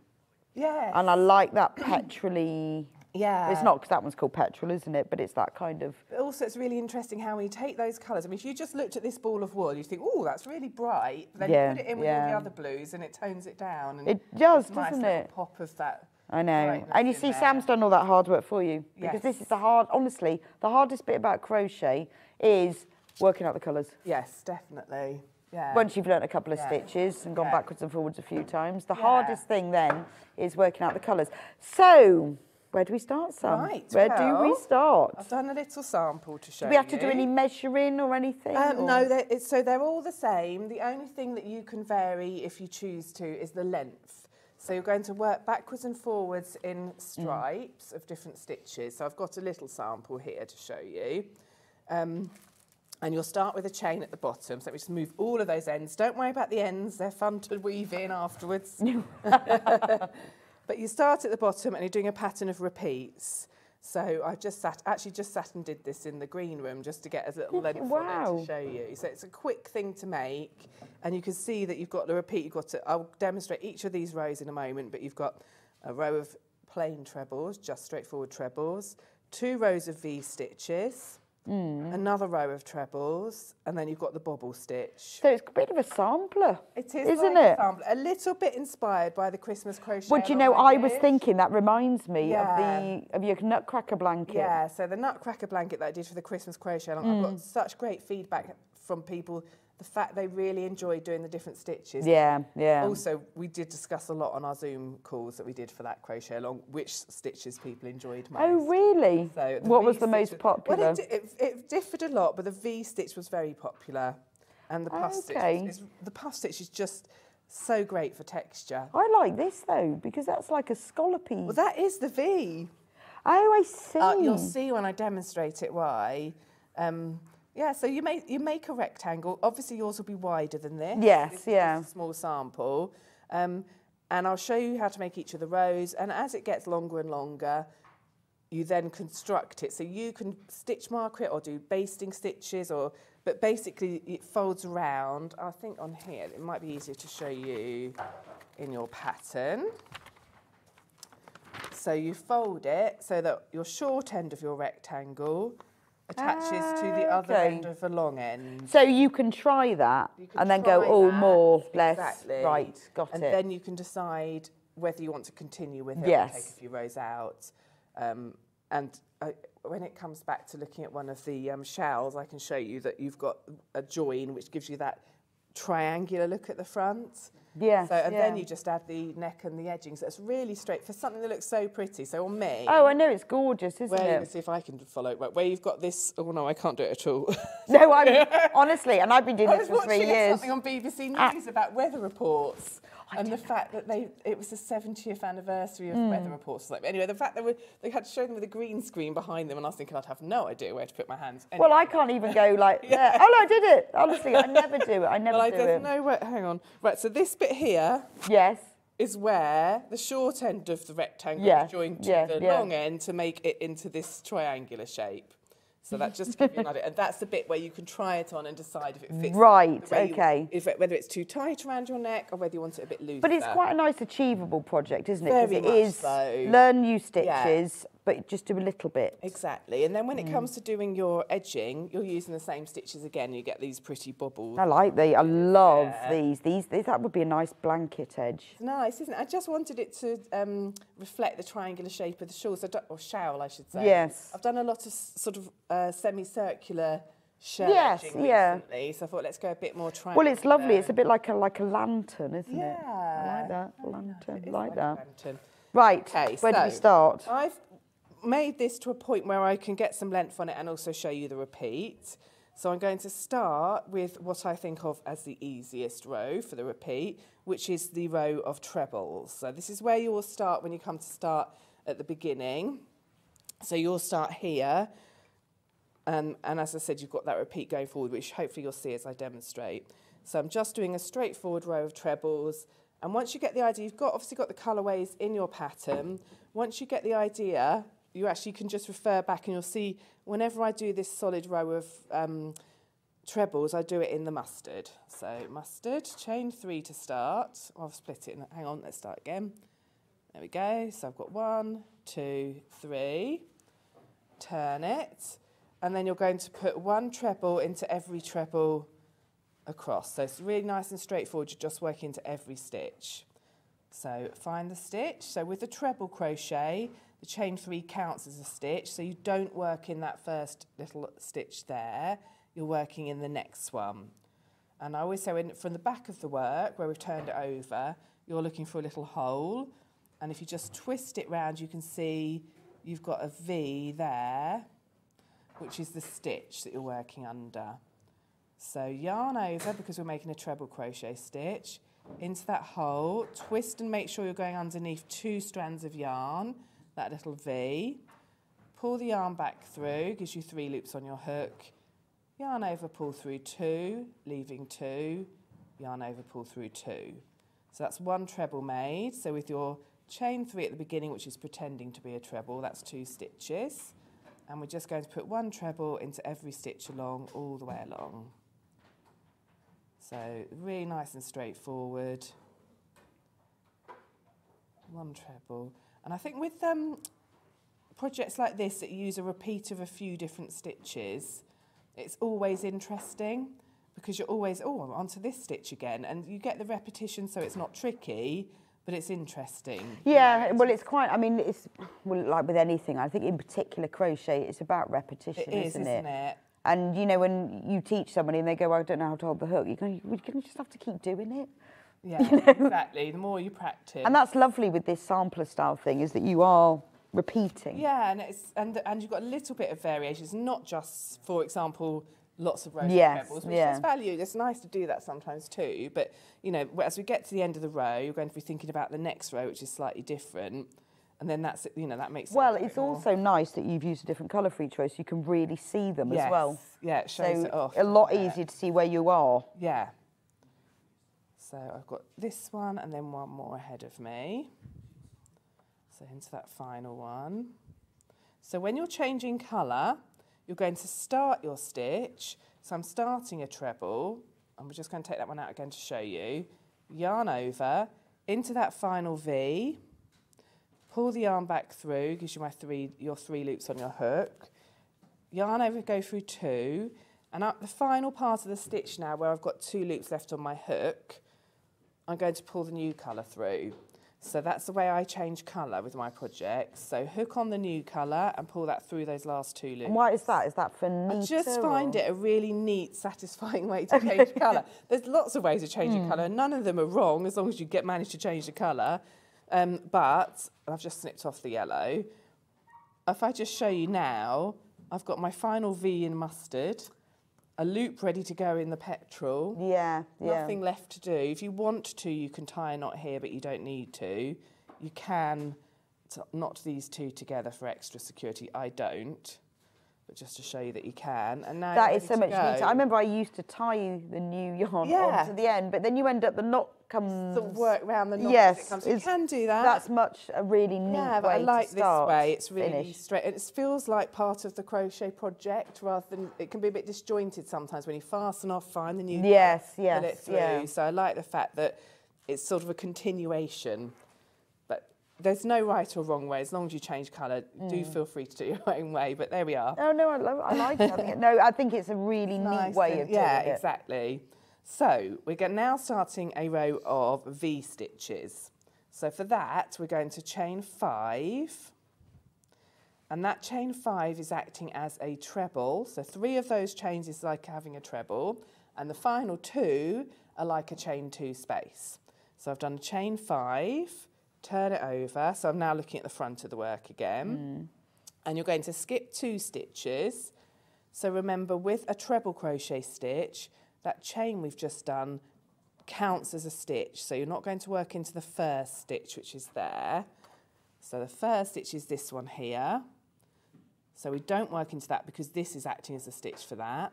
Skip 2, 1, 2, and in the next one along, you're going to put your V stitch.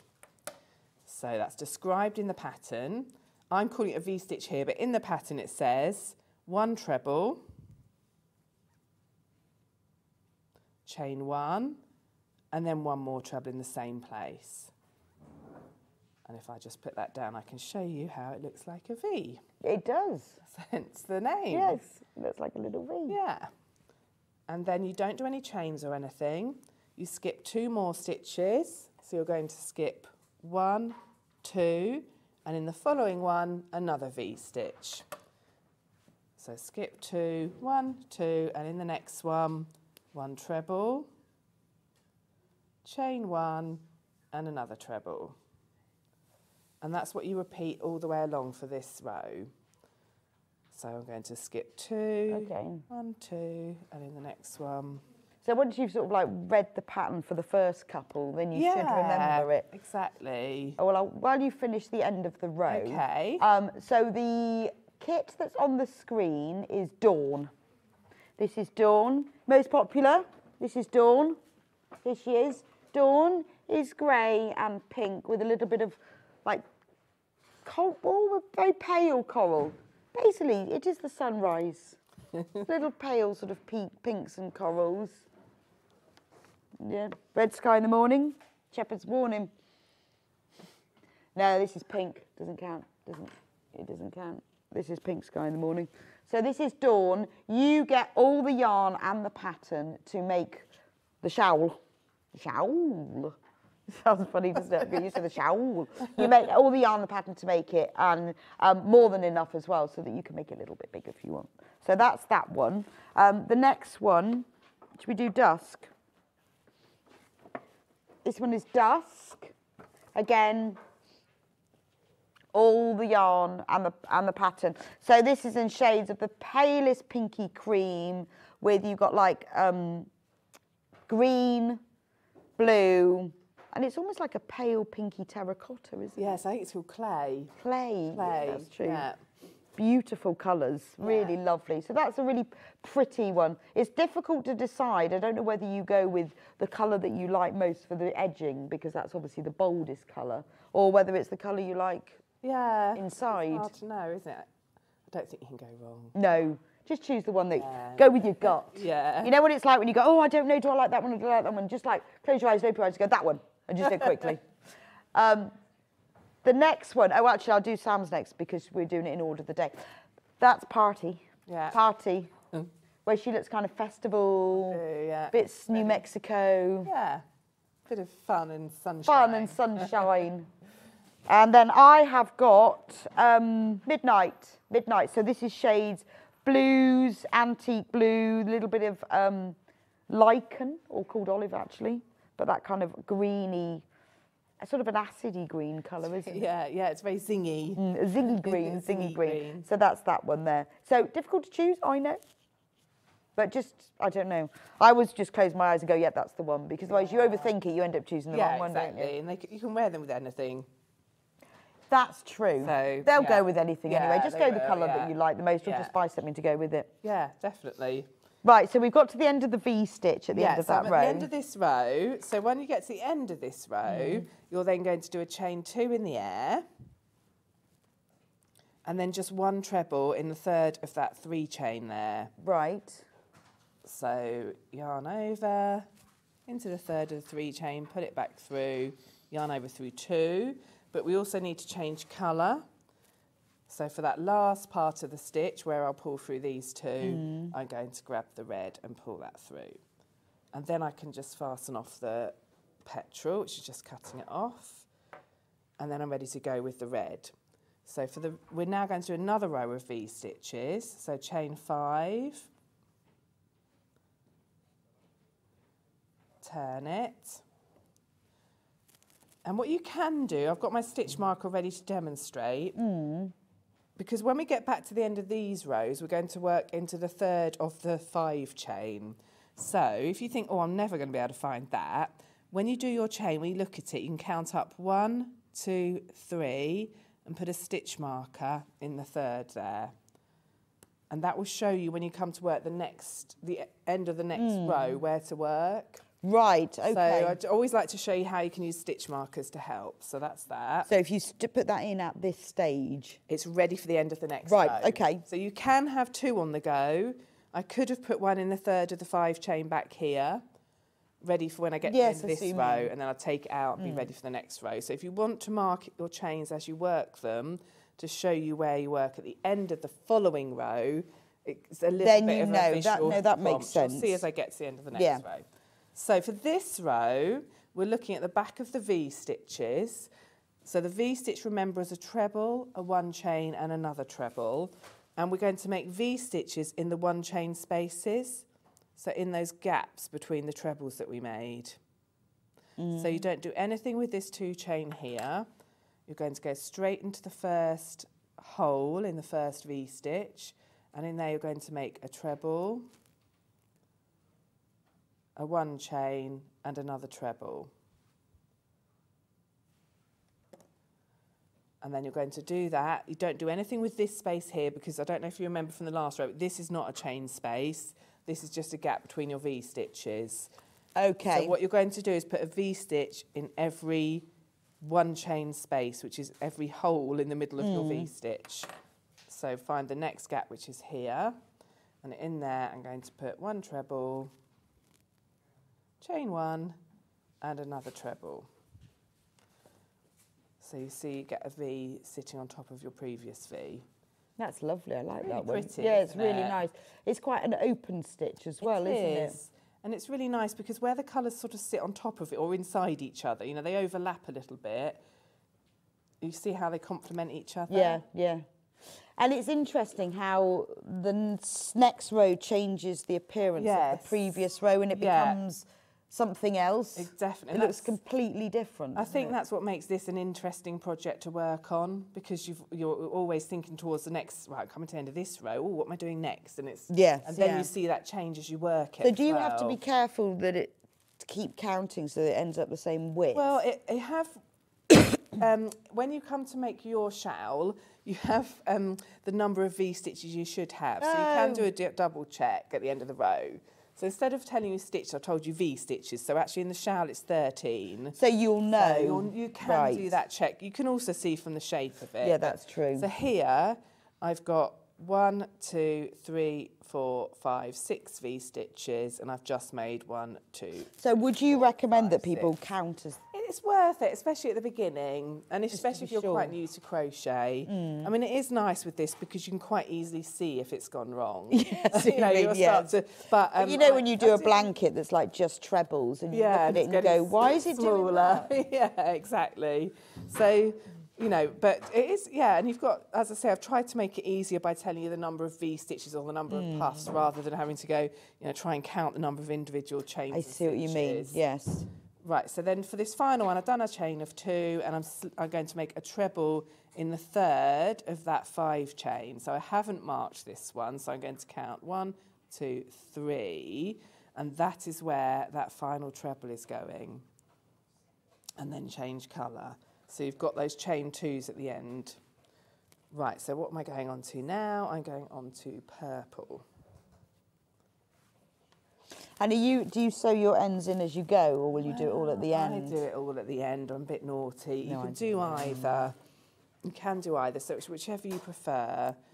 The only advantage I've discovered, I thought of recently that justifies me leaving it to the end, is that if you make a mistake, you can take it out easier. Absolutely. So that's my professional reason for leaving it to the end. And once you've sewn them in, it's almost impossible. It's very difficult to take them out once you've sewn them in, yeah. So that's my genius explanation to justify the fact that I saw this brilliant tutorial. It was a clip on Instagram or something for Fair Isle on how do you sew all the ends in. It was a sleeve, right. and they twisted them because I guess if you're doing a sleeve, you've got lots of them, and they plaited them all the way up the back, which you wouldn't be able to do that unless you had a plaited edge. But I thought, that's genius. Yeah, it's always nice to find other ways. I'm one of these strange people that doesn't mind weaving in my ends. Really, I absolutely hate it. I find it quite therapeutic. Yeah, so it's not, for me, it's actually quite a nice stage to get to. I'm done. Now I weave in the ends, and I like it when it's done. Yeah, but not I'm doing quite happy sat weaving in the ends and make it look nice and neat, and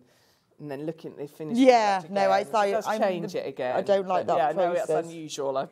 Yes, but it is true that it is really hard to undo once you've sewn the end. So, but you can, you know, obviously I can tell that I've done it right here, true. So I could have weaved the ends in, but. Okay, so now I'm going to do a row of trebles. So chain 3, turn it, and for this row, you're sort of filling in the blanks from when you did the V-stitch. So I'm going to put 1 treble underneath this 2 chain space, 1 treble in the top of the first treble I come to, which is this treble here, 1 treble in the 1 chain space, 1 treble in the next V. So you get this little pattern where you're putting 1 in the stitch, 1 in the space, 1 in the stitch. So when I said V then, sorry, that might have sounded confusing. I meant the top of the stitch. I call that a V in my mind. So 1 in the actual stitch, 1 in the 1 chain space. Oh, so it makes like a long and short stitch. Yes, and 1 in the actual stitch again. So you just, you know, I think of this in my mind, I'm filling in the blanks. I'm just making a nice straight row of trebles. It's nice though, because it's got that little up and down. Yeah. It looks quite nice, doesn't exactly. it? Exactly. Like and again, you just 1 in the stitch, 1 in the space, 1 in the stitch, 1 in the stitch. Is that just me that thinks like that? I kind of, as I'm working, I would. I do. If I keep getting it wrong. Yes, you kind of make up that. Yes, you have to have something, don't you? Well, you know when you're doing like round and round and you go like 1 treble, do 2, then 1 treble, the next one it's 1 treble, do 3, and I have to actually count that out. Yes, yeah. Just can't remember it otherwise. So I've gone all the way along. Nice straight row of trebles there. And then I'm going to put one treble underneath this 2 chain. So can you see, here we see the magic of having put the stitch marker. It is a really, really good idea. In the 3rd of that 5 chain, because now I'm going to do one in the 2 chain, which is this bit here, the last 2 of those 3. Right. One in the gap here, which is the 2 chain space, and then one where the stitch marker is, which is the 3rd. And I guess without chain. the stitch marker, you'd have to really think about which was the gap. Exactly. And which was the... And I know, you know, from working with people, obviously I do a lot of workshops, people that are less experienced with crochet, or even more experienced people who just like that little reminder at the end. No, I like that. The stress of thinking, oh, right, so now I've got Where's the 5 the gap? chain, which is the 3rd and which is the gap, So especially with these last 2 rows, it's actually quite handy. It's quite nice though, because it's quite a good habit to get into to mark, because I don't do that, and I think that's really good. Well, if you find that you're, you know, you consistently have wobbly ends, for example, then it could be something to help you sort that out. So I'm going to, you can either take your stitch marker out, or you can just put your hook where the stitch marker is and work that final treble and then take it out. So I haven't finished my final treble because I need to change colour. So can you change the order of the colours? Of course, yeah, absolutely. Or would that mess up your yarn quantities? No, the only, just make sure you're always using most of the one that's a main colour in it. Other than that, you can change it to any order you like. So yes, I see what you mean. You've got your petrol, you've got your navy, platinum for the silver, and the creamy. That's the one you need to be using the most frequently throughout the pattern. But the others, right. You can so where you've got do the any puffs order. and the the bees. Yeah. Then you need to stick to that. But other than that, other than that, you can really play about with the colours. I don't know why you'd want to. Just wondered. Well, you never know. Okay, so now I'm going to do a chain of 5 again.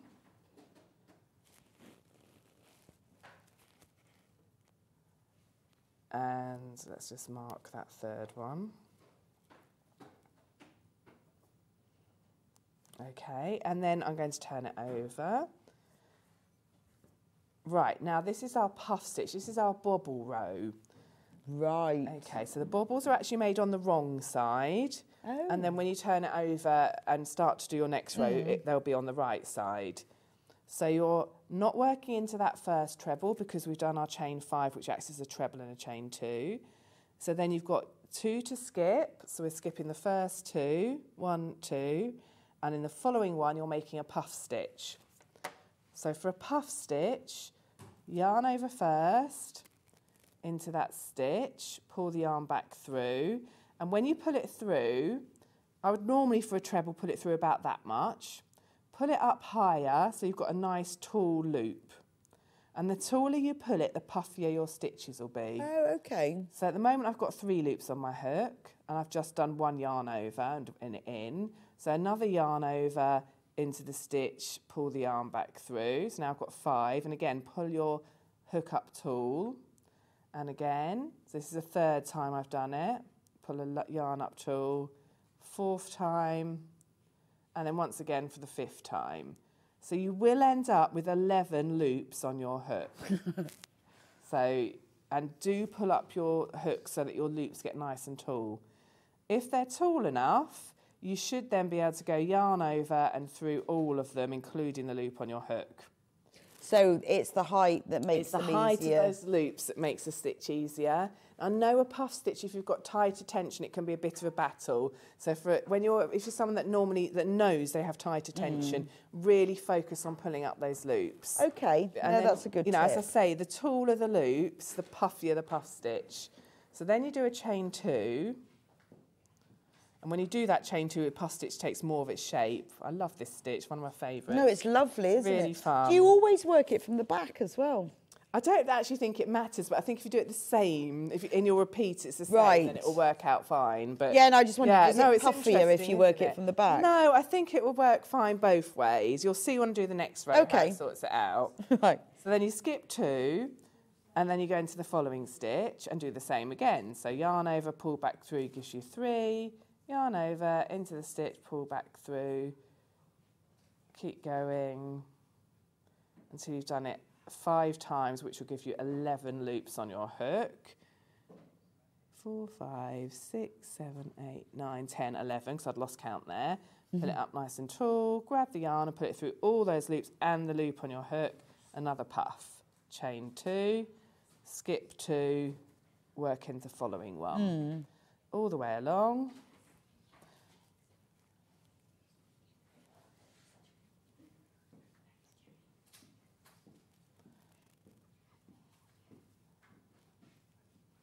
I'm nearly at the end. So just remember to keep pulling your hook up.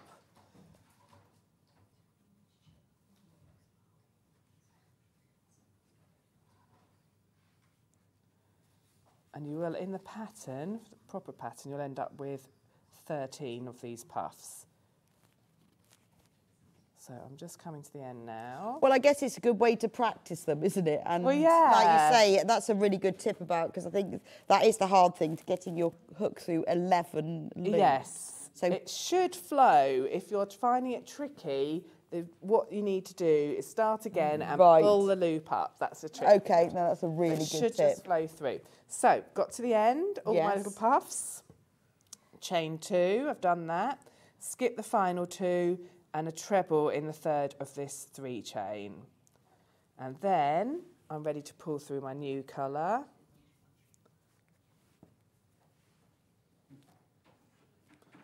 And I'm just going to do a chain 1. Cut the petrol, turn the work, and this is the final row with the repeats. So then we'll be back to doing, after this row, we'll be back to doing a mustard, so nearly there. Double crochet in this very first stitch, so in the top of that treble we just made. Now, you're going to work back into, not the row before. I was thinking, how have you got those the one before that? puffs behind the pink? I know. No, in front of the pink. Yeah, so now you see. You're going to do half trebles, so yarn over, find the first stitch, so we're looking not at the green, the petrol row, but at the purple one. Put your hook under the stitch, and look, I'm working around the chain 2. So the chain 2 is getting caught into the work. Hook onto the yarn and pull it back through, gives you 3 loops. Again, put it up quite high, not too high, because you want to catch that yarn over through all 3, because it's a half treble. Then you've got another stitch there, so you do the same again. Yarn over, again over the chain 2, into the stitch, pull back through, yarn over through all 3. Now, we're now going to go into the stitch at the top of the puff. So you have to look to the back of the puff now. So find those 2 strands of yarn, and we're going to do a double crochet in there. So hook under there, pull the yarn back through, gives you 2 loops on your hook, yarn over through both. So you can see, as you do that, if you want to, you don't need to, but if you want to make the puff stitch pop even more, you can use your finger to just push it forward as you work. But you can see it's popping up, and you've got your half trebles behind so which is why you do it from behind. So now for the next 2 stitches are on the purple row again, so not on the previous row, on the one before that. Yarn over, working around the 2 chain into that first stitch. You can see that pink is catching the 2 chain. Pull the yarn back through, and it's a half treble, so yarn over through 3. And behind here, I've got my finger on the puff, so it's holding it at the front.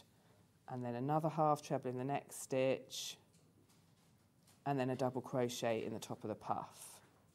So that's finished off, popping that puff out. Yeah, it's almost like you've coloured it in as well. It's lovely. Isn't it? I love it. That. Such fun. It is really nice. And then you continue that all the way along. Yes, yeah, I imagine to start with you have to really concentrate on that. But then, you know, when I look how many layers you've got, then you go, oh, no, I've got that. Yeah. And that's where, as I said right at the beginning, it's really fun because, oh, I'm back. Well, for me, it's the puff stitches. Like, oh, I'm back on a puff. Yes, yeah, no, that is really nice. Well, also, you'll find some that are really easy and quick, and you go, yeah. And then others you have to really think about it. Exactly. So do this bit, which is kind of shows off your puff stitches. And then the next row, we're back to the mustard trebles, which is really straightforward having done these. So I've got to my final puff, my last 2 chains. Yes, yeah. So that's worth it. We do have some of the the markers. I would recommend you get these. These are really good, actually. I have a box of these. Have we got any in stock? Imagine every time I do this, go, no, we haven't got in stock. Have we got these in stock? We've got 4. 4. $16.99, the quick locking marker set. They are brilliant because you've got all the different colours in here. See? Oh, I can't do the overhead there. There we go. No, I'll show you that, that's fine. And they come in a little box, but it's worth it because you get all the different colours, so you can use them for different parts as well. Yeah, they're brilliant. I use them such a lot. It does make a difference, actually. And you'll keep them forever anyway. Yeah, absolutely. But and having a box is very helpful because mine end up all over the place. Down the back of the sofa. All yeah. But they are really good, these as well. And because they lock. Yes, yeah, so they're different to knitting ones because they actually lock into place. Yes. So you can take them in and out. And you do knit. So $16.99. And it's quite nice they come in different colours because sometimes, depending on what you're making, you need different colours for different places. Yeah, you can use that as another indication. On the pink, when I get to the pink stitch marker, I do so and so. When I get to the green one, I do so and so. So it is useful. So if you haven't got stitch markers, treat yourself. Yeah, really, I would say they're worth having. So I'm back to the mustard row now. So just to show you, back onto the repeat, chain 3, turn, and then back where I was right at the beginning, where I showed you that you work one treble into every stitch along. So amazing. Not the one at the base because it's trebles, so then just trebles in every stitch. So here's where you're watching something on telly and you can really concentrate on the telly because you're back on a row. Or you can actually speak to somebody. Oh, yeah, exactly. Oh, back to this row. I'll just sit and do So the one that Sam is working on, if you wanted to know, is Party. So that's the main colour is petrol, and the main colour is the bit that you have around the collar, around the edge, is petrol.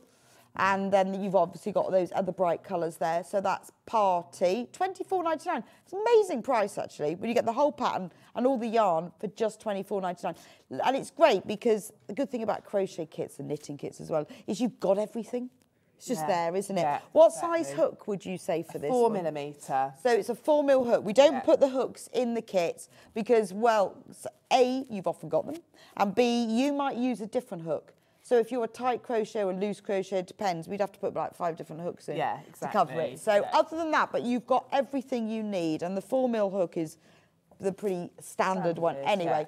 If you want to make the one that I'm wearing, this is Midnight. So the main colour is this French navy, and then you've got these beautiful shades of blue and that lovely citrine colour.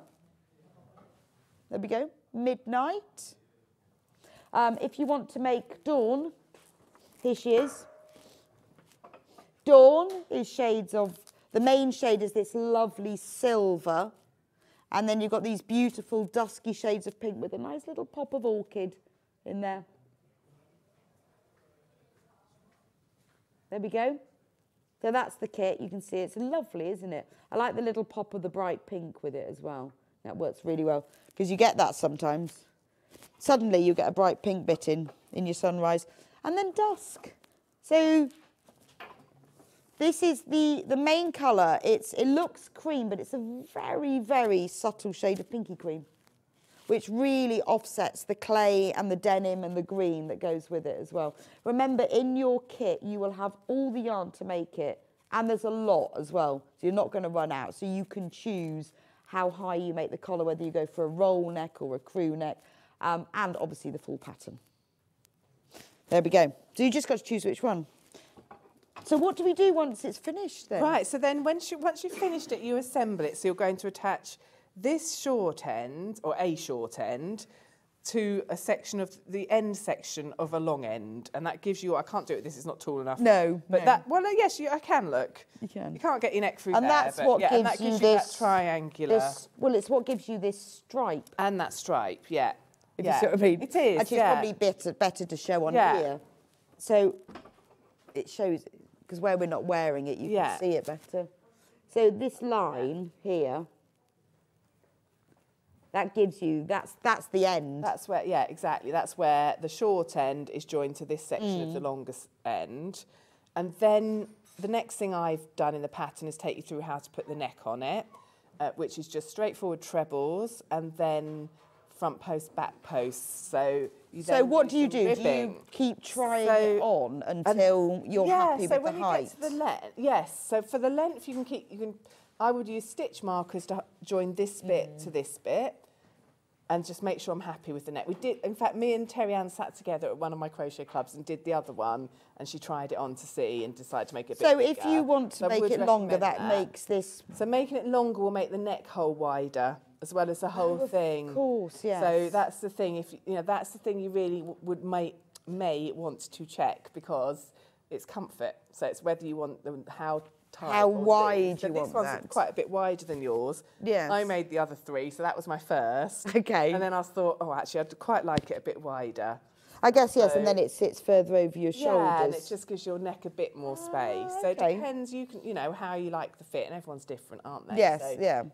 So I would highly recommend, when you've got a rectangle that you feel is the right length, I use stitch markers, but you could always use big stitches or just join it together. Or in fact, even if you joined it with double crochets and took it out, it wouldn't matter. Put it on and make sure you're happy with the Right, width there. so the longer your rectangle, the bigger the neck and the Yeah, wider the... exactly. Right, okay. Yeah, so... Deborah says, Sam, is puff stitch the same as popcorn stitch? No, it's not. There's a good question. It gets a similar effect. It's a very nice textural stitch, but it's made in a different way. Oh, So okay. it looks similar, and I contemplated it for this pattern, but it's a little bit, well, for something that you wear, it can get caught on things because it puffs out even more. Oh, I see. Just a technicality, but Right. they look similar, but they're made differently. So this is a So- bit more It's solid. sort of contained more in your Right, work. okay, Yeah, okay. So different, same yeah, but different. But good question, because they look similar. So have I got time for any more demo, or are we... Pardon? Have I got time for any more How demo, long have we got or are left, we- Ben? A minute. Oh, I might maybe because I just feel bad that I Okay. mentioned front post, back post, and Right. how to demonstrate it. Would it be all right for me Yes, to do okay, that? yeah, we can do that in a minute. We can. So I'm going to just rejoin this, just imagining this is the neck. So you do your 3 chain as normal, and I just want to show you, it won't take long at all, but I just threw the terms front post, back post out a minute ago, and that's how you do ribbing in crochet. So you're still making trebles, so you still put yarn over, but you go around the post of the work. So instead of going into the stitch, which is what we were doing before, you're going to go underneath the post. So from the front, for a front post treble, pull the yarn back through, yarn over through 2, yarn over through 2. And for a back post, you come in from the back. So yarn over and come in from behind the work, back out the other side. You'll see that your hook is still behind the work. Right, Hook okay. over, pull back through, gives you 3 loops, yarn over through 2, yarn over through 2. Brilliant. That's all you do for your ribbing, front post, back post. Anyway, it's all in the instructions. It is, Thank you, Sam, so much for today. It's been fab. Lovely Welcome. to see Thanks you for again. having me. It's been lovely. When are you back with us? I'm back in the middle of February. I can't remember the exact date, but middle of February. So, Oh, yeah. the 12th, Ah, there we go. for my birthday show. That's right. Oh, I've got a great pattern for you as well. Oh, really? Yeah, Exciting. Oh, well, Sam will be back with me on the 12th then. Yay. Even better. How lucky am I? Just need to choose which kit you're going to buy, get it in your basket and check out.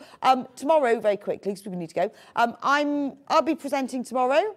On 8 o'clock will be the Lynette Anderson Something Borrowed fabrics. Absolutely gorgeous. I've made a quilt using these. You're going to enjoy them. Catherine Wright will be with me at 9 o'clock for the June Taylor project bag. At 10 o'clock, I'm bringing back Amber Makes Greatest Hits, Volume 3. What I've persuaded them to do is reprint all the kits that we've sold out of. And we've got the back. There's 2 pictures of me. That's so weird. And then at 11... That's really funny. And then... what's happened? I can't read that fast. Then at 11 o'clock, Catherine will be back with me with Helen Newton's Cake Shop Cushion. And 12 o'clock, it's all about sewing machines. So if you fancy a new sewing machine, 12 o'clock is for you. Anyway, have a lovely afternoon. Good luck with choosing the right showl, and do post some pictures on Facebook when you've made yours. Sam and I would love to see them. Yeah. Thanks for joining me here today. Hobbycraft, thanks. What? Oh, sorry. I thought you were saying no to me. I will see you back here tomorrow morning.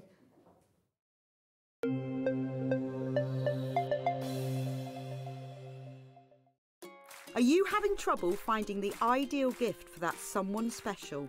Then why not treat them to a Sewing Street gift card? Simply head over to the website and scroll down to the bottom of the page and click where it says gift cards. You can decide between posting the card or delivery by email, then decide the value that you would like to send. Whether it's for a birthday, a special occasion, or just a way to say thank you, the Sewing Street gift card is the perfect answer.